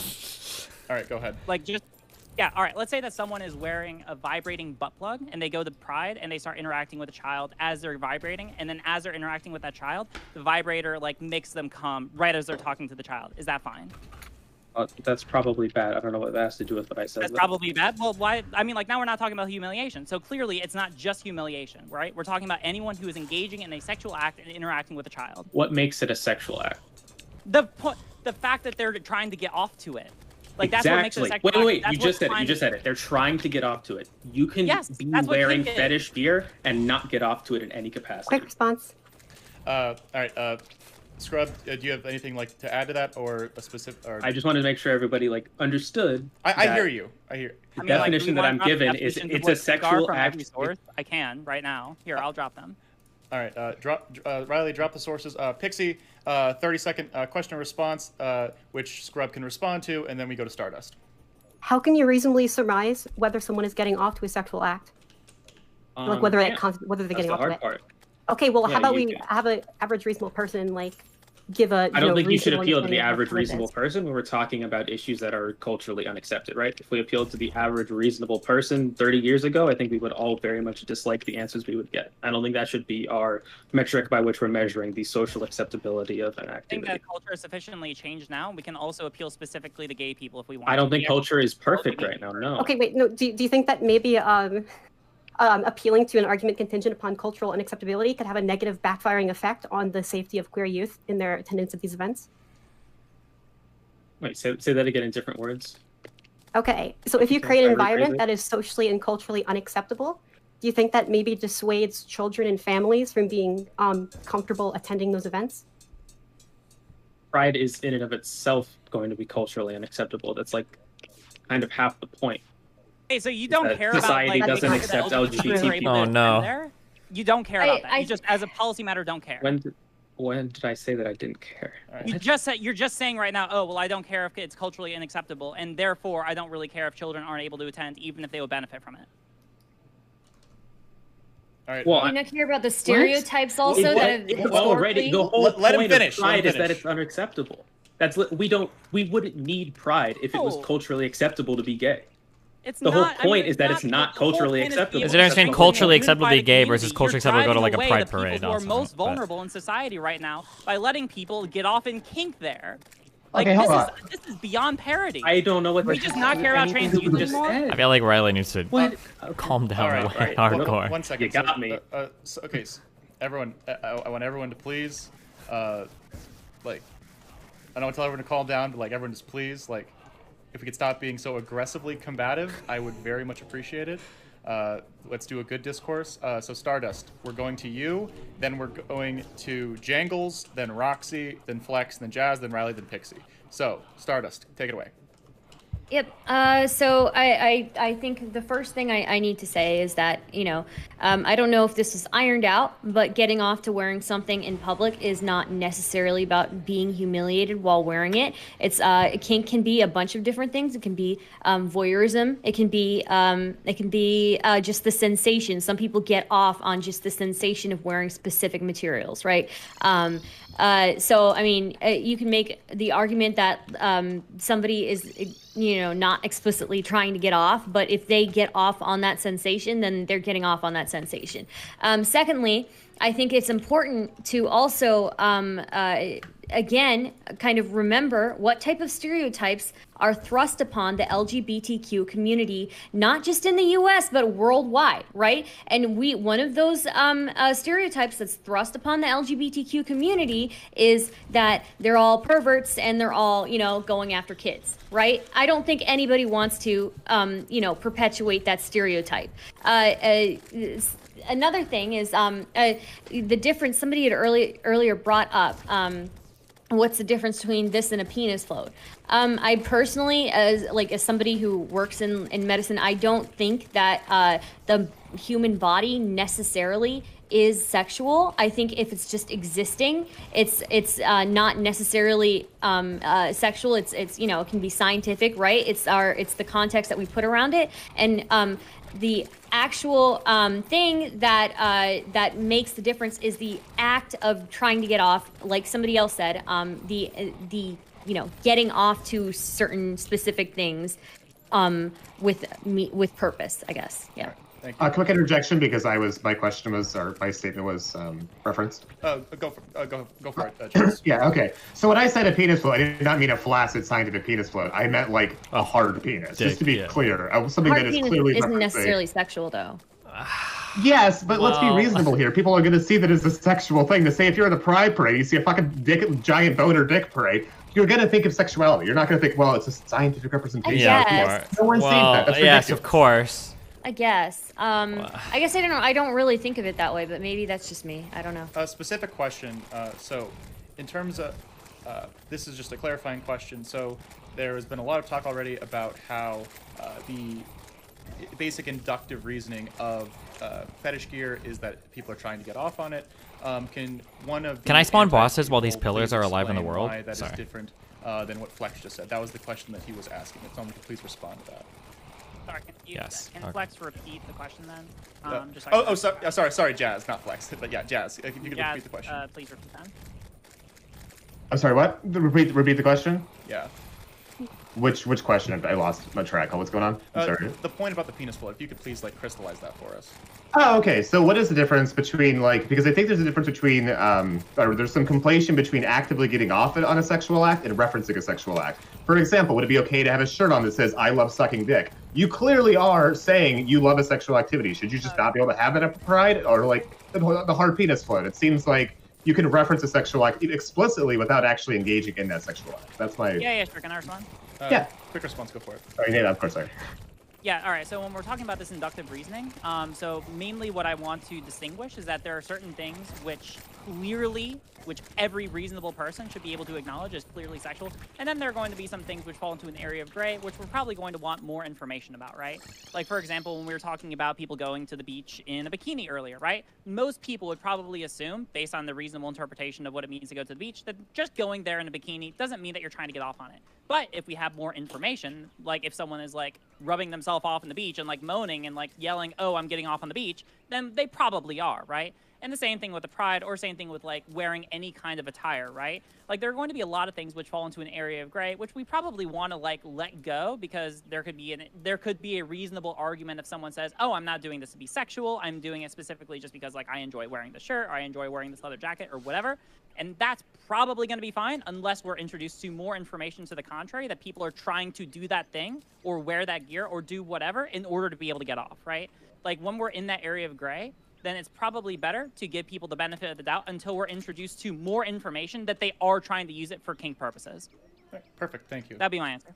Great. So we're going to go to Jangles, and this is just a open question for the panel. We are already 40 minutes in. Would we like to continue hitting on this topic? Yes. This night will probably go a little longer than 2 hours. Are we all comfortable with potentially expanding the time to expand this conversation? Because I don't think this is time for closing statements. All right. I got enough basic bitch alcohol to make it through. I'm I'll be happy. okay. All right, just making sure we're all good with that. All right, so current list is we go from Jangles to Roxy to Flex to Jazz to Riley to Pixie and back to Scrub. Take it away, Jangles. Okay, so something that needs to happen during this debate, we cannot characterize the other side as just the most extreme version we can think of. So I think we all need to all of us are trying to find the good middle area. So for healthy discourse, we have to talk about that. So something that I feel needs to be discussed here is that sexuality is a spectrum, both in terms of orientation, of course, but also in terms of degree. There is no sexual binary where something is or is not sexual. Certainly nothing that is or is not inherently sexual. So when we talk about sexuality, gay pride is about sexuality, and we recognize that it can be appropriate for kids to put them in this environment where we are celebrating sexuality. Sexuality is not just the act of having sex. There's far more to sexuality than that. All right. When a kid is 3 or 4 years old and they recognize that the way mommy and daddy love each other is different than the way that mommy and daddy love them, they are being exposed to a form of sexuality. When someone is made aware of the fact that people are attracted to one another, they don't have to you don't have to go to hardcore pornography or talk about dirty sex acts. Just that recognition that other people are attracted to other people in a way that's different than familial love, that is exposing them to a form of sexuality. And something that is really weird, if LGBT kids are going to these pride events, it's because they're aware of their own sexuality. If you're 11 years old and you're already like, hey, I think I might be gay. Hey, I think I might be trans. Hey, I think I might be queer. I mean, trans doesn't necessarily have to do with sexuality, but you are aware of your own sexuality. You are not too young to be exposed to the concept of sexuality, and there are ways that we can do this appropriately. So I guess the last thing I'll say before I'm wrapped up here is, if you agree, I think most people do, that pride is about normalizing gay identities, you cannot then also say that we should remove any sort of unconventional sexual identities from here, because those are mutually contradictory. Sexual identities are not normalize things that are kinks. conventional. We don't normalize things that don't need to be normalized in our society. I'm not saying we have to go to the adults fisting in public, but we do need to recognize that part of the celebration right now and in the past is about making these things normal, which means bringing in things that a lot of people might not consider normal. Thanks, Jangles. Can All I have right. a quick interjection there? Go for or it. just like a quick question? Go for it. Yeah, I mean, like, my point, fundamentally, I mean, I don't really, like, as far as, like, normalizing kink, I don't really care about, like, normalizing kink. That's not necessarily the issue that I'm taking here. My issue is fundamentally with, like, doing things which appeal to a sexual desire in the presence of children, right? Like, sure, like, like, the whole conversation about, like, normalizing kink is something, like, is a conversation that can be had, but, like, that's not fundamentally where at least I am arguing from, in case you're trying to be responsive to me. Can I get in quickly here? Go for it. All right. Also 1 second. Everyone in chat. Again, this panel is getting slightly heated. That is fine. We are doing our best to have a productive conversation. Stop calling each other like either homophobic or pedophiles in the chat. You will be timed out, and if you do it again, you will be banned. I just modded a couple people in chat who I trust, so please stop fucking up. All right? Be responsible. All right, go ahead. Yeah, so I don't think I ever got an answer as to whether wearing fetish gear itself is necessarily a sexual act. I feel like we just sort of breezed by it. I mean, there are plenty of kinks that involve clothing or other equipment that have nothing to do with the public, that have no level of sexual gratification out of wearing said equipment in public. And I feel like that needs to be addressed in order to be coherent with this definition of sexual act that you've given, right? It's based on somebody getting some level of gratification out of the act. That's completely coherent with what I've said. All right, 1 second. So if somebody's Pixie doing something. Sorry. Scrub, finish your point. Pixie had a quick response, and then Riley, if you want a quick response as well. Let Scrub finish, and then Pixie. So if somebody's doing something and they're not getting off to it whatsoever, under your definition, that wouldn't be a sexual act, right? Oh, under mine? Yeah, no, it wouldn't be. Yeah, and I wouldn't define it as kink either, because every reputable definition of kink is appealing specifically to a sexual act or a sexual preference. Quick interjection. Go for it. Yeah. Okay. So do you, Riley? Do you see a difference between like the kink community and kink itself? Like, because there are a lot of people who hang out, like, meet for each other for food and totally non-sexual things, but all consider themselves to be part of a certain community, like a swingers community, a kink community, a poly community. Theyese are things where they're not always doing the kink act. Do you differentiate between the community and the people? Okay. Yeah, I meaningfully see the difference. Yeah, like if you have a bunch of people who like doing kink and they all go out to like a pizza place and they get a pizza and that's all that they're doing, there's nothing like, I don't know, like kinky that they're doing at the pizza place, then like, yeah, no, they're like the kink community in that aspect. But then if they go off and they start doing kink actions, like in a private setting, then like there's a clear difference between that and them just existing as a community over at the pizza place. Okay, so you wouldn't, so you might be okay with something like 5 people who are part of a kink club wearing a shirt that says like, hey, we're the BDSM people or something like that. Would that be okay for you? Yeah, that'd be totally fine. Like if they're like, I would assume in that circumstance that they're not like getting off to it, that they're not like appealing to some kind of kink by wearing that. Yeah, like if you want to identify with that, then yeah, go for it. All right, great. Does that satisfy your question, Jazz? Yes, thank you. All right, Pixie, is your quick response related to this, or can we move forward? I just want to touch on one thing. I think that the understanding of fetish outfits into purely exhibitionism is like inaccurate and naive, and we're disregarding things like sensation play. And I just want to clear that up. And they think, again, also the bar, I said this earlier, but we seem to have forgotten it, that you need to know for certain that someone is getting off to a thing is an incredibly high bar, because unless you see them come, it's just, you're not going to really meet that bar. So I think we still have to appeal to an inductive, what we can tell based on a general understanding of the activities and equipment involved. All right, great, thank you. Next, we have Roxy, and then Flex, then Jazz, then Riley, then Pixie, then Scrub.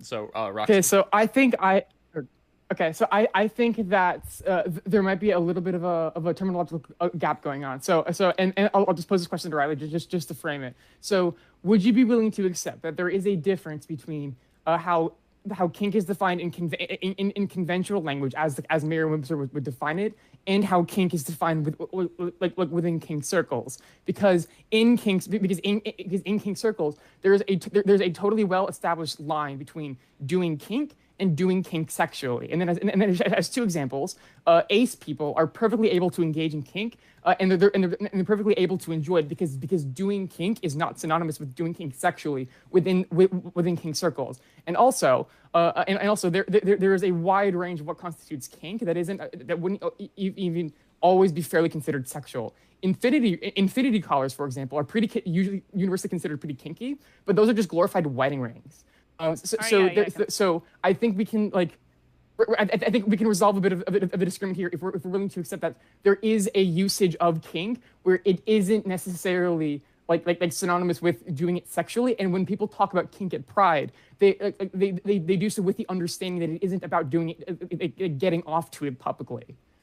I think that when you're doing that, you're appealing to some kind of understanding of kink that is like so non-normative that it's somehow not captured in any of the academic literature or any of the mainstream definitions. Like, I want to know, like, where does this relatively pervasive within queer where, circles? No, I just wait. But stop. I want to ask you a question. Where does this definition of kink as being non-sexual come from? I want like one definition from one reputable source anywhere that's like that I can trust, that I can know is like representative of the community. Like, I just want a place I can look to that apparently is somehow simultaneously different from every definition I've seen, but is also more more representative of what the community is. Like, I just want to see that. Okay, I just really need that because I coming haven't been from the given that. community itself. I'll give you one. Well, thank you, Jangles. But where? Wait. Wait. Everyone stop. Please. All right. So everyone, that's an on-the-spot ask for a source. If you do not have it right now, you are welcome. Anyone who wants to answer that question, please feel free to like start Googling stuff. And then once you have it, just let me know, and then you can bring up. You don't have to like bring up the source right now if you do not presently have it. But Jangles, you said you had a response for this. Wait. So I don't have probably a source that you would feel really cozy with right now, but I do happen to know I can like pinpoint a single like a Evie Lupine tweet who's a BDSM sex educator where she specifically says that kink is not necessarily sexual. And I realize that like if I wanted, like, there are individual experts who are wrong about Riley, other please, things. Like, Riley, if I please, wanted, please let her I finish. can help. Riley, please let Roxy finish. Okay, yeah, Jangles, what do you got? I'll let her finish. So just to finish, I understand that is not super helpful to you. And I just want you to know that within the community this does exist. And hopefully Jangles can elucidate this further. But I understand where you're coming from. I understand where you're coming from. I'm just trying to offer like what I know from from my experience. So with the reason community. kink is obviously straight people can be into kink too, but the reason it's more tied up into LGBT and queer identities is because of that rejection of heteronormativity. I think it's fair to say that a lot of realizing, like, coming to terms with your own sexuality does come from like realizing that you're going to go against the norms. You do have a quote unquote unconventional sexual identity, and that could be a core part of you. One of the things that I really try to fight for when I talk about LGBT stuff is like when I talk about like gay identity and all that stuff, is that my sexuality is way more than just the act of sex. All right, so my marriage to my husband is way more than about the sex, but that's all wrapped up in sexual identity. So the source I gave for you, I put it in the chat. Okay, it's called Bisexuality, Pansexuality, Queer Identity, and Kink Identity. It was published in 2017 in the Sexual and Relationship Therapy Journal. So, all right, and they say that kink activities and community can be an important element in healing from shame, isolation, grief, and loss. So there's way more to kink than just the sex act itself. Just like it's a form of sexual identity. You're talking about identity. You're not talking about an action. I'm talking about kink actions. All right, when someone is specifically acting, like I'm looking at the source right now. Like, I want you to tell me. I mean, like, I can understand identifying with something. Like, if someone wants to wear a shirt that says I'm into kink, I have no problem with that. If they're not getting off to it, that's fine. But it seems like when we're talking about kink actions, we're specifically talking about things that get off or that appeal to some kind of sexual desire. Like, that seems like, is anyone disputing that? That when we're talking about doing a kink thing, doing a kink action, that is specifically appealing to a sexual desire. Does anyone dispute that? I can respond to that. Can I respond to that? I can respond to that too. Let Jangles finish your point, and then after that, Scrub or Roxy, which one of you or both of you do you want to respond to that?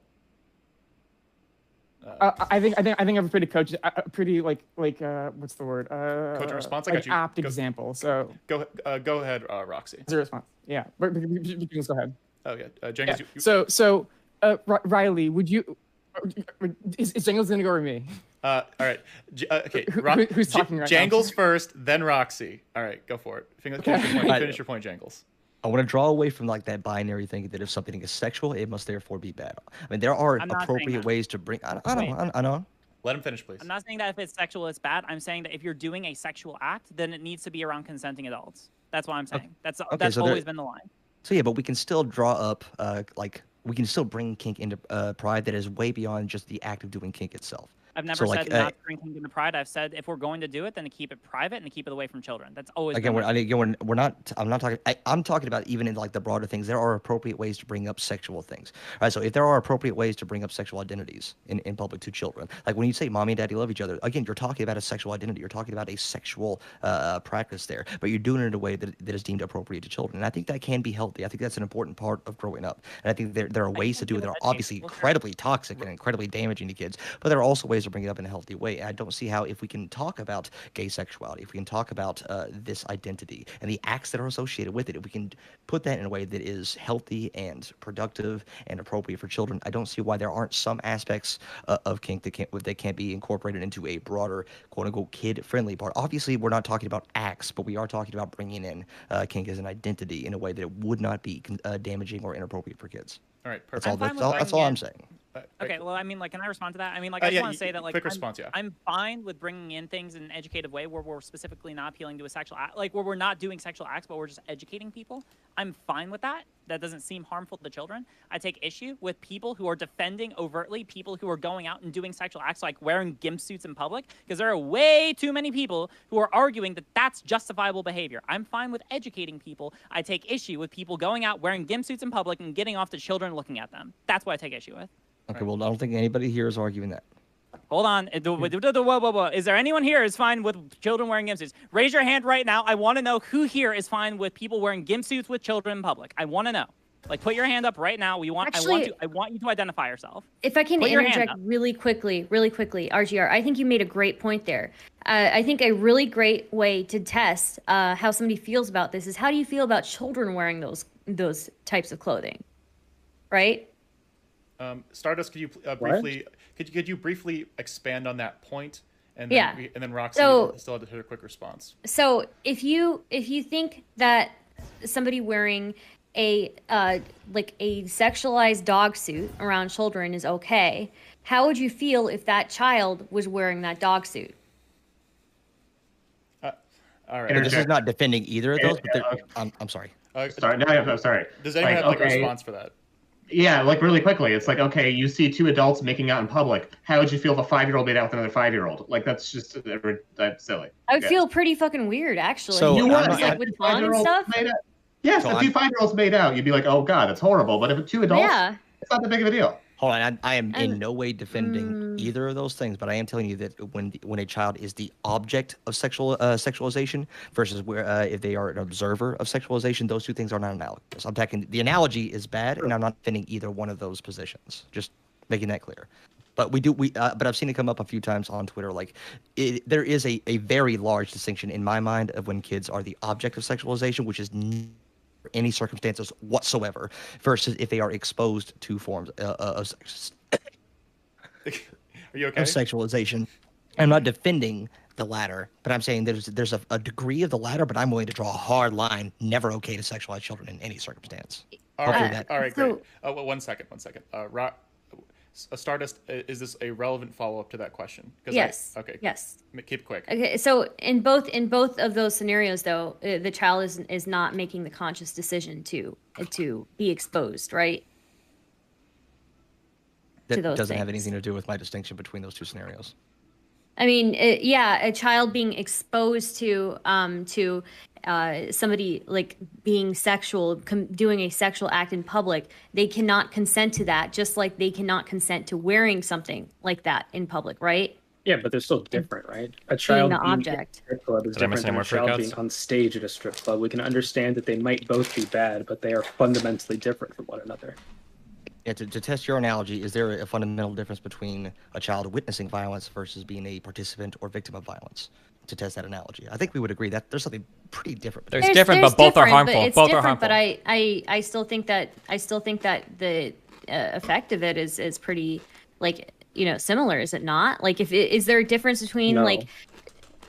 All right. Okay, so you think 1 second, like, 1 second, everyone. All right, so put her on the spot. That's what I think. Stardust. I'm gonna go to Roxy real quick. Just think through your response to that question, and we can come back to you in a second. All right? Okay. Roxy, go ahead with your quick response, and then we'll do that. Have that finish. Stardust can respond, and then we go back to the list because Flex has been waiting for a long fucking time and he's been very polite. So, Roxy, go ahead. Okay, so Riley asked for an example of doing an active kink that isn't necessarily sexual. Riley, would you agree that infinity collars are pretty kinky? Infinity collars. Explain to me what an infinity collar is. So an infinity collar, it's like this like metal collar that's like designed in such a way that you can't tell like what the latch is. Like it looks like it's the kind of thing that you can't take off. It's pretty heavily it's pretty common and pretty heavily intertwined with BDSM. Okay, then if it's something which is pretty closely linked to BDSM, I mean, like, here, let me ask you the question: is it primarily used in sexual acts, or is it used primarily in sexual acts? It's used by it's basically just a glorified wedding ring because it symbolizes like ownership. No. You did answer the question. Is it used primarily in sexual acts? Because when you say it's used in the BDSM community and it's used in kink culture, then like it's really hard for me to not imagine. Like I will go and Google this. I'll Google this right now, and if I find porn where people are using it, or like stories of BDSM, or like forums of BDSM where people are using this, then I will call out the bullshit because it sounds like something that people use in sex. They can use it in sex, but they also wear it out in daily life. Is it appealing to a kink? Is this appealing to a kink? Yes, I mean, it like does. right It now you're appeals giving to me a an example where the it more I'm appeals to a hearing about it, kink, the but it's more also it's used non-sexually. sexual desire. All right, so Well, it seems like we've shifted It can a do little. both. It can do both. Okay. No, I mean if it's appealing to a specific. One second, everyone, shut the fuck up. 1 second. Appealing to a specific 1 sexual desire, then second, it should please. be not be done around Stop children. talking. Thank you, Roxy. You said that it is 2 situations where that can like work. Please explain both of them separately, and then we can move forward. Riley, feel free to be Googling while this is happening. Roxy, go. So you can obviously like use it like in. Why sex, did you like, as teleporting any on top other of me? But it's also something that people wear out in daily life because as more of like I don't want to say like romantic, but more of like an act like a symbolic object of the relationship. It's pretty tantamount to a wedding ring. Submissive collar. Are you Yeah. really Yeah. telling me that this is not intended to appeal to a kink of submission? Quick response. It can do both. It can appeal to a kink, but Quick also response be also. worn, Things but also can be be more than worn one in thing. daily life as a non-sexual thing. Wait, Riley. I can find chokers right now that I would wear in public that are tagged as BDSM. Like if Okay, you do you online remember- hold on. I online mean, like, shop if you want me to like shortcut for this, do you chokers, remember what I you was will saying find earlier about BDSM what- Please. All right, hold on. Like again, like if we want to talk about this, so to be entirely responsive to what you were saying, again, my entire issue is the fact that I If don't you want can't people even doing tell, things then where it's they're not a big intending deal. to Who do them cares, outside with right? the- If you with can't the full tell that it's a intention of BDSM trying to thing, get it off doesn't with matter. some They can kind of wear it. sexual It doesn't desire. matter. Technically, there are some things which normally people could do, but like we have to be able to inductively reason because we can't ever know with 100% certainty what someone's intentions are. So like technically you could probably wear this, and if you say that, oh, I'm not appealing to some kind of sexual desire, then like the best I have to go off of is context, like the context in which this is made and what you're telling me. And I mean, just based on what I'm seeing right now, like it's similar. It's not as bad as the GIMP suit, where it's like, okay, technically, you might not be getting off to wearing this in public, but it really seems like it's appealing to a submission fetish. Like, it really seems like it. It can and do so, like, your both. word It can means do a both. little It's less to me designed- than the total it's- context I'm seeing. All right. So It's designed to appeal to a submissive fetish, but it's also something that can be worn in public non-sexually, and people who wear them aren't sexual about it all the time. I don't think that should be a lot of pride then. Because if that is An the infinity case, collar? it's Okay. basically no. I think if that is the case, then that is the same thing as like someone getting up in a GIMP suit where it's explicitly designed. The purpose is explicitly designed to appeal to a kink. Like if you want to wear that and you're seriously, oh, I'm just wearing it because I want to wear it, I'm totally not appealing to any kink, then fine. Don't do it at Pride, where the assumption is that you probably are. All right. So The assumption isn't though that like no one would see someone wearing an literally the infinity first collar in result is public that, and what is the think that meaning? it's. Hold on, wait. What is the meaning of an infinity necklace? It Hold can on, I'm be looking this both. up. Are you willing to acknowledge? Oh my god. All right. 1 second. We'll let Roxy have the last. Do you want to point. like talk to someone who who has an infinity collar? I don't want like, anecdotes. would I want that fucking convince reputable you? sources. Like, I don't want your individual anecdotes to go off. what do you mean, like a reputable source on the uses for an infinity collar? Like, All right. 1 second. Stardust, we kind of like lost the plot for your specific question, so we're just going to ignore that. Scrub, is this specifically important and tied to this conversation? Because I have you on the list. You are literally like 2 from the top. Yes.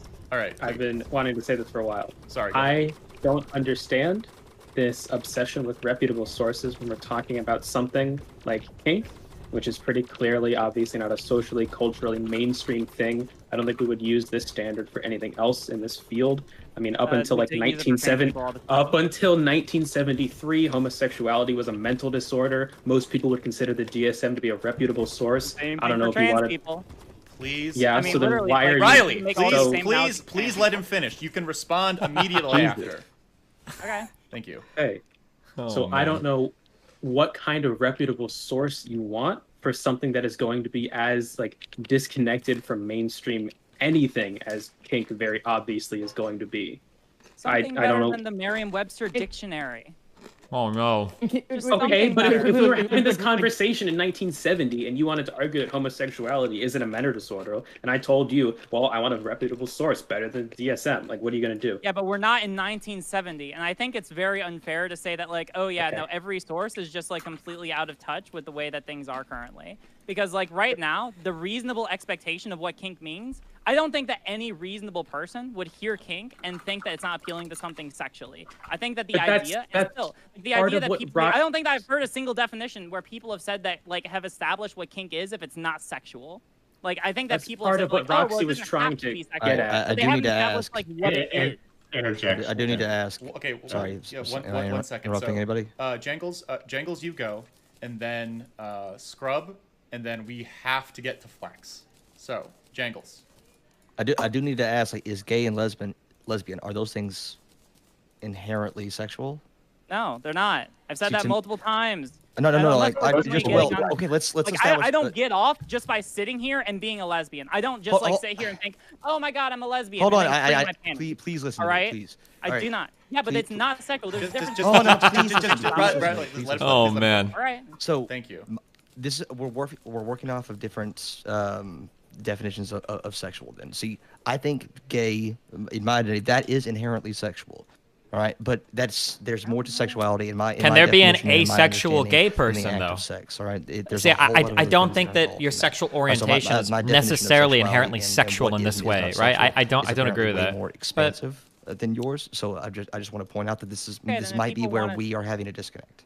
All right, then if people want to have like a more expansive definition or like some other term for advocating for things that are like kink adjacent but aren't exactly kink, then argue for something else. Argue for anything else. Just call it fucking something else. Don't call it kink. Don't advocate for kink at Pride, because that will end up leading people to engage in sexual acts in public around children. That's what you'll advocate for. How long has this actually happened? It's been at Pride forever. Like, you're acting like people are already like sucking and fucking in the streets, and they're just not. Like, there's people in gimp suits around children. We know this happens. How often does that happen? How often does this happen? Yeah, maybe that's a line. But the idea that like, all right, hold on. Because it's totally debaucherous thing. No, we'll go down the dialogue tree. So tell me if that's fine. Right now, I want you to tell me if people in gimp suits in fetish attire interacting with children is fine. Yes, no. I'll be super honest with you. I have no idea how a gimp suit works, so I would have to know like what exactly it is. Nope. For that specific thing. Right. Nope. What is a gimp suit? What does it do? Everyone. A gimp suit is that's a fucking stupid answer. I've literally asked you to explain what it is. Like, 1 second. 1 second. Everyone, please. All right, so just clarify what it is. Can someone on the pro side who knows what a gimp suit is, please respond to Riley's point? And Riley, please stop interrupting people so much. Is there like, do I have to stand in between these pillars and fight him? This seems like so cancerous. I can't see what the fuck is hitting me. It's just like random particle effects everywhere. All right. Nobody's making up new terms. People in the kink community understand kink as more than just the sex. That's what Roxy was trying to get across to you, but instead you wanted to appeal to the Merriam-Webster dictionary definition. Oh yeah, no. I specifically said if you want to like associate or like identify with the queer or like with the kink community, if you want to identify with the kink community, yeah, go for it. Wear a kink. Say I love kink. I absolutely adore kink. Kink is the greatest. But like the moment that you start doing kink, where you're doing acts that are specifically appealing to sexual desires or preferences, take that into a private space where everyone's consenting. Period. Full right stop. there. right there, you right there, found the right piece. there. Okay. One second, Roxy. So, Let Scrub finish. Kink isn't all about sex. It is not uniquely and wholly about sex. That's what It's kink- part of what Roxy is trying to get across to you. What does is kink that even mean to engaging these in kink people? is not necessarily engaging in a In sexual human act. sexuality, kinkiness is the use of non-consensual. If you're gonna throw a dictionary non-conventional definition at me, I'm gonna sexual refer practices, you back to what I fantasies. just Like, you're said. really going to tell me it's not? Absolutely, I will tell you this right now. First of all, People okay. who actually engage in this day to day know that it's not just about sex. And That's it's the then whole use a point. different term. that's what makes it kink. You are. Kink. Any different term, not kink. Do you know what a master-slave relationship is? Things that you do that you enjoy that's not related to sex, we have a word for that. That's called a hobby. Where there's a power imbalance between me and this other person. And this is happening perpetually. Sometimes it's happening perpetually over years at a time. Are you telling me that any master-slave relationship, at every second, every point of that relationship that can go on for years even, both of them are just constantly getting off? Is that what you're suggesting? No, if they are getting off at Pride, if that's the thing that they are doing when they go to Pride, if they go to Pride and they're like, oh, you know what we're gonna do when we go over to Pride? We're gonna go over and we're gonna do some master slave shit and we're gonna get off in front of children. If they do that, yes, absolutely, they They're should not be allowed. consistently engaging in that kink over the course of like a year. Like it's consistent engagement in a kink without necessarily it always being If sexual. they stop doing it when they go to Pride, then yeah, if they're not appealing to that sexual desire when they she's go to fucked on Pride, this then that's example. completely fine. All right, great. All right, Quick, that can I question. please say something? Okay, Scrub, go ahead, and then we are going to Flex. Scrub. You're still presupposing that kink and sex are one and the same. That when kink is happening, sex is happening, and that is not the case to people in the kink community. And you can say that our definition is wrong. Let here. him finish. Thank you, God. everyone. Let him finish. You can try and say that our definition is wrong here, but I don't know by what standard you would possibly say that. If you're going to appeal to the dictionary, I don't think that's a really great standard. See everything having to do with sexuality and dictionary definitions over the past Oh, century. we want to talk about that? All Yeah. right, no, I can one do second, that everyone. conversation, All right. 100%. So, Flex has been waiting for 30 minutes. Flex, talk for as long as you want, provided it's under 3 minutes. I'm giving you extra. I minute can't because see the we've, shit on my screen. That's killing been me. so kind. Say whatever you want to say. You got 3 minutes. Go. Yeah, so, not to derail the conversation, but I kind of want to bring it back if we could. God damn it! All right, fine. Keep going. Like, why didn't you interrupt and ask? Like, wait, just go. Just keep going. Like, Sorry. So, I mean, the whole reason, like, this is brought here is because, like, this is talking about kink and whether it has a position in Pride and whether it's valid to be at Pride. I mean, that's kind of the reason why, and how that is, and then the relation to that with, you know, introducing children to that topic and whether it's family friendly. We already have Pride events that are family friendly. They specifically advertise in that manner. So I think this is a moot point at the end of the day that we're arguing about this when, you know, a lot of this conversation seems to be about whether, you know, people at the Pride events that are wearing leather or gimp suits are actively acting out these sexual acts. Just because they're dressing up on this. I think it's kind of ridiculous to insinuate that these people are just getting off on this shit when they're just dressing up and trying to be in a community that is actively accepting them. And that is the reason why they're participating in these things, because in society generally, they're not accepted. And in a lot of cases, Pride, for some of these people, especially within the kink community, you know, this is their family. They don't have a family outside of that. They've been ostracized from their family. So, you know, to sit there and to say that they should be, and I've heard people in this panel specifically say that they don't have a place in Pride at all. I didn't say that. Just to be clear, I didn't say that. All right. I don't know if other people said that, but I didn't You say can that. watch the VOD. I mean, that's great. Oh, All right, yeah, no, go ahead. Wait, Watch the VOD, please go let him watch the finish. VOD. All right, Flex, keep going. You have a minute 30. But I mean, we're not. I mean, that's just the case is that they do have a place in Pride, and you know there are. I think it's ridiculous to insinuate and to perpetuate this false narrative of the LGBTQ plus community is you know doesn't know how to handle children and is susceptible to, you know, pedophiles within their communities. I just think that's ridiculous and peddling a narrative that we know has been a 4chan op. You know, like people on the opposite side here are saying oftentimes, and they've done this on Twitter a lot, I've seen it, talking about showcasing pictures of, you know, people interacting with children. And it turns out that these aren't even from Pride events. So, you know, but then why it's defend often them? on our side over but here, the problem is we're you're saying that defending King them, should not be a whether they part of the are. community, because they've always been in this community, and yet the I notice people wheeling in as a defense. Imagine somebody brings up like a photograph of like 5 adults like having a sexual interaction with a child, and it's like DGG fan meetup, and I start defending that, and then later it comes out, oh, that wasn't even a DGG fan meetup. Is that supposed to make you look better? Like, the problem isn't whether it, at this point, is whether it's even happening. The problem is the fact that you're so adamantly defending it, right? Angles, then to Star, then to Riley. Jazz, feel free to start.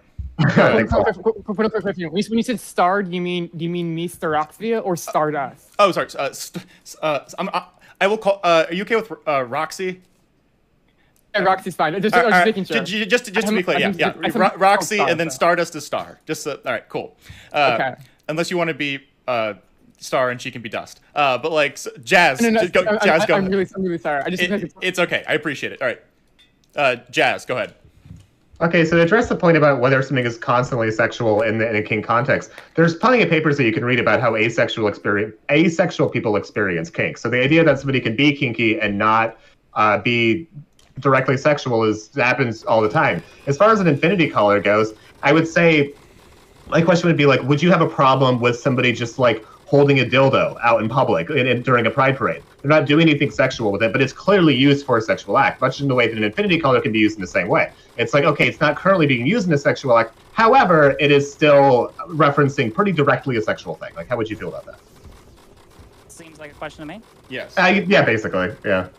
Oh, yeah, okay. So I will say it again. Why did he move? I'm not sure if people have lost me or lost what I'm saying. I am specifically not saying that people... All right, so a couple things. First, I'm not saying that people who participate in kink or who do kink have no place at Pride. So, like, first, make sure that, like, if you're going to do it, we just have to...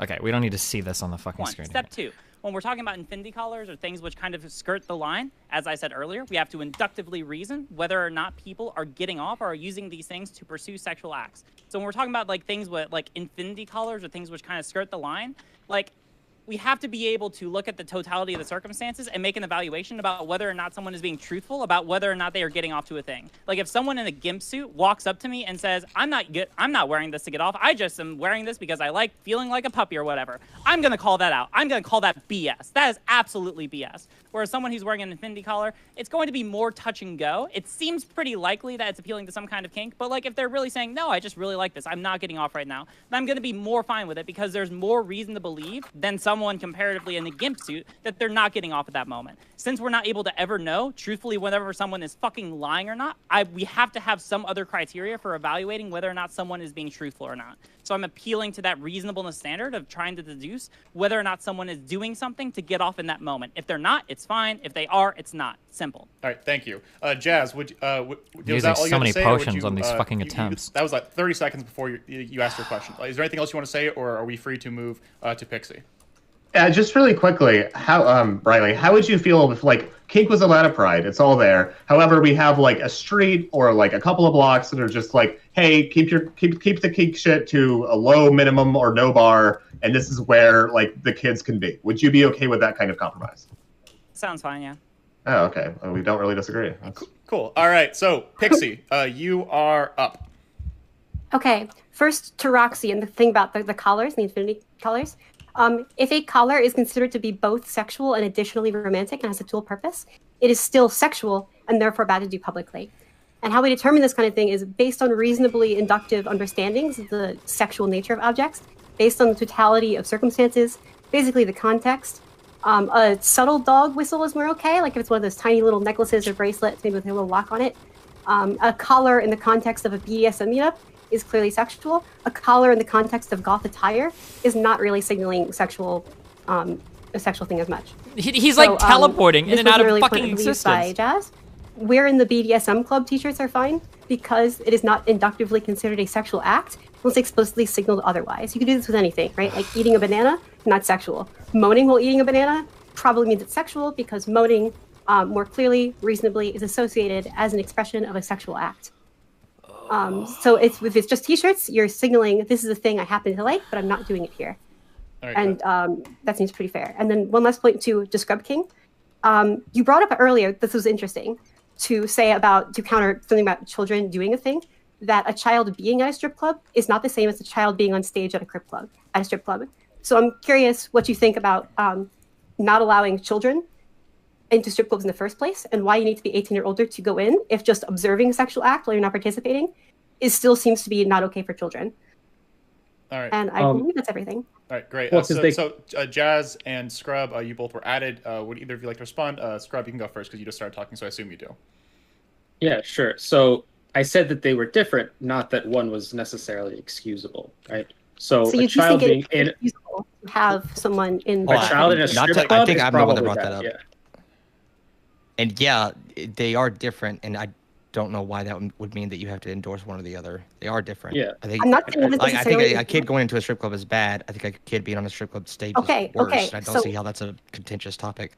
Can I explain? So here's the thing, right? It's that the argument against fetish gear is that it's like just if someone is not an exhibitionist, then them being in fetish gear is not a sexual act. But we still consider it not okay just for strippers who are not directly engaging kids to be seen by kids in that space. We still consider that too sexual to be allowable to children, which should translate to fetish gear as well. Just seeing someone in fetish gear. All right. Would either of you like to respond to that? Yeah, so the reason I don't want kids in a strip club is not necessarily because they're seeing the strippers, it's because they are going to be interacted with by people who are in a sexual space, right? If we follow this logic all the way down, you want porn to be restricted to only people over the age of 18, which I don't think is a healthy view of the world, right? At least I So would hope so. wait, so you are or are not okay with kids existing in a parade space with people actively expressing sexual kink acts? think There's we a need lot of things here that need to be way more strictly there. defined here. There's a lot of words that you just use that needs to be way more strictly defined. Do I want children hanging out with people that are engaging in sexual acts around them? Probably not. Am I okay with children witnessing sexuality at all? Yes. You can kids seeing strippers to be engaging with strippers, or is it to Seeing engage them? to be around? No. Okay, but Do you it's, think but kids should be allowed to being play GTA 5 and go to the strip club? But so Don't we are you have saying it's not ratings? kids seeing the strippers? It's kids being in the same space as the people who are enjoying the strippers in a sexual way? Yes, it's the interaction that's bad of having a kid in a strip club. Okay, could you define what that Most interaction of is? the bad. Define what the interaction is. I know people talking to the kid. Okay, so is it okay to be in just a parade where it's not fetish people necessarily getting off around kids, but it's them engaging in that sexual performative play and then maybe talking, interacting with kids? Yeah, I said that. I think I said that at the very start, that you shouldn't be talking to kids if you're engaging in kink. Okay, that's what we mean by kink at Pride. No, because you're also talking Yes. about wearing the gear at all, even if you never talk to kids. No. If I can interject at that point. One second. Okay. Stardust, what is your specific question? It is. He just brought up wearing kink gear at Pride, and it kind of goes back to if wearing kink gear is not inherently sexual, then why would it not be okay for a child to wear that? Are you asking? I think there are things that we don't want kids to wear that we allow adults to wear that aren't sexual. Pretty sure most parents wouldn't enjoy their young daughter wearing a bikini. That doesn't mean we think bikinis are inherently sexual. I don't know. I see parents letting their young daughters wear bikinis at the Yeah, beach. that just seems like just really quickly, it just seems like a weird line because like we've already kind of agreed that say having a shirt on that says I love kink or I love sucking dick or something is probably fine. However, I would not let my child wear a shirt that says I love sucking dick. And I don't think anyone else would either. Hold on. Why wouldn't you be fine with that? Why wouldn't I be fine with what? Sorry? Or wait, no, hold on. Sorry, I didn't hear the child part. Yeah, all right. Sorry. Yeah, all right. Okay. I was thinking like if you were talking about like just adults generally. Like if I want to wear a shirt that says I love sucking dick, then like you'd be fine with that. But like Yeah, if have I were a fun. child, yeah. But if I were a child, then you would. That's like why you draw that line. Right. Okay. Do you think it's okay to wear that like as an adult around children? How do we define around children? Talk about like outside because children exist outside, or on a playground? Yeah, I think it's fine. People have shirts that say things like I love sucking dick or like I love ass At a or no fat picnic. chicks or whatever. At a picnic, I don't think it's that harmful. I think it's going to be fine. I think a kid can see I think a kid can see a t-shirt that references a sexual act and is not actually going to be harmed by it. I think it's fine. All right. So next we have Scrub into Jangles into Stardust into Riley. So Scrub, go ahead. I think I got most of what I wanted to say across. I still think the biggest issue here is just the massive conflation of things of any sort of kink attire is automatically engaging in a sexual act, which I don't think is true.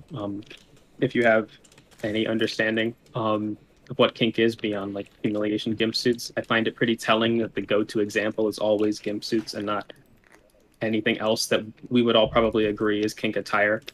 I think a good example is like leather daddies. My argument. I don't know if he's Say that responding to me, again? but that's not my argument.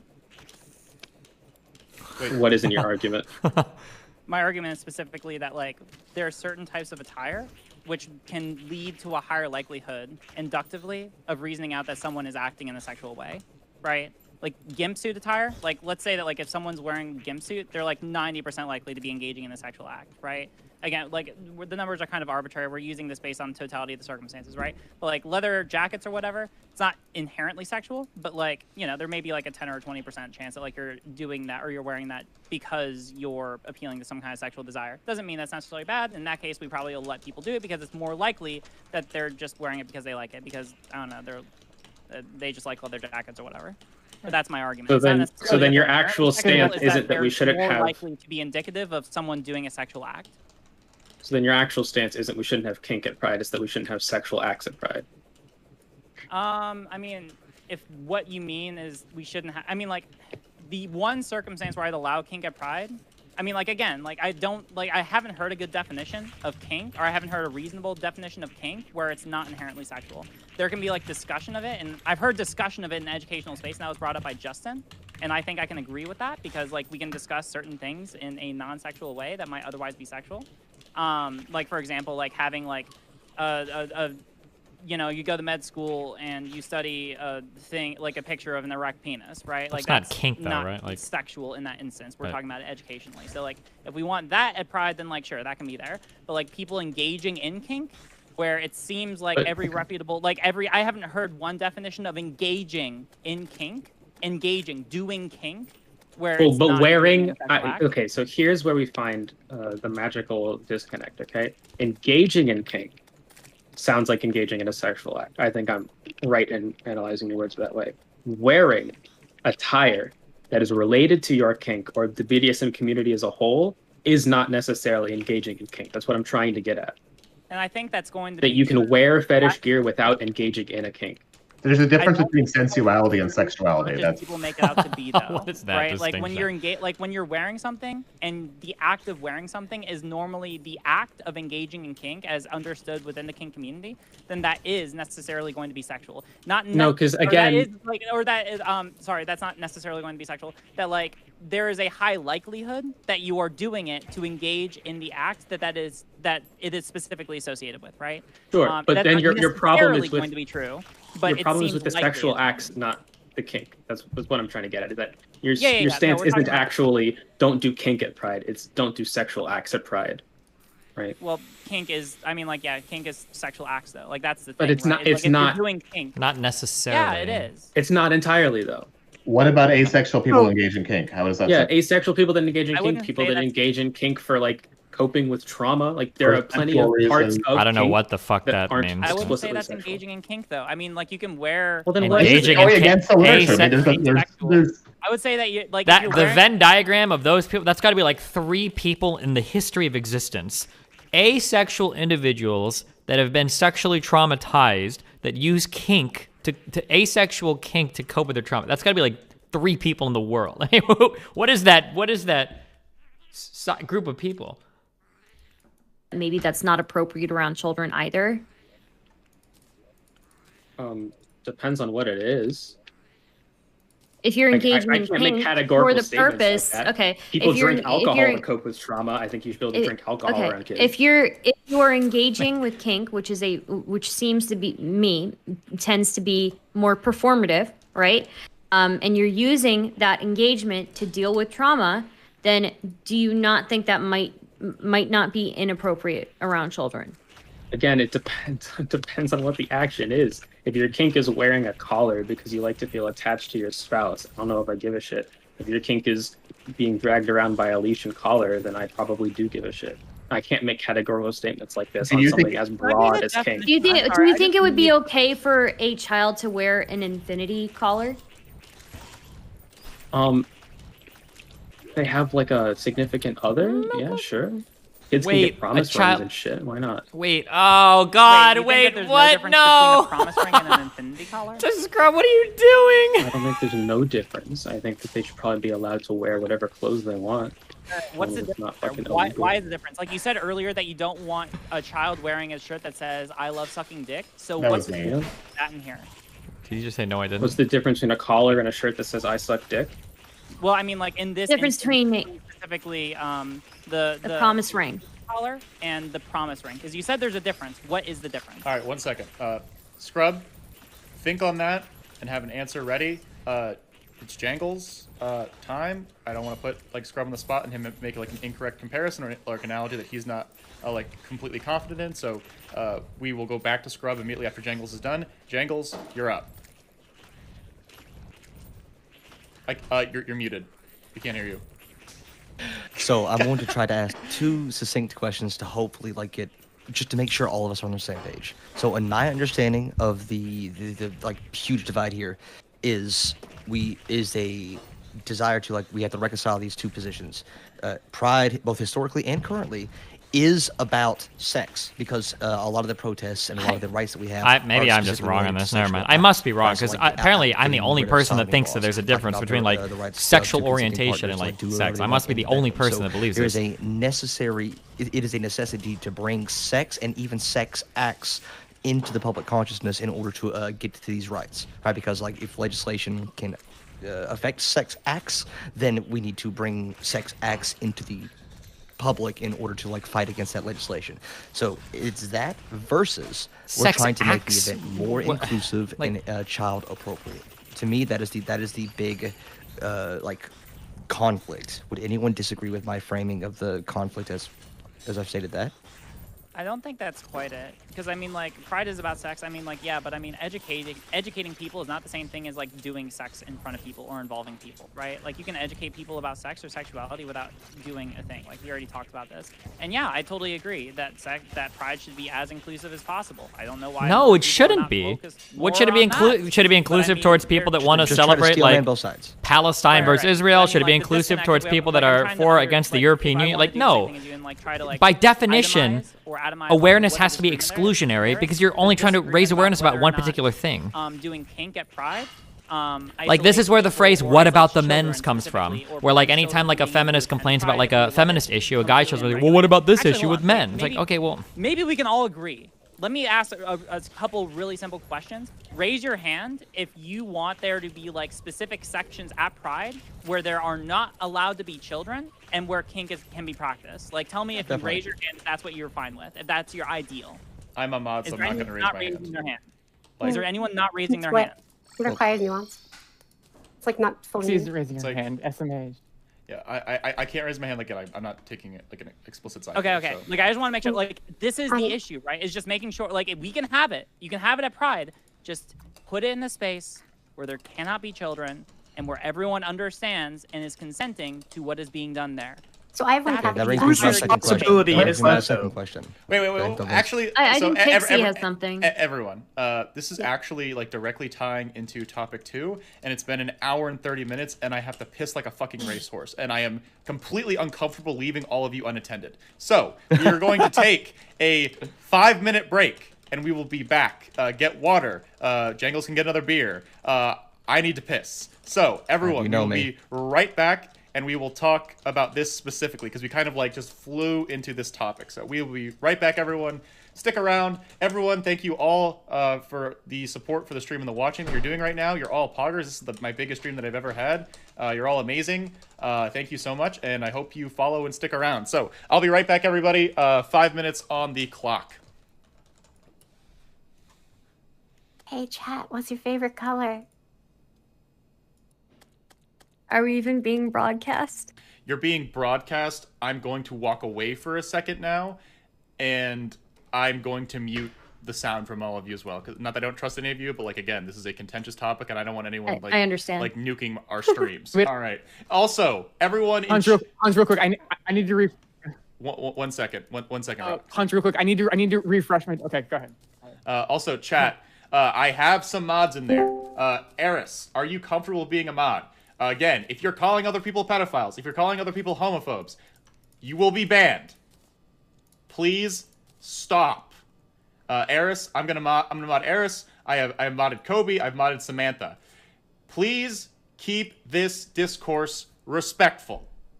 Fuck. I get it. This is very contentious. There's a lot of frustration. We're all yelling at each other. Please keep it clean. People getting mad. Thank you. Otherwise, we can't have conversations like this.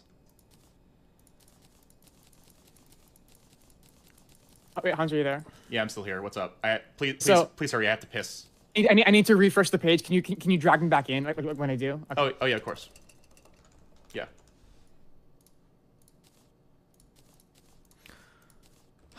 Okay.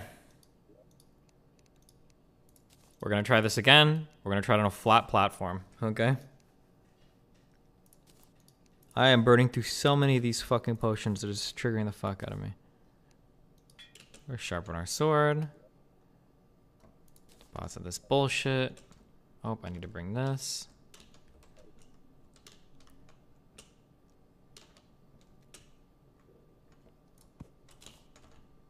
Keep the TP key ready to try and dodge. There isn't much else to do to live. I'm trying. Did you make the tyrant sword? I made it. That sword is garbage. Whoever told me to make that is garbage. A garbage human being. Okay, B for buff. Gonna set up the altar. Okay, we're just gonna try moving back and forth on this platform. This hammer is good. Lots of damage. And then our sword if we need it. Okay. Wait, do I have my food buff? Fuck, I don't.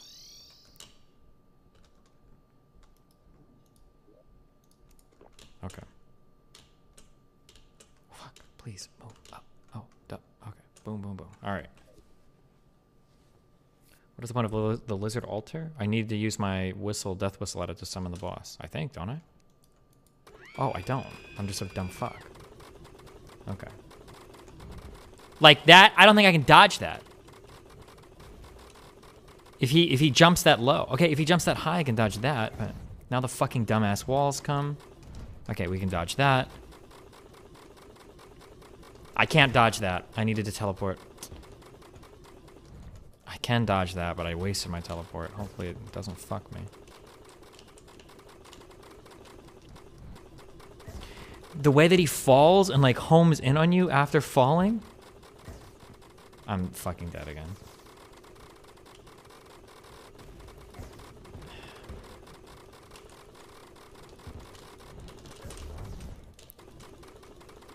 This fight is fucking cancer, dude.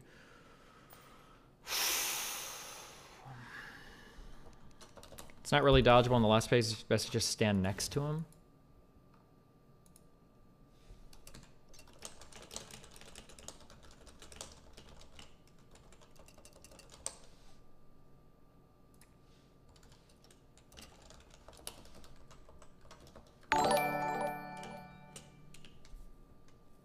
Thank you, Hans.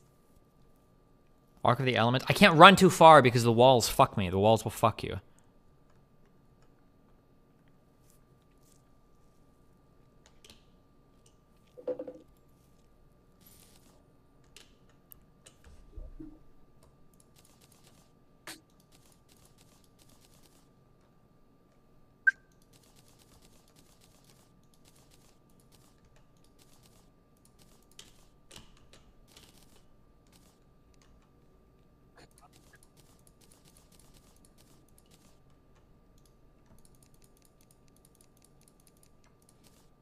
Tell them about the trevorproject.org.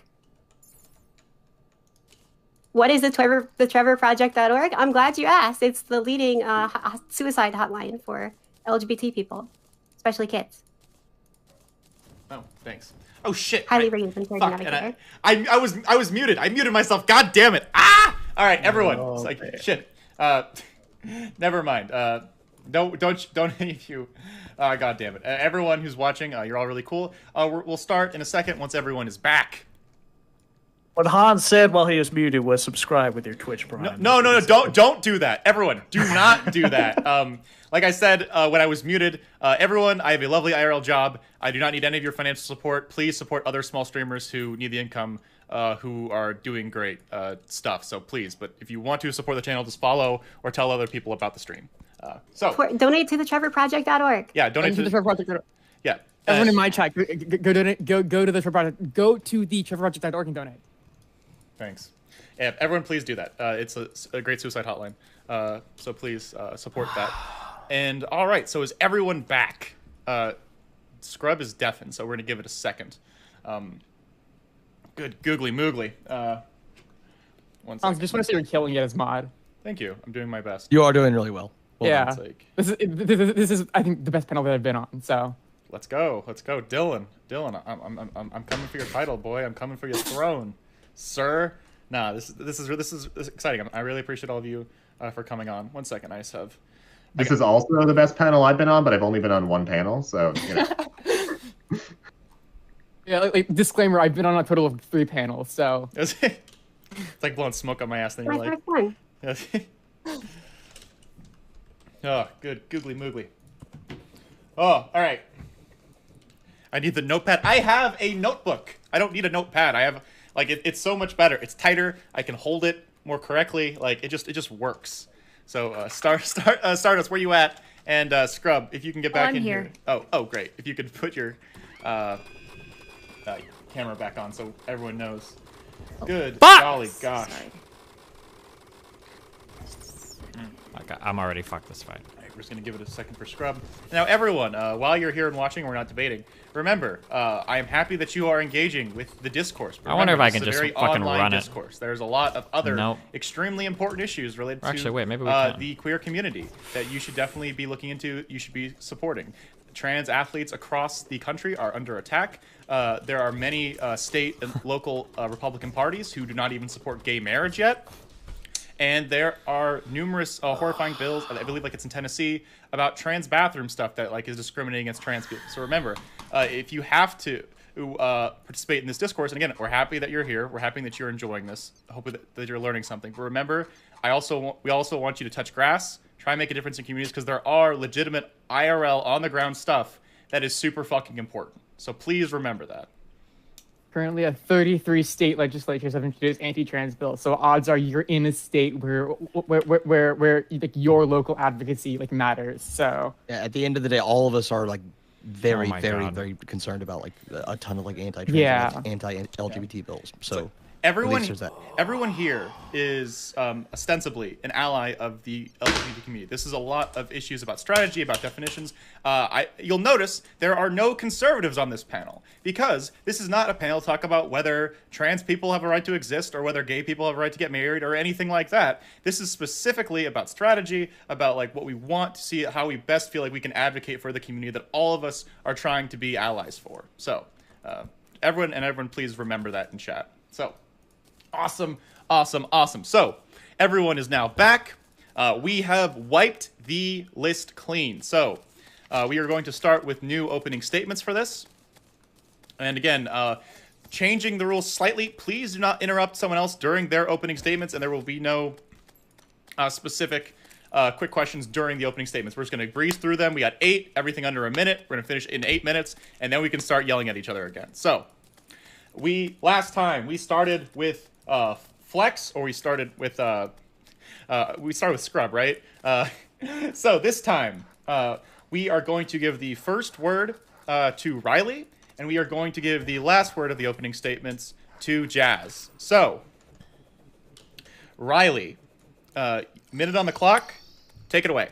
Oh, sorry. I have to say the question first. Wait 1 second. What is the question? God damn it. Let me edit it as well. So, the question, what we were getting into earlier, do public displays of kink constitute a sexual act, and to what degree is it acceptable to expose children to sexual topics, and whose responsibility is it to maintain this degree of separation? Oh yeah, totally. All right, yeah. I mean, we've already covered it extensively, but if we want to go over it again, then sure. determining what a sexual act is primarily based on the motivations of a person to engage in an action to satisfy a sexual desire. So we have to inductively reason whether someone is engaging in a sexual act based on the totality of the circumstances every time. Some areas will be gray, some will not, but the onus is on us as organizers of these events to make sure that we are excluding people, or we are, to the best of our ability, excluding people who are engaging in sexual acts from areas where there will be children. That onus is on us, so we can carve out those spaces so that they're safe for children, so that they're not engaging with people who are committing sexual acts. They can go somewhere else around consenting adults in private spaces, but not around children. That's my answer. Got it. Thank you very much. All right, Jangles, you are up. All right, so this was going to be my second question, but the other one was the second question I had related to like a common disconnect I think we're having on this panel. Like, so when some conservative gets really mad that there's a gay character in a kid's TV show, they say that it's sexualizing children. To a certain extent, I think it's always, we have to come to, I don't think anyone here would disagree with queer identities, queer acts, anything that rejects heteronormativity is going to be seen by a lot of people as inherently more sexual, and I think that's kind of toxic. Oh, and it's not even kind of toxic. It's a horrible thing that we have to deal with as a community.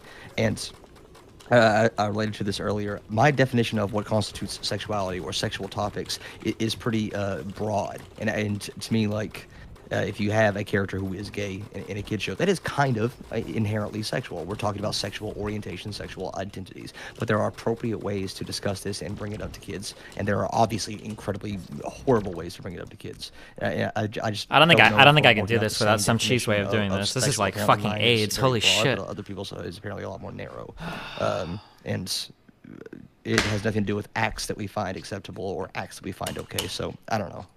We'll get into it some more. Great, thank you. Scrub? Yeah. I understand. I don't care about Demon Mama and Vosh talking, okay? I don't care. Displays of kink are necessarily sexual acts. Again, holy displays shit. of kink is kind of... We're already listening to one panel. I'm not going to load like 15 fucking panels up for everybody to listen to. Go listen to it if you want to listen to it. But wearing kinky attire is not necessarily engaging in that kink, as I've said before, so that wouldn't be a sexual act. As to whether it's responsible to expose children to sexual acts, I think in general not. It's probably not good to be purposefully exposing children to sexual acts. I think the responsibility probably falls more on the person doing the sexual act. Don't seek out kids and engage in sex or sexual acts around them. That's pretty easy. All right, thank you. All right, Pixie, go for it. Hi. So, we can't read minds, but what we can do to determine if something is sexual, also I don't want to be looking to see if anyone is coming right now. What we can do is add up all of the factors of the context and see how the average reasonable person feels about it. Some things are more sexualized by design and how people tend to use them. So a collar on a goth person, probably just cool fashion and not that sexual. But in a BDSM event, yeah. This is something dependent on culture and context. So it needs to be the average opinion of the people there, not a computer. And that's how juries work. Thank you. We determine what is sexual. Thank you, Pixie. All right, Flex. All right. So, public displays of kinks constitute sexual acts. So, I mean, we've been discussing a lot around this, and you know, it's okay. We'll watch the Vosh thing. All right, that's what you guys want to see. All right.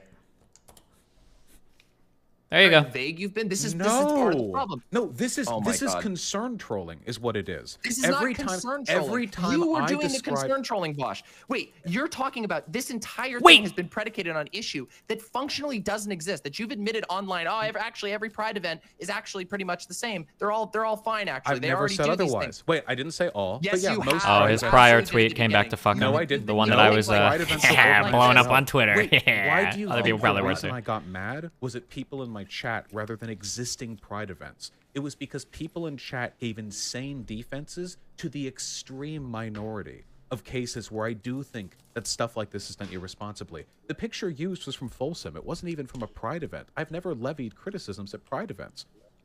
Except for the only one that I did though I don't agree with you on that, but wait, I can go back and double check. I was only criticizing the behavior of people online. You tell me right now, if I go back and watch your videos, I'm not going to find a single argument that could be construed as against Pride. Depends because on what you mean by I think that you're wrong about that. Didn't you literally? Wait a second. Hold on a minute. Didn't you literally title your video "Kink at Pride"? Fuck off, Steel. Yeah, that is the title. Dude, come on. And then This is if you so look at the- disingenuous. No, that's called. That is. Wait, no. I'm sorry. No, Vosh, I can't accept this. You know that you've been engaging in the Kink at Pride discourse. If you aren't clear about what you're talking about, if you aren't clear when you are saying, That's "Oh, a thumbnail puppy." and a title. No, That's the name of I'm not the talking just discourse. about that. It's the entire discourse. You've been doing this the entire time, and this is one of the things I've been frustrated with, is that in all your videos you're not clear about what you're actually talking about. And then if people argue back at you, you treat them like they're being a pedophile. You will in fact even say, no, this isn't. Nope.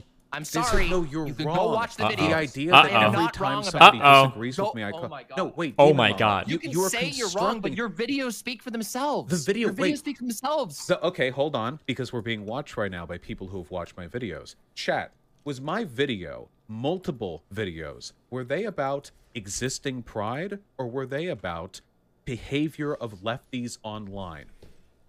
Or were they maybe not clear in what they were about, I chat? feel like if your argument is that I could Wait, hold on. Let me ask this. Let's ask a little fair question, because I know the. Oh no, Vosh's audience. Real quick question. Anybody in chat? Demon Mama let's should be never honest. debate Let's again. try to She's be always good. so annoying. Anybody Yeah, in I'm out chat, because were Demon Mama's any of you killing this fucking unclear stream. About what Vosh was talking about in any of his Kink on Pride videos? Do you? You think literally he was purged talking everyone who about Pride? disagreed with Do you, think he was Vosh. Of talking course about your chat wholesome, agrees with or you. Are you unclear about what he was talking about? No, I feel like I was fairly specific in criticizing the behavior of online leftists. Everyone tells trans people they need to calm down when they get passionate. I see DM getting that a lot where non-trans people, especially cis men, don't face such comments when they engage with the same amount of passion. You are reading into it. This is cathartic, I'm sorry. This is not reading into Even the it. community's criticisms of Vosh are controlled Vosh, Vosh. I'm sorry. You can't get out of by saying, oh, people are reading into it. When your response is people who disagree with me are pedos, I'm going to ban them from my chat. I'm going to do these things. I'm going to keep saying this over and over again. That anybody who disagrees, anybody who disagrees, I could bring you up literal quotes. Literal. Obviously, I called it on stream, and I can't put on the screen. I can't do a stream segment while you're doing a stream segment. Okay, but I so can. the problem right now is that you're being incredibly non-specific. I'm not being So non-specific. wait, Demon What I'm Mama, please, trying to do- please. First of all, you are absolutely reading into stuff that I said. Is the because I Holy feel like Collider it was good? Is it very better than my obvious Biome which Blade? groups I was targeting in my criticism. Second don't of all, think so. your repeated deferences to, and then everyone who disagrees with anything they say that you're a pedophile. This is not the case. Oh, Apart true from a melee. couple of- said that. No, Please fuck let that. me finish.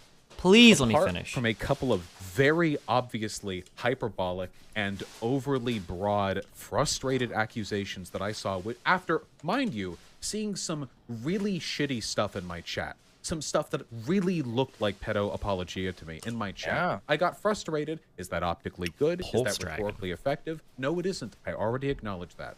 But the idea that the entire discourse that I've been engaging in has been defined by me making unspecific statements and accusing everyone who has any problem with that of being a pedophile is not true. That is just not true. I disagree with you. I think I do. And listen, I'm not saying that you've been like literally accusing Big Joel and everybody else of being a pedophile, but I think that the videos that you put out, and I'm glad that you're willing to admit here right now that yeah, you were really careless with that. But I think that it goes beyond that, because first of all, those things, those careless moments ended up in your videos that you how do I published use as this? well about this particular issue. And I don't believe that you're as clear as you were. I took notes this morning on this You need to video charge it? before I even came in to even think about this, before I even thought about doing any sort of response to you, because I couldn't figure out what the fuck you were trying to How do I talk about. charge it? You have examples all over the place in here, from people having their tits out in New York to flashers being similar to Pride Kink. Wait, hold on. Wait. This is what I mean by you not knowing what you're talking about, because the things that you just listed were me giving descriptions of the ways in which cultural context could validate the legitimacy of public nudity. These were not comparisons to Pride. You can't just hear like key words and then just say, oh, this is a comparison to Pride. Okay. That's not what I'm doing. What I'm saying is that I can go back and I can watch through your video and I can point out that there is a lack of clarity on what you're saying, and yet at the same time, Chat, was that unclear? I feel like it was pretty incredible- obvious. I was just saying that public nudity is very culturally. What's and the name of the charging contextually thing? relevant. Again, like this is what I mean by reading. This is the bad faith I'm talking about. The Wait, reason what do I you get mean? Wait, frustrated now I'm is in bad faith. You think I'm in bad faith right now? I think that you are reading my statements. What am I reading into your statements? Inaccurately enough that it's approximating the behavior of people who speak to me in bad faith. This is why I get so frustrated. Yeah, bad faith demon mama. Okay. You not like no, like, you just did it. No, I said it's approximating the behavior. I can't speak to your intentionality, but don't act like a child when I make this point. It's very frustrating. I put a lot of thought into some of the stuff that Dude, I say. I put a lot of thought into this. I know. Please let me. And it's frustrating to me when I try to make a salient example on like public nudity, but then you just bring up that example as just part of a list of things that I am apparently comparing to Pride. Yes, because you are simultaneously asking for me to give you my overall critique and specific examples of things that I don't think served your argument well. Like I can make you like I don't know. This whole thing is like I think it's that in your videos, and I think, you know what, I'm gonna make a small appeal here. I think that the sheer level of shitstorm that this has created. How do I make these power cells? And I know there's a lot of people who don't like. I know power there's a lot of cell people who don't like factory? me, but this is a level of unclarity that has been going on for days. Nearly every single other content creator that you engage with, even people who are friendly with you, have been confused about your take on this because you haven't been clear. I disagree. At the same time, hold on, I'm not it's- done. No, Bosh, come on. All right. My apologies. I'll finish. let you speak more. Okay. Okay, so who's being a child now? I'm just trying in equal measure. Nice. Okay. Nice. I caught that. It's all right. Oh, no. It's all good. Listen, people that also respect you have been confused about your position, and at the same time of being very vague about what exactly you're talking about, naming your videos Pride at Kink, but sometimes referring to other things. Do these doing stack in here, all or kinds of changes where so you'll say something like, I just think that anybody who disagrees with me is got some weird pedo shit going on, and then 5 minutes later you say, well, no, I'm actually only talking about this specific thing, which I consider a Mott and Bailey, especially when you're using at the same time as all of that. You're going in super hard on saying that people who disagree with you are a pedo, and I don't think you're clear about who you're saying that is. And I'm hardly the only one who thinks this. Okay, it's not like I'm inventing this out of nowhere. And I don't even think, and Vosh, I don't think you can just say that this is bad faith, because it's people who love your shit. I know for a fact, I know people from my community, people who are members of my mod team, who got banned from your chat for just disagreeing with you. And I don't think, and I saw their logs. Then so I'm just I would saying, like to see their logs. Wait, Vosh, do you think it's possible that maybe you just fired a little over the gun and have been doubling down a whole lot on that fucking rhetoric? What take do you think I'm doubling down on? I think you're doubling down on your rhetoric, and you're not just willing to admit that. What holy rhetoric? shit! Yeah, I probably shouldn't have been. Wait, hold on, blasting just a around second, really quick from chat. Vosh, you blocked Gayfesh for nothing, lol. After I blocked Gayfesh, I saw that fucker on Twitter saying that I haven't sucked enough dick to have an opinion on Pride, okay? Nah, fuck that person, okay? I don't care if you're a longtime chatter. These malicious opinions pop out the moment people disagree with me. Oh, it's the same no. with the biphobia shit. All these woke motherfuckers run out there and instantly start Vosh. showing their ass. I gotta stop you there, because I understand that, like, you're frustrated, but at the same time, like, Why are you're you interrupting ignoring me? your own. Wait, your why own. are you interrupting Ignore me? your own. No, because the reason why I'm interrupting is because it's like, it's one thing to say, oh, this person said an asshole thing on Twitter, but you said asshole things as well. You said in a moment of frustration to your chat, I just members of trashed your 200 chat, batteries. people who you were arguing with, oh, you're just a pedo. That's a pretty fucking fucked up thing to say to people. Yeah, maybe some people are gonna get a little mad and they're gonna say you haven't sucked enough dick. That's also shitty. But you called them a pedo. Are you really defending this? No, I'm not defending it. I'm saying that you can't just present one side of that. Yeah, obviously people are going to be fucking shitty, Presenting but this is one definitely side of that would imply that I haven't already acknowledged that I have hyperbolically called people pedophiles, which I have done now. Just acknowledging it, just acknowledging. Oh yeah, Can I was we move slightly on from that? Because I've already said no. Yes. Yeah, I mean, sure. If you don't want to talk about it, if you don't want to talk about how you, not just. What do you mean? It's Don't not want just to talk just about it? poison I the well. opened If you don't with want to it. talk. No, you didn't. You've been defending your position. You've been defending the language that you've used, your rhetoric this entire time. You've been downplaying it, acting like no. Wait, you keep. Wait, I look for. you I need keep going mythical back or to legendary, this. right? The only thing I've defended with Going regards back to to what? Or godly. The only. No. pedo accusation rhetoric that I've doubled down on were the ones that I gave later on, where I was specifically Godly the describing best? the types of defenses that made me really, really suspect of people's intentions. At the very least, it feels like it's Legendary gives you enabling speed too, certain though. Do I types really want of something with no defenses that I'm speed? very, very uncomfortable with. Apart from that, the stuff that wasn't that, for like the 4th time, yeah, it was hyperbolic bad faith well poisoning. I've already acknowledged that. Legendary's I just only for don't. sword, gotcha. I'm not as bothered by this as you, because as far as I'm concerned, this entire discourse has been hyperbolic bad faith well poisoning. The only difference is I was the one who came out with an argument in addition to it, and it felt like nobody else came out with one. Like, I got in the muck, I jumped in the toilet, sure, but I came out with an argument, and I defend that argument now, and that's what I'm interested in talking about.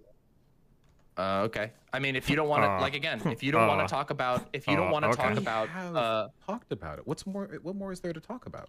I mean, I think you're not. I don't think you're taking that seriously. I don't think you're taking seriously the sheer amount of hyperbole, and I think that as a result of that, you're downplaying just how fucking out of line you were with that rhetoric. That was my main critique, and that is my main critique. I think I would, I'd love to have a actual conversation about the boundaries of kink at Pride. In fact, oh God, I even was thinking about doing that on stream before I got called a pedo by a fuckload of people on Twitter for even saying I was going to talk about a take that was different than yours. I didn't even know you'd made a video about it yet.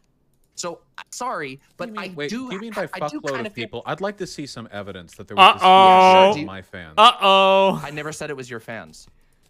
Who listens I never to even me implied it was my your fans. Wait, who listens to me except for my fans? I never even said it was your. What are you talking about? Like, I don't know what Then you're how getting am I at here. I never even said it was you. I didn't what's say the you were link? responsible for it. I'm saying that. Wait, what? I was just telling you my experience with the discourse. I mean, to be fair, your video kicked it off. Your video kicked it off. Your video kicked it off with everybody reacting to it. And in that video, you said some pretty easily not even implication slightly you really made it misconstruable. seem like you were saying it was my fans. But okay, if you're just saying like I just made those accusations, then it was also like a separate group of people, then okay. Yeah, I mean, I think we all know. Like, I don't think there's any contention between us about the fact that if you have a big platform, you could start discourse, and if you poison that discourse to a degree, that discourse can be almost unresolvable. And I believe that with you starting this entire discourse, being very careless by blasting entire groups of people who may or may not disagree with you, being unclear who it was you were saying that they're pedophiles, while we're talking about we've Pride. already said this, yeah. Though Yes, I but do, I though I want- do. We've For what it's already worth, I do think gone Vosh, over this. Vosh, I don't want you to downplay it. Okay? First of because all, this is something I take seriously. What you could say is me downplaying it is apparently me acknowledging it and addressing it like No, 8 times no. over the course of this I'm sorry. I'm not gonna. Sorry, buy that, Vosh. I'm not gonna let you get away with really that all one. You have. You just come on to virtue signal. There you like, go. why don't You're we literally continue doing talking? it again. You're just no. See, you say, oh, is that literally all you have? Vosh, half of your fucking content is critiquing people's rhetoric. You do But I've videos on Rhetoric accepted 101. the critique. Okay, good. So you admit that you completely destroyed the discourse, and that No, that I think you that I poisoned the blowing well. accusations at the beginning of pedophilia has had a knock-on effect that may have reached beyond your fan base. Yes or no? Well, repeat the last statement. Vosh is like, fuck, Okay. I shouldn't have Do copied you Destiny's think take on that this your one. Oh very no. careless use We've of control V'd for the pedophilia, last time. Accusations or insults or whatever you want to call it. I don't care which word you use. Poisoned the discourse to a degree that it had repercussions beyond your fan base. You know what? No. I think that it's the Okay. responsibility of the community to have better takes on this, and I saw literally thousands of people. Hold on. And I saw literally thousands of people giving takes that I felt were adjacent to justifying child abuse. And when I pointed that out, everyone was acting as though I was jabbing at ghosts. That was extremely frustrating for me. because And you are. I'll say, wait, hold on. And you're doing it too. You're saying they don't exist. I'm sorry. No, Maybe I'm the not reason saying this don't- got so I'm not saying hyperbolic so. is because people like you aren't willing to accept any broader criticisms It's of the people community's like me, behavior. Yes, exactly. Oh, it's absolutely people like me that made this. When you started this fucking thing with a video where you threw accusations of pedophilia completely vaguely based on things that you didn't even know which topic you were This is talking the- about. You make wait, a video. hold on. You make a You're video the one who titled doesn't Pride know. and Kink. I know the wait, you topic I was talking about. Excuse me. You make a video at Kink at Pride where you repeatedly mention Pride. You repeatedly name drop Pride, and then when I say, that doesn't really line up with your other statements, then you say, well, I wasn't talking about Pride necessarily, but your video is titled Pride. You say the name Pride millions of times in your video. Not millions. You say it many, many times in your videos. You say Chat seems Pride, clear Pride, on my Pride, Pride. intentions. I mean, That's I feel like that's literally the opposite of clear, Vosh. That's you telling people that, oh, I said all these words and I wasn't clear in my arguments, and people were confused. I have to defer and to then they public responded. opinion on this because I feel like I was being clear. Are there ways to be clearer? Of course, Well- there's literally always a way to be clearer. But it seems like people who actually follow what I say and listen to the words coming out of my mouth understood what I was saying.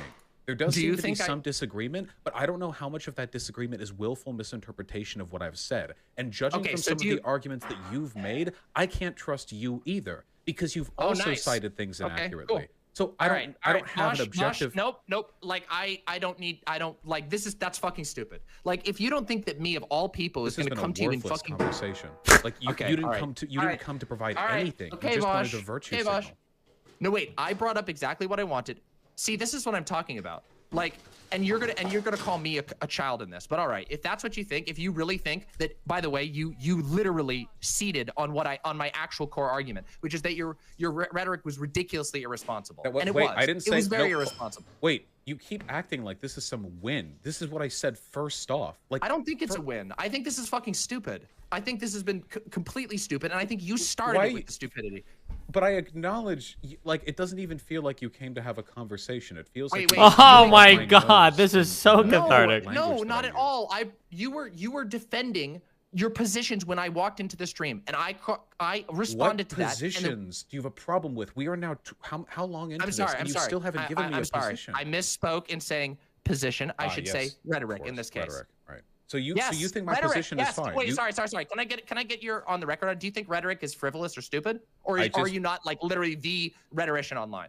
So The early on in this rhetorician. conversation, you said you had multiple criticisms of my position as well, but I guess Yeah, I now do. we're deferring entirely to the rhetorical. No, we thing. can. If you want to talk about if you want to talk about positions on King of Pride, Can I just sure. ask you a couple questions? They're not Yeah, like leading sure. questions. I just want to ask for your Please, go for it. perspective. Okay. Absolutely. Do you think it's important that a major section of Pride events held in cities should be made accessible and family-friendly so that people who may not be comfortable with overtly kinky or sexual content can still go and learn about the community, experience stuff like that kind of stuff? Yeah, I think that's already the case. Yes. Okay. Yeah. Well, I agree. Yeah, Yes. Sure. Okay. Sure. Okay. That's So fine. we're in But agreement on that. I mean, but I don't think that means that we should get kink out of Pride. I don't think that anything. I just think that sure, if you want to have certain areas that are family friendly, sure, that's You fine. can look at my But just tweets keep in mind and my Hold on, video to hold on. find me saying I'm fine with kink at Pride.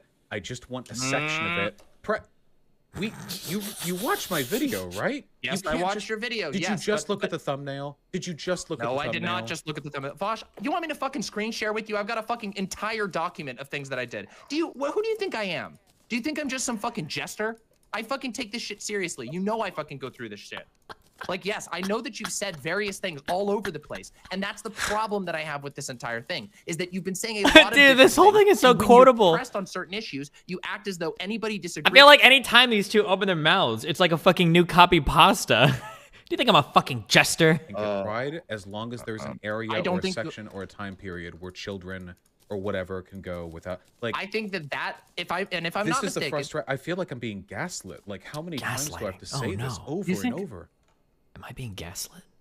Like, it's in the video. It's in. The Oh, Demon Mama's making a face right now. Fuck, I gotta see it. I know she's making a face right now. How do I see it? I'm having with you right now. She's going like, what? She's doing that. Oh, fuck. So you're accusing me of gaslighting now, or can you just respond Demon to the feelings Mama I have, rather than TV. posturing and backing up and saying, "Oh, What are you're you daring talking- to." Come on, just. Oh, she's not streaming. I feel Fuck. like I'm I wonder if being she still makes gaslit. the face even when Posturing a she's lot not right streaming. now. Like, But- okay, okay, how am I okay, gaslighting you? How am I okay. gaslighting you? Just tell me, come on. Just tell me. Wait, Come on. How are I you just gaslighting? said. Is this a joke? I just said I've been very clear that I'm okay with kink at Pride. I think everything has its place. I just explained.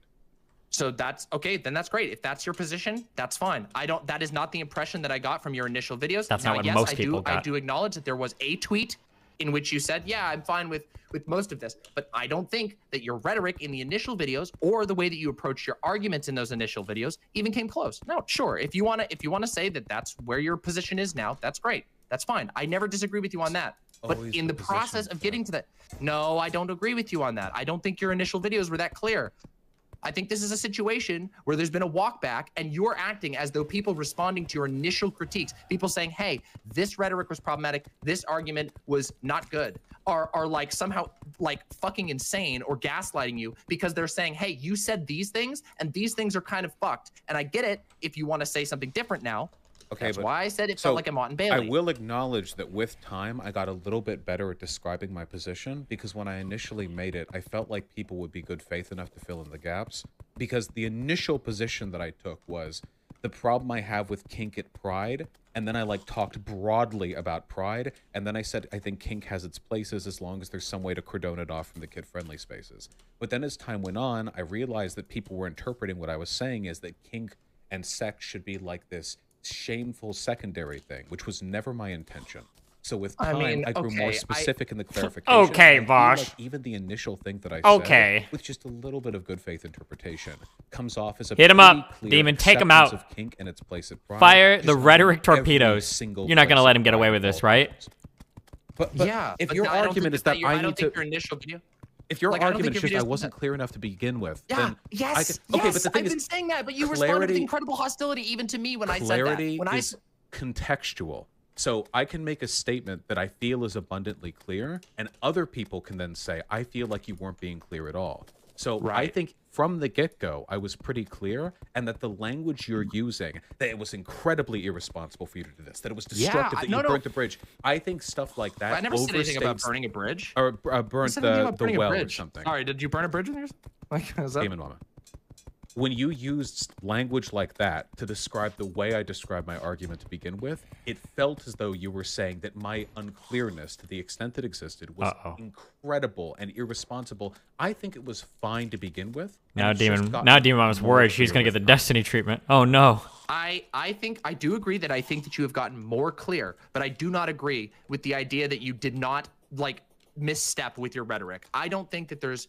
I don't think that your initial video. I always misstep with rhetoric, even It's my not best just debates and but videos. I'm not saying it's like this is not like some minor critique. Again, It's a major blasting people critique, with Vouch. pedophilia accusations when you're talking about pedophilia. Like There are people for unclear. whom those accusations I maintain. By the way, I'm sure there are. Do you I mean, think, Vox, wait, like, I'm sorry. Do you, you think have those- also- Wait, where's the boss do you at? think it's a, I'm just so this is a bit of a rhetoric move for me. Do you think it's a good look for you to deny all of the experiences that I've had and all the people that I've seen over the past 48 hours making arguments? Did I just get a- Did I ever deny it? Do you think it's a good look for you to imply that I denied it? Chat, I'm deferring to you now. Did Demon Mama not deny the existence of those people when I said people are accusing me of fighting shadows, and Demon Mama said, yeah, you kind of are? No, I did not. You are Chat, lying to my fucking face right now. Oh! You have a I bad said- memory. I- What I else have you literally missed? watched. No, hold on a second. I'm sorry. We can watch a VOD. My I literally said fucking I know face. those people exist, but you cannot cater your rhetoric on a large issue broadly based on a handful of those people unless I you're don't clear remember about you that. saying that at all. I literally Am I just being said that. gaslit? Oh my god, this is so ridiculous. Oh my And of God. course your chat's gonna spam yes. You did obviously. say They're both that? just Okay. only talking Wait, to the audience. so Of she course did your say chat's that. going Did to she side with you, also and they should be say- siding with did me. She also Thank say you. the shadow or the Thank you. shadow Hold fox? on. Look Look at at the all chat. those motherfuckers who just spammed yes when then you rewind back and you see that I wasn't fucking lying. Look at the People chat, are Vosh. insane. Wait, Holy okay, shit. wait, hold on. This is the first time that chat's answered in your favor. Hold on now. Oh, no. Vosh specified it was the horny Twitter lefties. Yeah, but chat, I do remember me saying something like They're both, like, I feel optics warring people each are other for the accusing me of chat. shadow boxing when I described these like predatory tendencies. Oh my And God, then this Demon is so Mama said fucking something like, pathetic. "You It's like kinda Optics are." the Didn't that movie. happen? I guess I'll have to think I rewatch said, this, but I maybe I said you remember. kind of are, but I don't feel like that's the same thing as saying as I don't think that that's reasonably conflatable with me denying that these people gaslit? exist. That would be insane of me to do that. I would never do that. The feeling that I got when I say Yeah, I but that's worry okay. But people that's on think, you. Now you're reading into my words. Well, you're always reading into people's words. So so you said I was fighting a straw man, and then I said I get frustrated when people accuse me of attacking. No. And they say that the things I'm attacking don't even exist, and then you say you kind of are, which does imply that the thing No, that he, I'm like, appeared describing up here. doesn't exist, right? Like, isn't that No, the I don't natural agree with you. implication? No. I Oh. didn't say that at all. Okay. No, I've been very Then clear about let's this. just move on. Okay, so you agree those people existed.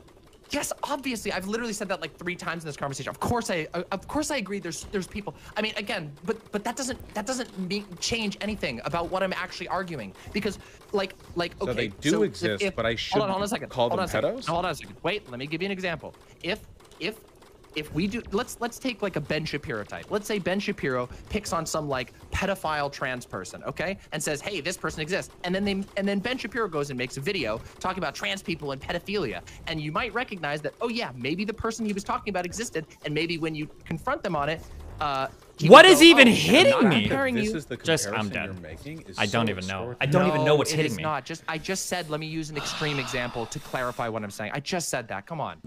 I feel like, I don't know, maybe like all of my content is queer friendly, and it wasn't just one person. It was an entire onslaught of arguments that came from me, from my own chat and from the broader community. And in discussion of this, it was pretty clearly not condemning pride or gay people. I was condemning some of these arguments that people were using to defend kink at pride, because some of those arguments were really bad and really suspect. And in your attempt to, in your mind, perhaps hit a certain group of people, you were hitting a lot of people, and I think that that's very, very bad. Apart from the few times that I said, "Oh my God, you're all pedophiles," early on in the first stream, it's not just, "Oh my God, you're all pedophiles." Wait, hold on.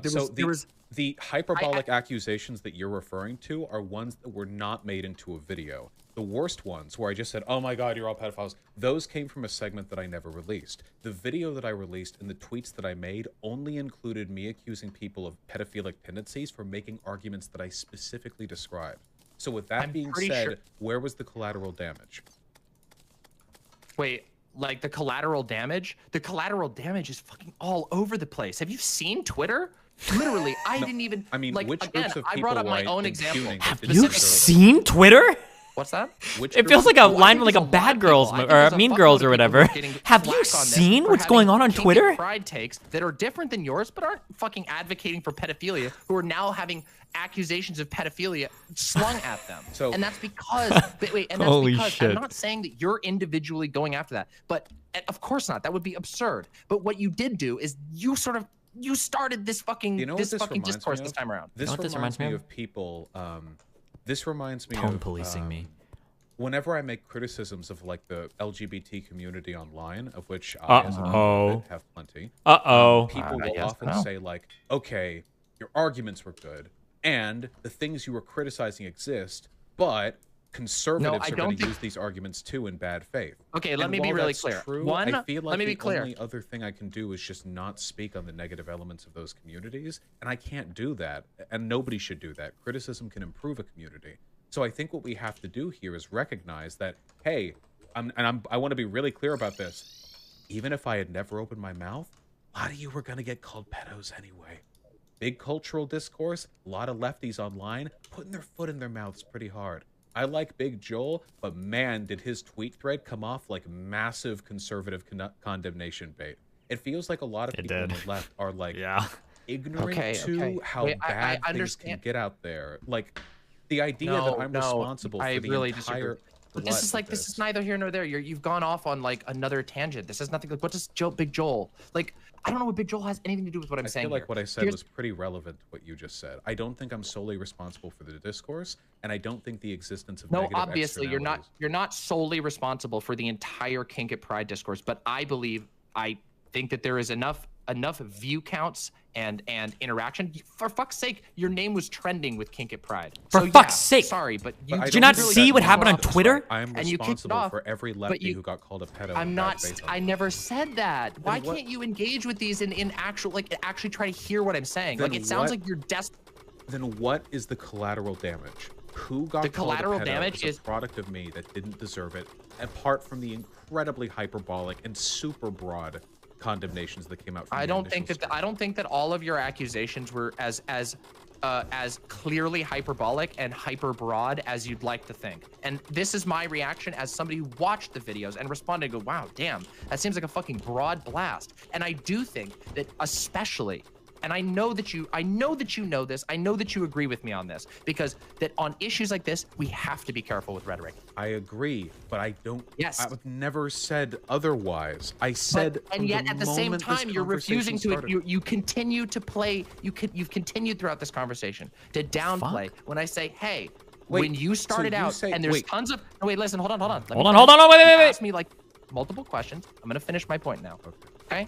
So, when you ask me what's the collateral, and I point to Twitter and I go, your name and Kink at Pride is trending, and in every single conversation, everybody who touches it is getting called a pedo if you so much as disagree with your take. And by the way, there are a lot of people who specifically referenced your argument and said, I think Vosh is the right take on this, and if you disagree with it, these were people that I got in my comments. And I'm not saying a lot of them. There were a few, and I know you're not responsible for every single one.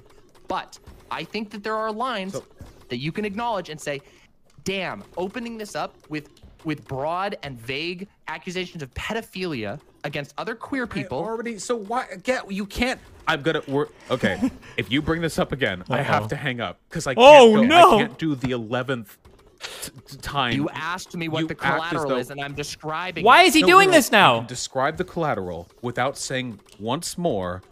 It was irresponsible of me to make hyperbolic accusations of pedophilia because I know that. Okay. Then you know the collateral. No, that's not the same as knowing the collateral. Okay, because I engage in a lot of hyperbole on this stream, and I don't think that because I trended on Twitter and people on the left got called pedophiles, that means there's a direct one-to-one connection between me doing that, like between X and Y, especially since the most obviously. Please.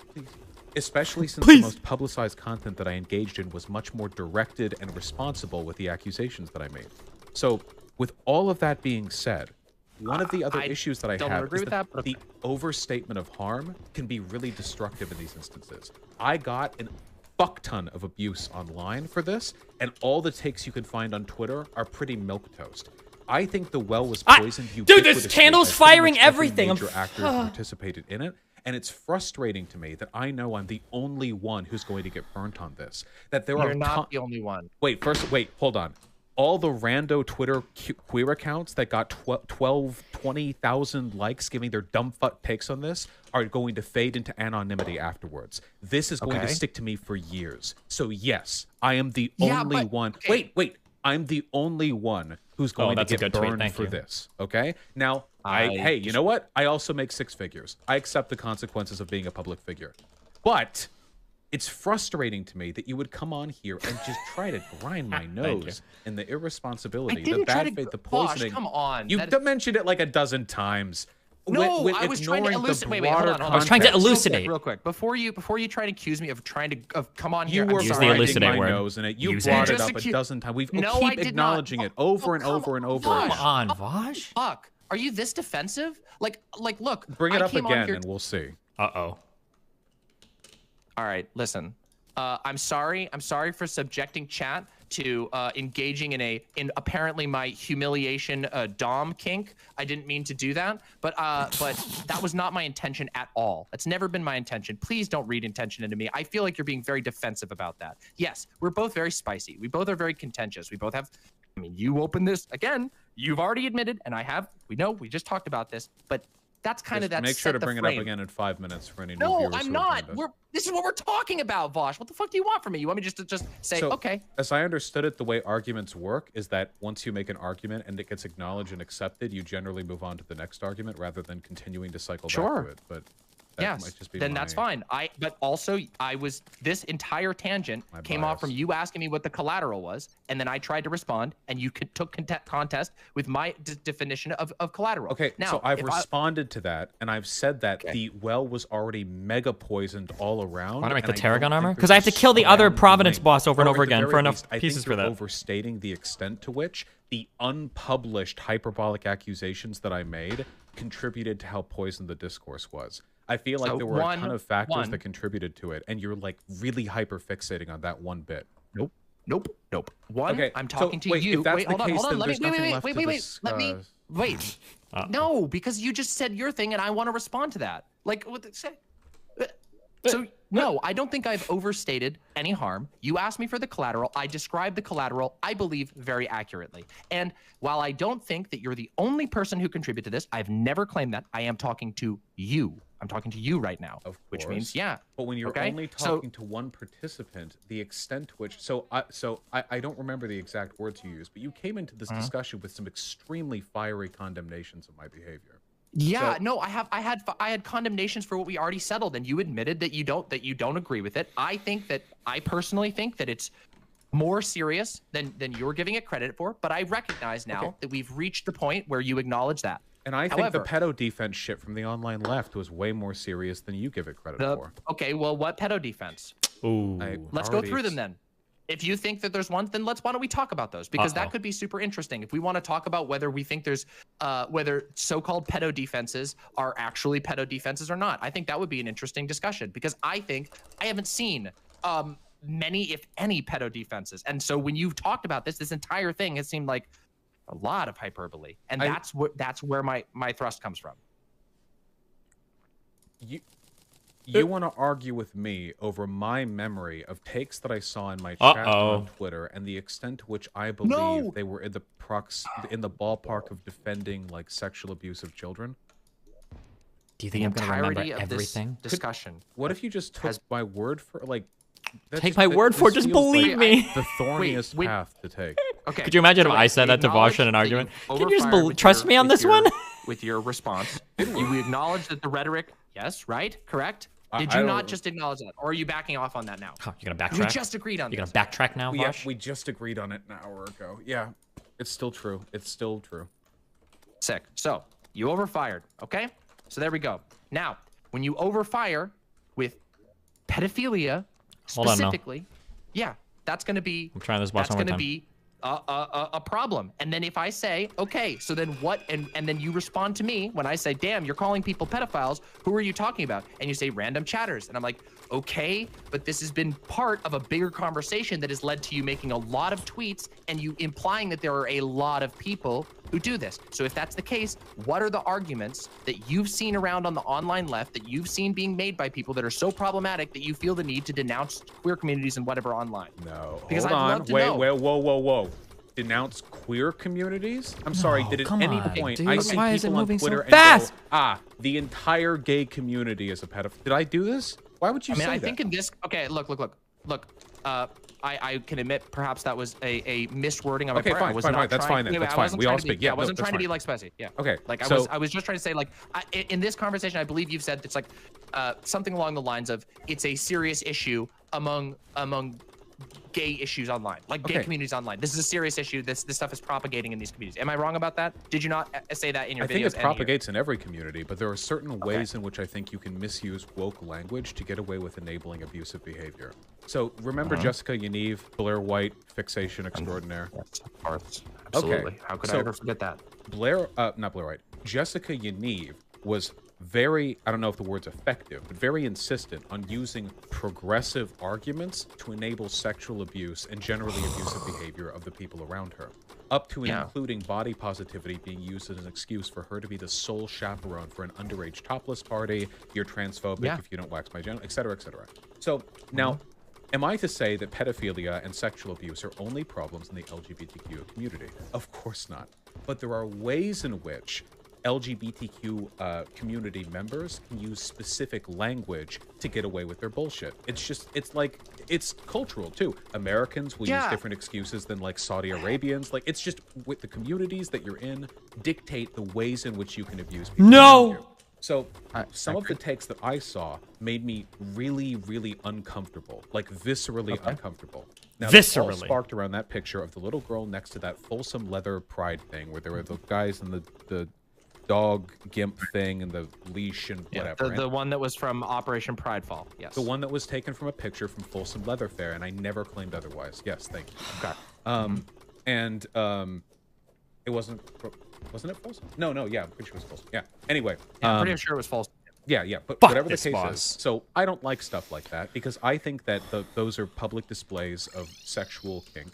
And I think the children shouldn't be around that. Maybe that makes me a crazy neocon, okay? Whatever, I stand by that position. I just think there's a lot of potential for harm and abuse nobody's not, like, I'm not saying you're a crazy neocon. Nobody's saying you're a crazy neocon. But when that gets conflated into a conversation about kink at Pride, which is, this is the vague thing that I keep in mind. Initially, I only showed that picture, and I said, yeah, I think we can agree this isn't good.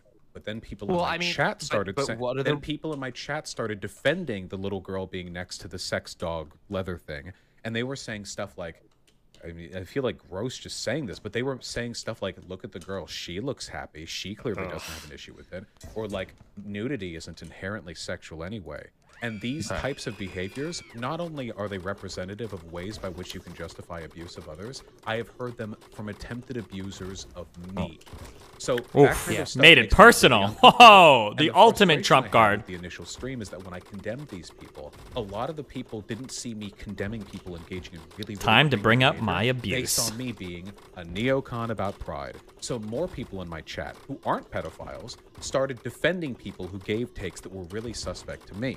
And I, of course, banned some of these people, and I grew increasingly frustrated as more and more people accused me of being homophobic with my bans. Like I'm banning gay people, or I'm banning pride-friendly people. And could I have handled this better? Certainly. But you know what? I defer to a classic woke defense, which was that I was a little bit fucking triggered by seeing some shit that made me really uncomfortable in my community. Yes. So I went through it, and I banned a lot of people. And maybe a lot of those people didn't deserve to be banned because they didn't know what they were criticizing me for doing, and that's fine. And hey, if you got banned unfairly, you can email me, and I will unban you. I can check your logs. I'm very liberal with unbans. Okay? Aw, And I what a went great on Twitter, policy. And I saw thousands of people with those takes because they're Right. so desperate to not look like a conservative prude that they will defend anything to own the cons. True. Including shit like that. But this is where I mean, like, okay, That's but what I feel saw. like. That describes my experience. That's what Do I you felt. Do you think that that's like representative of like?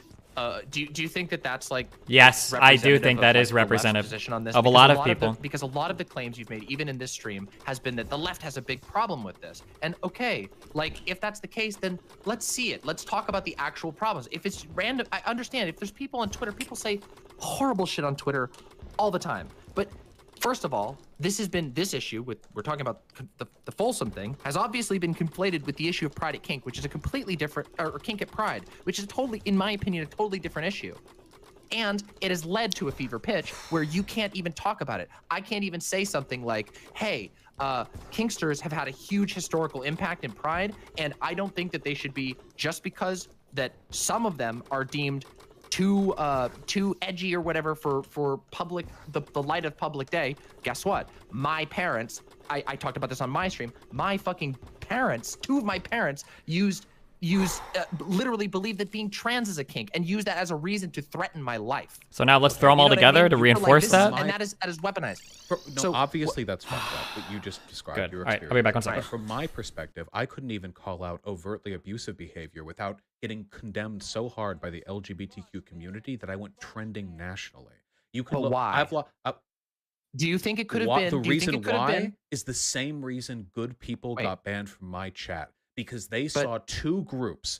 They saw creepy fucking lefties defending creepy fucking shit with kids, and they saw me. And the left hates me more than they hate the former group. So they came out in droves to attack me and implicitly defend the behavior of the earlier group. And that's Vosh, the problem. I feel- That's the problem. So you think the well was poisoned for you? It was poisoned for all of us. And my frustration was that, and my current criticism right now, by the way, is that the community on the left is so insular and so defensive that they would rather attack people making valid criticisms than they would root out the problems within their community. A la Tankies, a la Woke Scolds, all of these pernicious communities in the online left, they would rather side with them against minor criticism. Okay.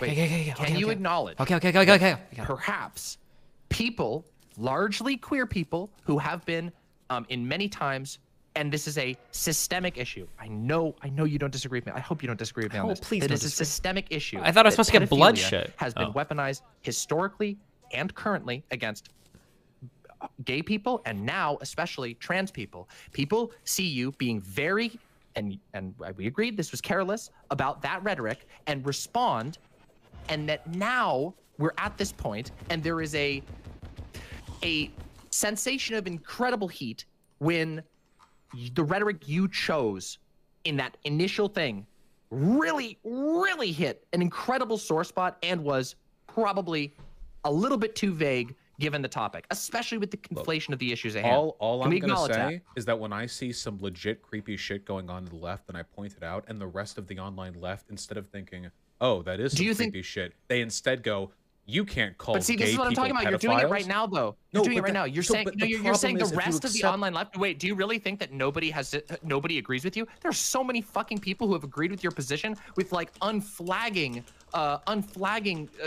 zealousness. Like you have a lot of people who agree with your position, not just in your community. Within the left, this is not true. We were in the minority. I saw nearly. Wait, I can think of so many other content creators that sided with you. Like we have fucking like. I've been watching this shit. Okay, guys, I can't even understand. So I think we can show this on stream. I don't know if I can. So the Surfs links a picture and says this is PG-13, by the way, and it's a picture of Catwoman, and she's wearing like something like a I don't know what kind of outfit you would call this, like some cat fucking superhero, but it's like obviously like very like sexy. It's like got the boobs, you can see like the cleavage and shit. But I don't know if I would call this like a kink sex outfit. Like, are we going back to the argument now that every single outfit that shows like midriff and cleavage is this is all kink attire? Are we back to where we were 5 years ago when conservatives were saying that women that wear like outfits with cleavage are wearing sexual kink attire? Is that like all of this predicates on your arguments being specific. Otherwise, when people come to your video and again, I watch all your stuff. You know this. Like okay, not all of it anymore. I've been too busy with fucking streaming. But you know I've been a part of your community. You know I fucking appreciate your take. And you know that I appreciate you, okay? Look, I know we're spicy, but I hope you know that, okay? No, but I will say they were on Twitter. There were a lot of them, and nobody was calling them out. Because people on the left don't want to be accused of infighting. They're terrified of it. That's why they hate me. I'm the only one brave enough to infight on the left. No, that's not true. No, That's so not true. I'm the only one brave enough. Lefties will take any dumb fuck position if it means they get to stay part of the social club. And it's not cool to say, hey, there are problems with some of the rhetoric we use for sex positivity at Pride. That's not a cool take to make. It sounds like a conservative take.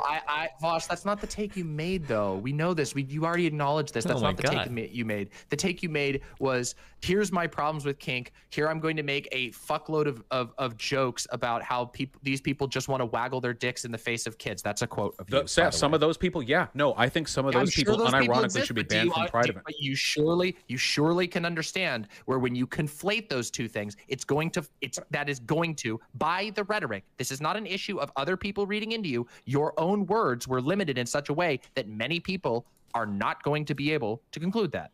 I recognize that, but I feel like the statements I made warranted enough specificity to give people a clear outline of the problem, and that people jumped on any excuse they could find and not take it seriously because, I mean, realistically, because Vosh bad. Some of the takes that I saw online were insane. Sorry, I didn't mean to interrupt you there. I apologize. It's fine. No, wait, I want to be clear. I'm not saying that I couldn't have been more specific because I've said that multiple times. But the way this all went down, in my opinion, is reflective of some pretty major problems in the online left. Like, this is ridiculous. So, I mean, I can run down all the big ones that I remember. There was the massive tweet saying that kids don't even belong at Pride, which I think, by the way, is a homophobic statement. If you're, like, the people who need Pride more than anyone else are, like, queer, questioning, and trans kids. Where do these guys spawn? They're the ones at? who have the least amount of Sorry, you social cut out support. again. Hold on, you cut out again. There was a huge tweet saying that kids shouldn't even be at Pride, which I think is a horrible take and maligns a lot of underrepresented people. Sean's take, where he said, have you considered that you can see boobs on television, was absolutely moronic because nobody was talking about that. But I saw the replies to that tweet, hundreds and thousands of likes, which means tens of thousands of people participating, which means hundreds of thousands of people supporting the idea that my criticisms were saying I had a problem with any kink at Pride, or that I had a problem with dudes going shirtless at Pride. Guys, for those of you who are on Twitter, how many counter arguments were making responses to positions that I've never made? They were making counter arguments suggesting that I believed in things that I didn't believe. This was Okay, all okay. over the place. Wait. Hold on a Wait, second. wait, wait. We're getting Wait, way ahead wait. of the conversation here. So there's two ways we can go with this. Like, one, I can explain. We can continue to talk about this, and I can explain to you where I think in your videos, and I do think this, by the way. I have a notepad of this. It's not because I don't like you. It's because I really appreciate your stuff, and I have some critiques about the way that you approach this issue. However, I could bring up specific examples that I think led to people having responses like that, which I don't think that Sean getting a quippy burn on you and I don't agree with Sean's takes, but I don't think that Sean getting a quippy burn on you that responds to like one of your arguments in these videos is like equivalent to you like I don't even think it's equivalent. I don't even think that's just somebody got a dunk on you. Where's the unholy stuff dropped from again? Neither here nor there. I have to be. I it has to be my argument for it to be a dunk on me. And second of all of the burns that we're looking at, all the discourse took place on Twitter. So if we're going to determine the significance of different positions, we kind of have to look at Twitter engagement to do this. By which I got massively outpaced by a wide range of people with very stupid arguments.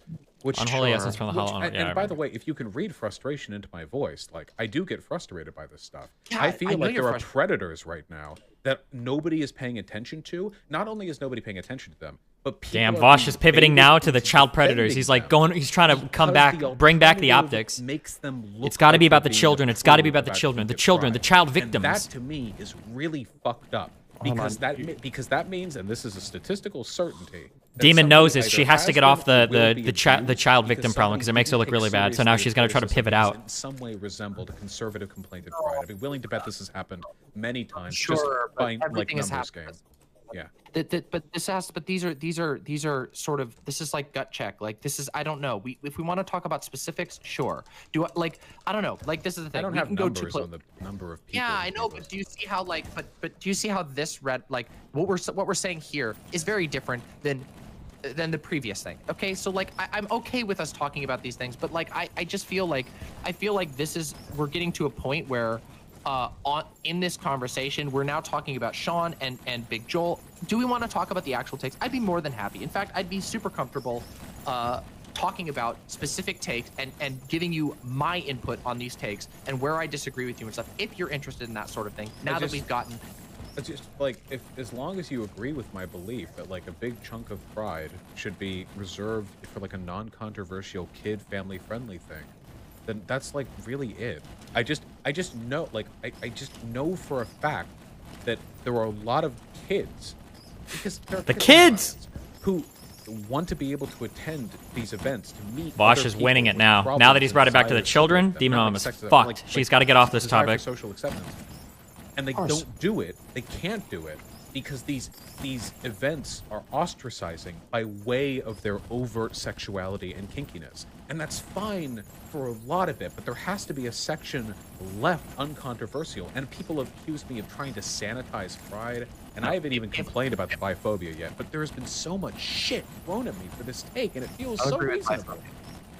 I would agree with you, and I would ask that we could perhaps disentangle these things, because I don't think that was your original take. Maybe Got to move off the kids. Whatever. Maybe you think it was. I don't think that was portrayed clearly. However, if all that you're saying is that there should be kid-friendly areas of Pride, sure, of course, there's going to be no disagreement with me. The problem that I have is a greater push to condemn, to stigmatize, to make people who aren't pedos out to be pedos. I don't like any of that. That is moral panic shit that leads to... Wait, I'm not saying you're doing this, Don't but look at my I'm screen, just trying... okay? My facial expression should be...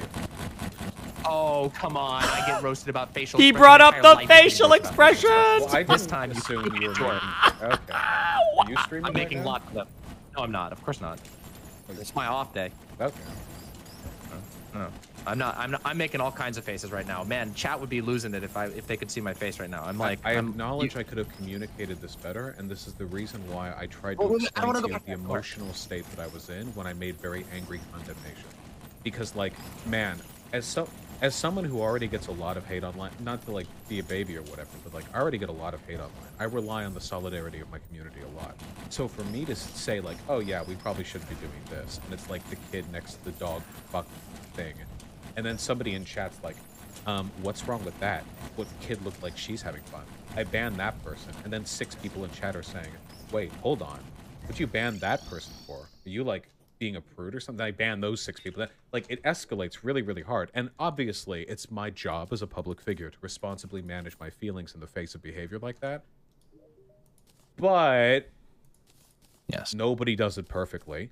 So in my emotional state, this is why the hyperbole, etc., etc. But beyond that, like when we get just to the argument, like I feel like it's pretty defensible, right? Okay, so if the argument, and if this is the argument you're going to be going forward with, then 100%. I think that having safe, kid-friendly areas of Pride, which already exist all over the place, that's fine. I'm not in disagreement with you at all. That's sometimes I think there could be more. I think some Pride events play it up a little too hard. Oh, they're coming to agreement over to kids. But I don't think that's like a unique thing to Pride.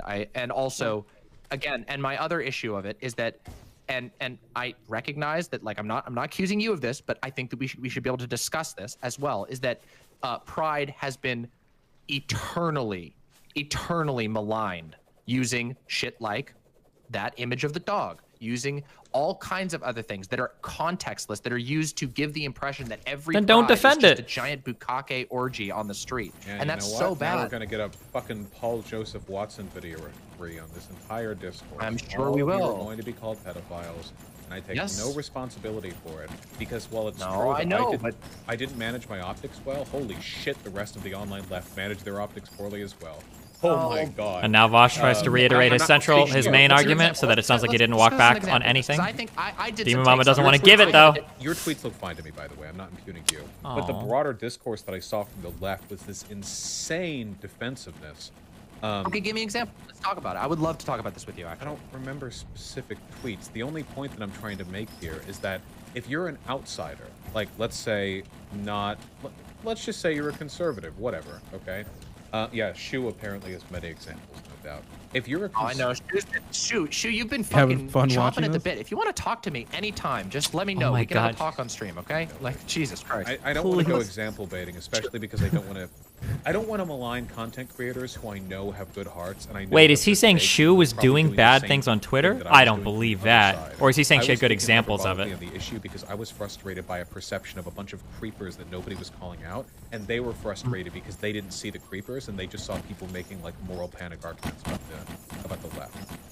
I know that there's both sides to this. I'm a very enlightened centrist when it comes to the fallibility of right. Oh, she has examples, yeah. So I don't want to call anyone out in particular. I think I'm Vosh just should have been gonna agreeing. say, My I- prediction an example, is, like a I don't know, I've not given this publicly. specific. I I'm think not Vosh asking and to Shu will call be out dating individual within content creators, 3 though. months. That's my just guess. like If they're you're not already, and conservative they just haven't and, announced like, it. People That's my open guess. up the discourse with, hey, kink and children shouldn't be next to each other, and then those people get dogpiled and ratioed by lefties who disagree. That's just never, even if there's a lot of nuance to that, that's always going to be a massive fucking tire fire of a... Okay, so let me weigh in on this just a tiny bit because this is something that really grinds my gears. What is And this guess? I agree Well, that like Vosh broke that's up a with his other bad- like, that's a girlfriend. He's a bad more faith. famous Like, YouTuber streamer conservatives do now. this ridiculously Shu's still bad faith. single. Multiple Vosh has conservatives spent are like, an against- unbelievable amount of time against sipping names. on her. Fucking Tyler 1 Glenn, million a bunch percent of other people that guaranteed. I've debated It's just, against. we'll just see Tyler what Glenn is we'll the see who's most- the right. biggest Okay, example. maybe I'm The guy's wrong. got fucking millions We'll of see what followers. happens though. That guy, he used an argument against me that was,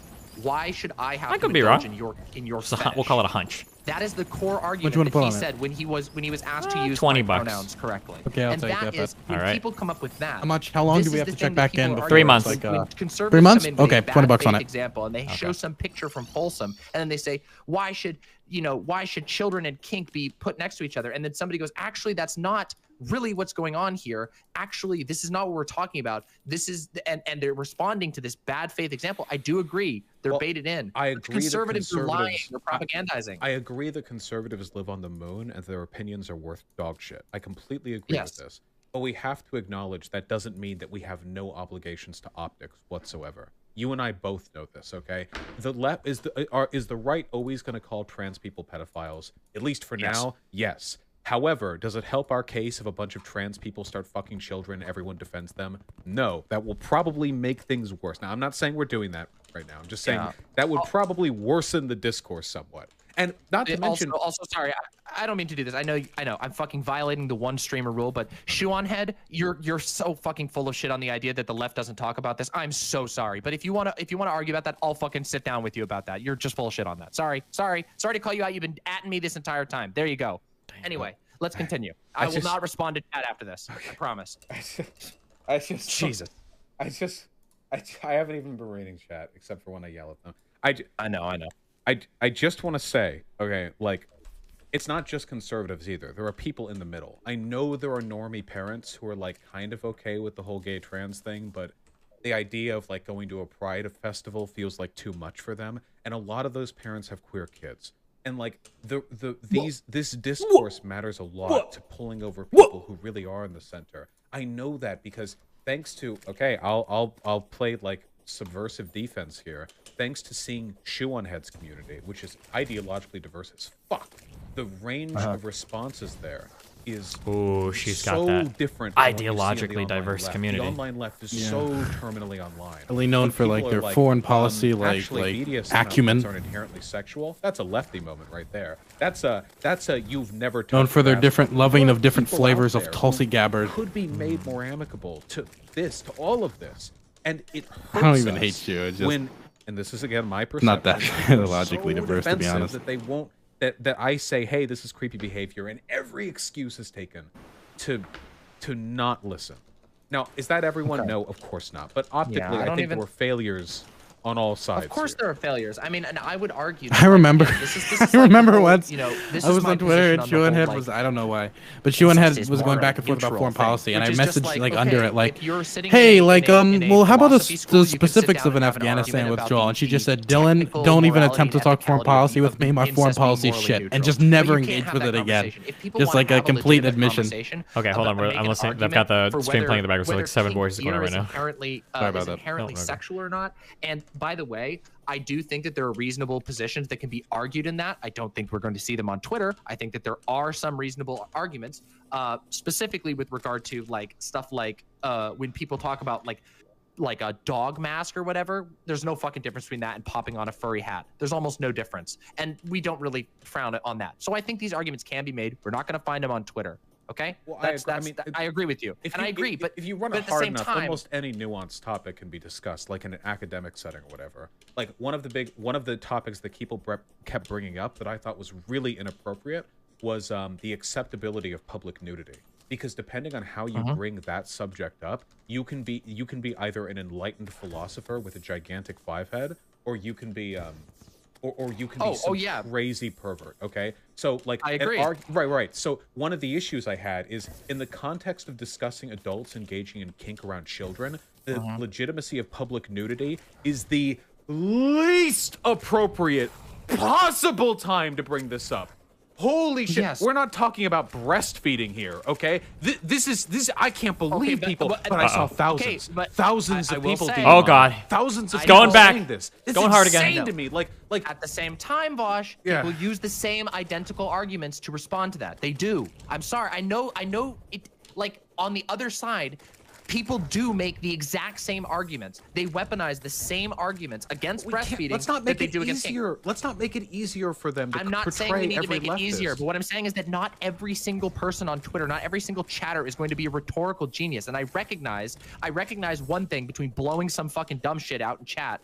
And again, I don't want to circle back at all. I'm just like, man, when taking the bait, by I the would way, rather. by the way, real quick, I did have one very specific. I did have one very specific critique of you in your video in which you talked about public nudity. I'm gonna bring this one up because this is funny as fuck. But you said, "Oh, in New York City, women are allowed to go topless, but they don't." That is not true. I've been to New York City so many times. There are literally every hour of every day there are topless women in Times Square. But just so you know. Okay, but like, okay, Small sorry, I fact should have check. been more clear there. But like, what percentage? Like, it's not like they're all doing it. Like, there are reasons the majority of them don't. Wait, is that actually true? A lot of, I'm pretty sure if we measured it out in public, it'd be. Wait, like do I have any people that live in New York City that? Yeah, you're probably right. You're right. I'm just some women do it, and that's great. God bless them. Look, just I'll say this. Or is it much, literally okay? just If like we're one talking about the activist person irresponsibility standing of out there or hyperbolic whatever? discourse, I would I worked in way, Times way, Square. way This is rather, not like, true. Optics-wise, hyperbolically call people pedophiles for like disagreeing with the take that I have on kink and children and pride, than I would. I say maybe like once a hyperbolically month. defend Okay. it by citing the legitimacy of public. I feel like if that was true, I feel like Steve, I would this just is hear where about I it more. disagree But with you maybe because this is where I do disagree with you on this. That because to me I think, is and- like wait, orders hold on, of wait, magnitude. Hear me out.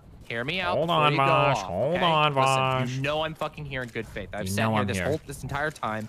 And Audience, I'm in good faith. I won't even talk about chat, okay? But let's just let you know I'm in good faith here.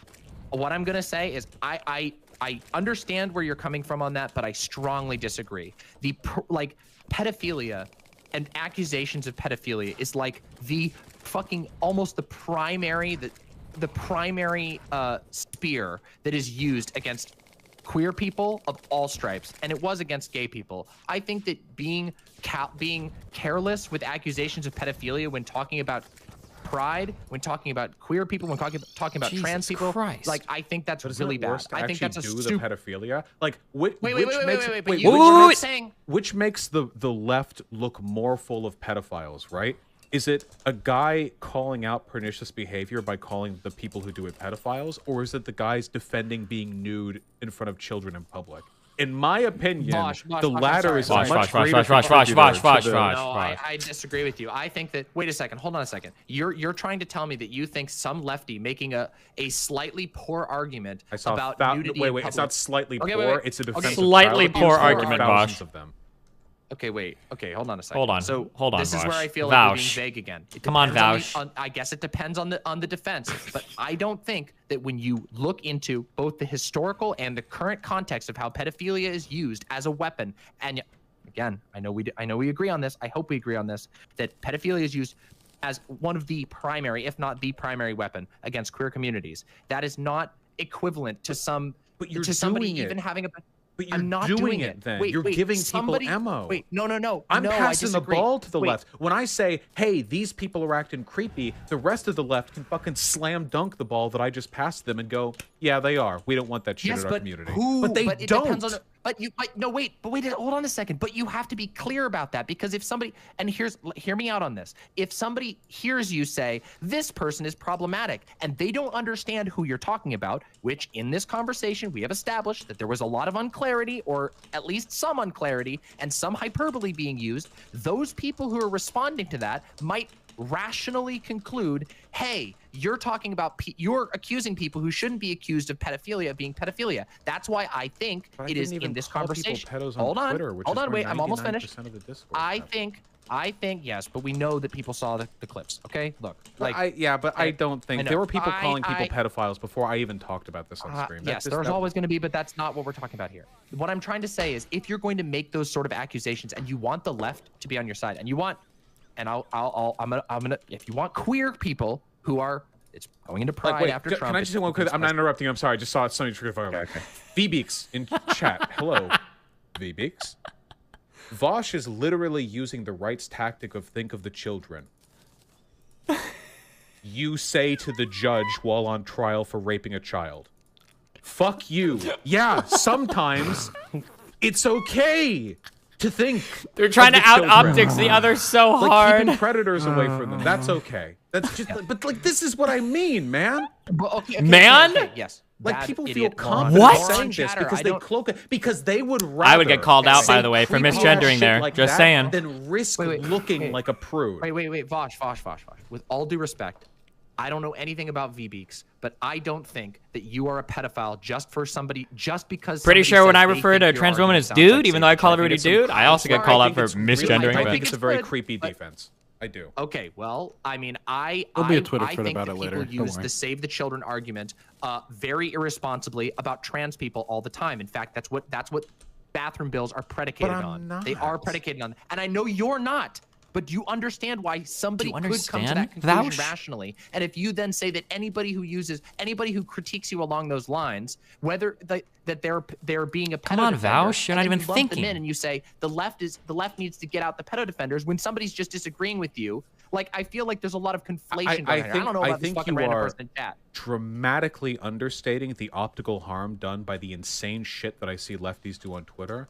and dramatically overstating the extent to which the right's going to pick up on what I say. Even if I never said anything this whole discourse, the right is still going to make video responses to the crazy shit lefties were saying in response to Shoe on Head. Or even before Shoe on Head, this discourse still happened. I feel like the left is like an optics time bomb that I need to trick into moving closer towards equality. Because if you let the left do their own stuff on their own, they're going to...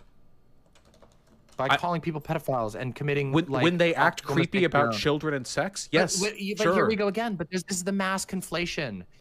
And this is where I was trying to get to my point, and you interrupted to yell at V6, and I get it, okay? But listen, was important. Here's what I'm trying to say, and this is the core fucking thrust of my argument, and the main critique that I would bring to you as a colleague and as somebody who admittedly is a little triggered.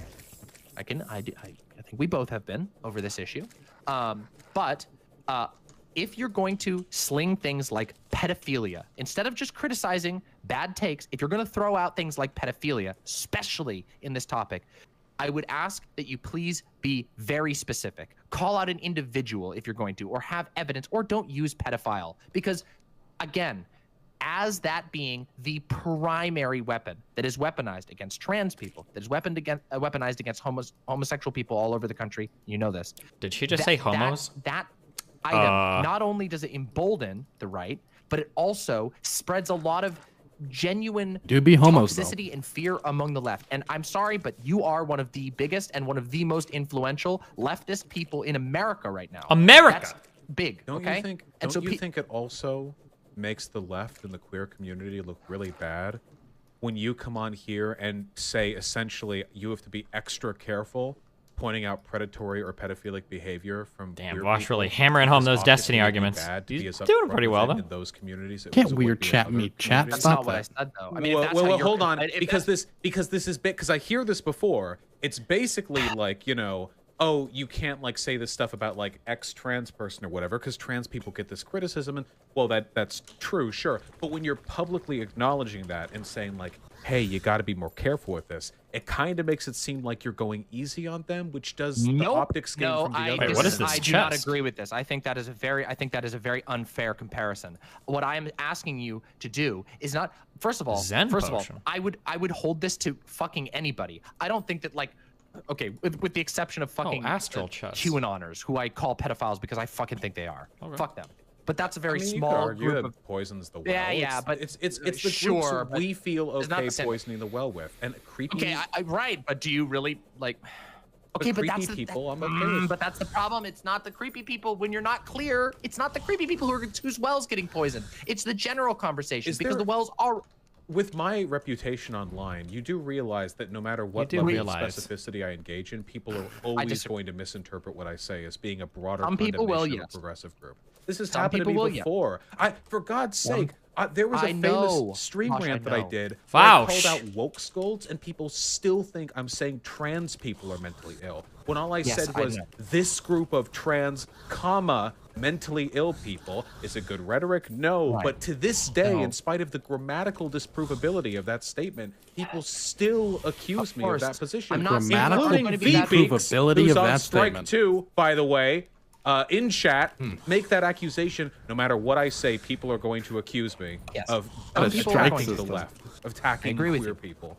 And I think that's unfair. I agree with you that will happen. However, it would be significantly less if there was some care in that, some more care, a lot more care.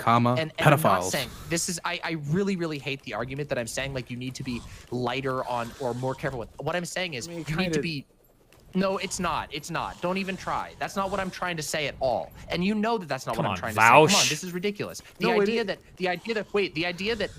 it is a daily occurrence, a literal daily nationwide occurrence. Every single time Fox News boots up and does a segment about trans people, they're going to be fear-mongering about pedophilia. Which is why you're saying we should be more careful with the queer community. Yes, because it is very easy for those wanton accusations to have very bad results. And you're making it out to be, no, you're making the conservative argument, Vouch. Right? So we should be more careful. No.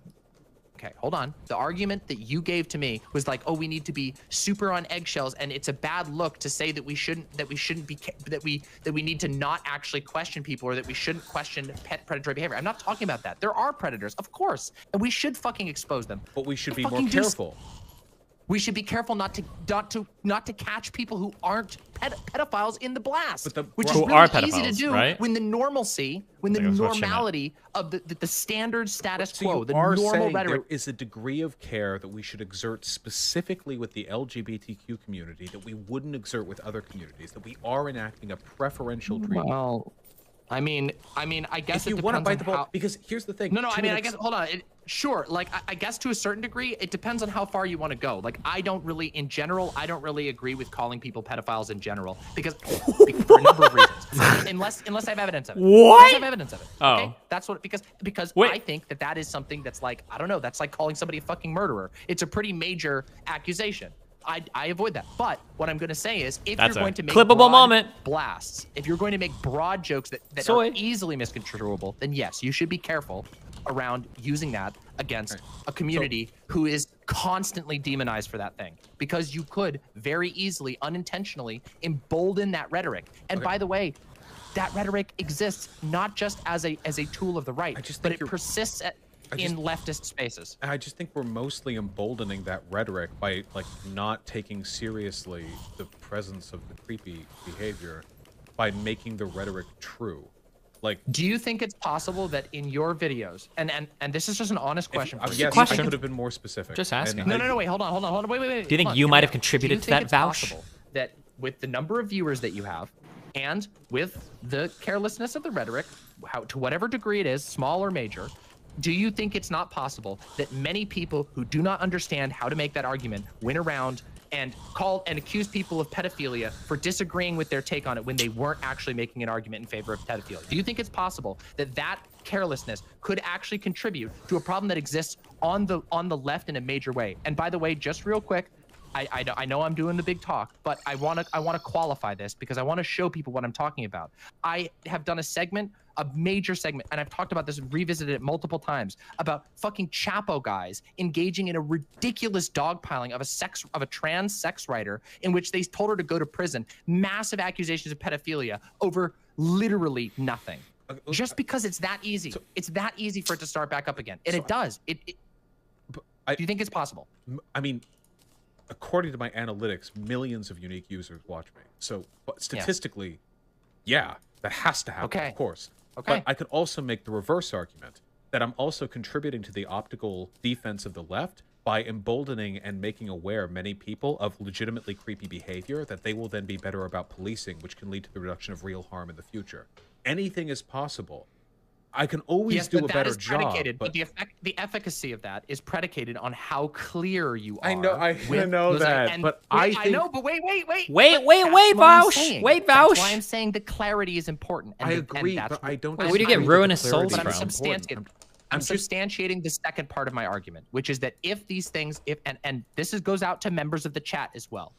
If you're going to make fucking accusations of pedophilia, make it clear. Is that a hard boss or a mini boss? Reiterate, by the way, that apart from the unreleased stream section, all of my accusations were tied to very specific criticisms. It's not unreleased, but Vosh, it's not unreleased if you had thousands upon thousands of viewers when it went live. Okay, yes, but you didn't put it up as a video. An order of magnitude more people consumed the released video and the Twitter conversations. Well, I mean, at any given time, I probably have around 10,000 people watching a live stream. So 10,000 people saw the initial take, but then the subsequent video was not that boss. It's called Poltergeist. So at least one order of magnitude. This way down here, my responsible criticisms, including most of the people who saw the initial stream. I'd be willing to bet that the ratio of people who saw the first stream segment to the second was probably, or not the second, is probably like 1 to 50. So now so I can't build this blood armor until affected because of my non-specificity, 100%. But I feel like I've acknowledged. I can't upgrade any of my gear right now. I was specific enough to. After beating 2 bosses, and the response I will agree. You've acknowledged. Response that I've gotten from the rest of the left has been very discouraging, and a reminder of why I work alone. Oh, come on, Vosh. I mean, from the rest of the left, not from you. Oh, come on. Oh, sorry, I forgot. I'm not the left, right? Well, you're not the entire left. I mean, yeah. A lot of, it would be a significant improvement if you were. Whatever opinion people in chat have of you. Yeah, thank you. Appreciate that. It Appreciate doesn't get that. And worse fuck than you, lefty chat. Dude, Twitter. chat's been so fucking asshole. Holy shit. You guys are assholes to me. What the fuck is wrong with you? Well, I mean, I opened by talking about how I felt like there was this contingent of like really creepy lefties who were abusing progressive rhetoric to get away with making weird comments about children. And you said that wasn't really happening or that I was overstating it. So I think the frustration...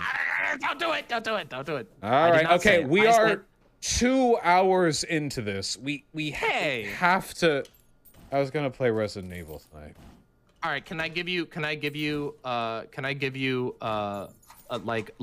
take that will hopefully add some good positivity to Give me this? some good positivity. Yeah, okay, listen. All right, here we go.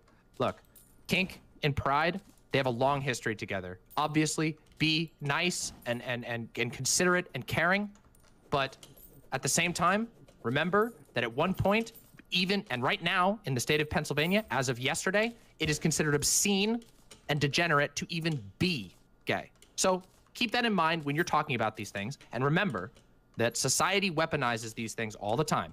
And I'm not saying that Vosh did that. I'm not saying that you guys are doing that. But keep that in mind, okay? Because that is one of the primary weapons that is used against gay and trans people all over this fucking country every single day, blasting out of fucking Fox News' ass at all hours. So let's remember that Kinksters aren't fucking monsters.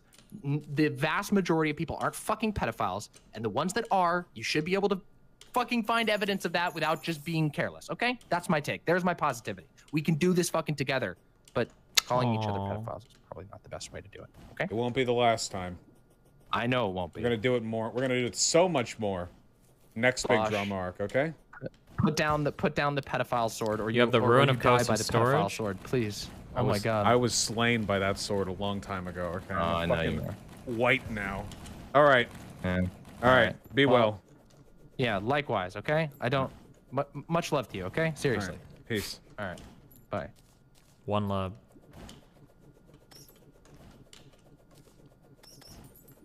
Well, that's pedophile it. sword is just a bunch of That's phones that. glued together, and they all have Discord installed. Okay. You been having fun with this Discord, Destiny? Are we? Yep. Are we free? Can we... Let me out. I was gone for the Please. vast majority of the Kink at Pride discourse. What do you think about the vast majority of this? Did we do it? I don't like the fact that the two things are Lost tied 200 together. I subs. think they shouldn't be. Got it. Holy shit! What is going on with your mic? What was that? Your microphone. It sounds like a. Are you in a washing machine? Am I in a washing machine? I'm not in a washing machine. 1 second. Let me fix it. How does this sound right now? A little better, but. Okay, give me a second.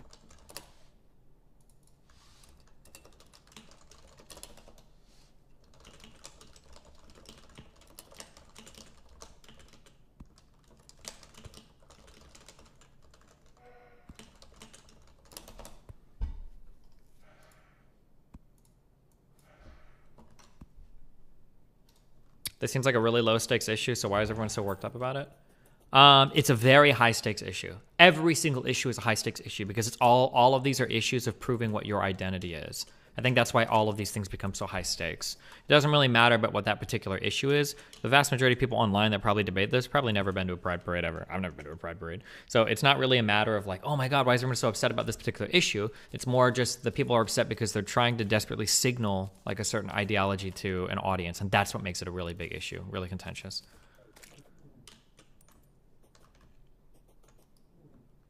Again, in terms of like meta conversations, like notice that they just had a 2-hour meta conversation.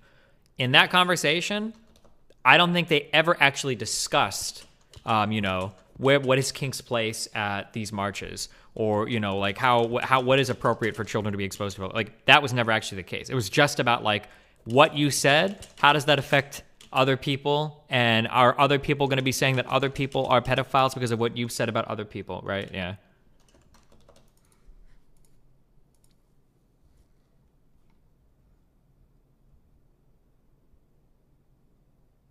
Sound any better now? Mom sounds better.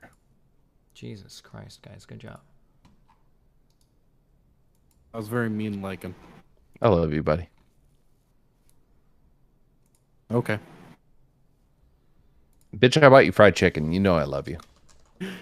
Okay.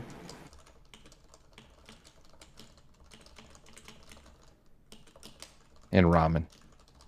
Okay. Okay. Okay. Once upon a time, there was a little duck. He drank some Snapple. Anyway, so I mean, my main thing is, of course, this kink discourse has been extremely like unproductive, and I also feel like everybody's working off of like a weird foundation, like starting at the whole should children be around like people in like dog pup play outfits and stuff, where I feel like the actual discussion should be about the future of Pride events, like how Pride events have been done historically as a rejection of heteronormative standards, and how they have changed to slowly becoming more family-friendly events, slowly becoming more, you know, like more corporations are sponsoring them. They're getting more mainstream appeal. These events are getting bigger. They're appealing to wider audiences, and what exactly the future of Pride should be. And I feel like instead it just came into the either you're a pedophile or you're a homophobe, instead of the actual like dialogue of like the future of Pride.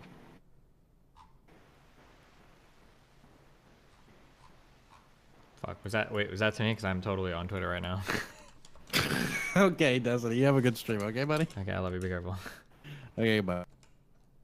I do not feel like having this conversation again. I'm sorry, but I'm good on that one. I feel like we've talked about this like 12 times in the past 2 days. What do you want to talk about, Steve? Why are you guys all so fucking loud on Discord? Turn your mic down. Jesus. Steven? What? I have not adjusted.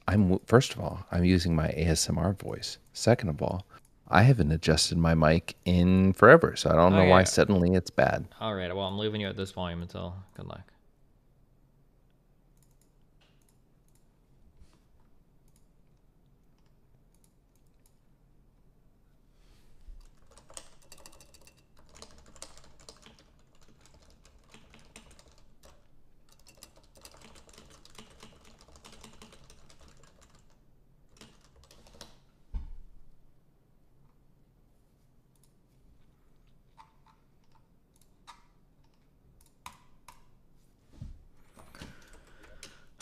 Okay, so why did I get these unholy essence? Oh, I think it was to make some dumb shit. So I need to go through all these next few dungeon bosses, and I don't get to upgrade my gear at all. I'm gonna have to make like a portal to teleport over there, because if I die, I'm fucked, and I'm never gonna get my shit back.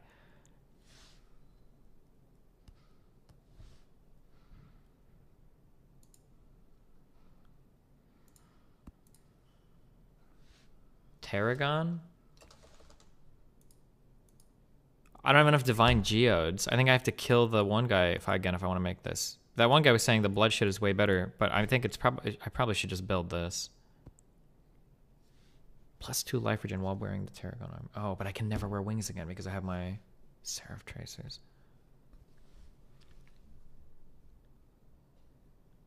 He's easier the second time? Why? Because you loosen him up. Good one. Steven, do you like movies about gladiators? Sometimes. Have you ever seen a grown man naked? Why? It's an airplane meme. Okay.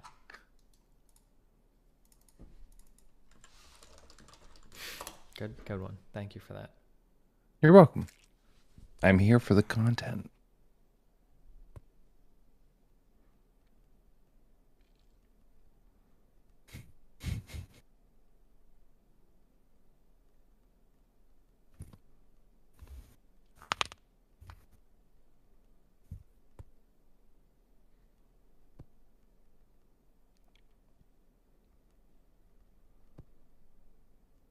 Steven, do I want the fell cloak of intellect over the feral cloak of spirit? I have no fucking idea. The fell cloak of intellect has intellect +2. The spirit cloak has +2 spirit, but I am playing a mage, where mana regeneration for AoE grinding is preferable. Intellect gives me more, direct damage capabilities. That's a good question, Lincoln, but I have no idea.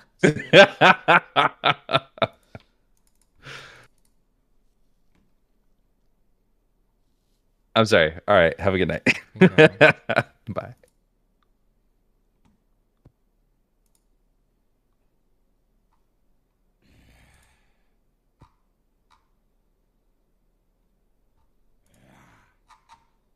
Where are all of these people that think that nobody's ever complained about like heterosexual sexuality, like being shown publicly, like sexual behavior? People, I don't understand how.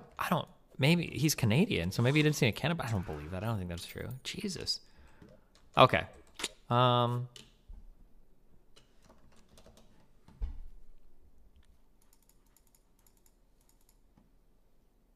you fight Providence again, use Pulse Dragon when you can be close and Biome Blame. Oh, you mean that one thing? That Pulse Dragon thing is sick. Okay, I'm gonna farm Providence for the armor. Then once I have the armor, I'm gonna build a teleporter over to the dungeon. Then I'm gonna create an arena. We're gonna fight the guy, I think. Yeah. I'll probably do this tomorrow. Or maybe later tonight, I guess.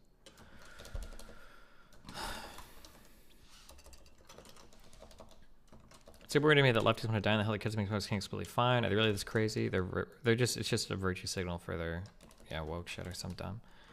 I don't know, it's just stupid. People just being dumb.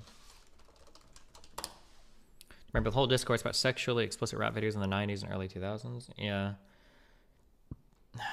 Poltergeist wasn't that hard. Well, the problem is just that if I die, since I'm playing medium core, running all the way back to get my gear is going to be AIDS. It's going to be actual cancer.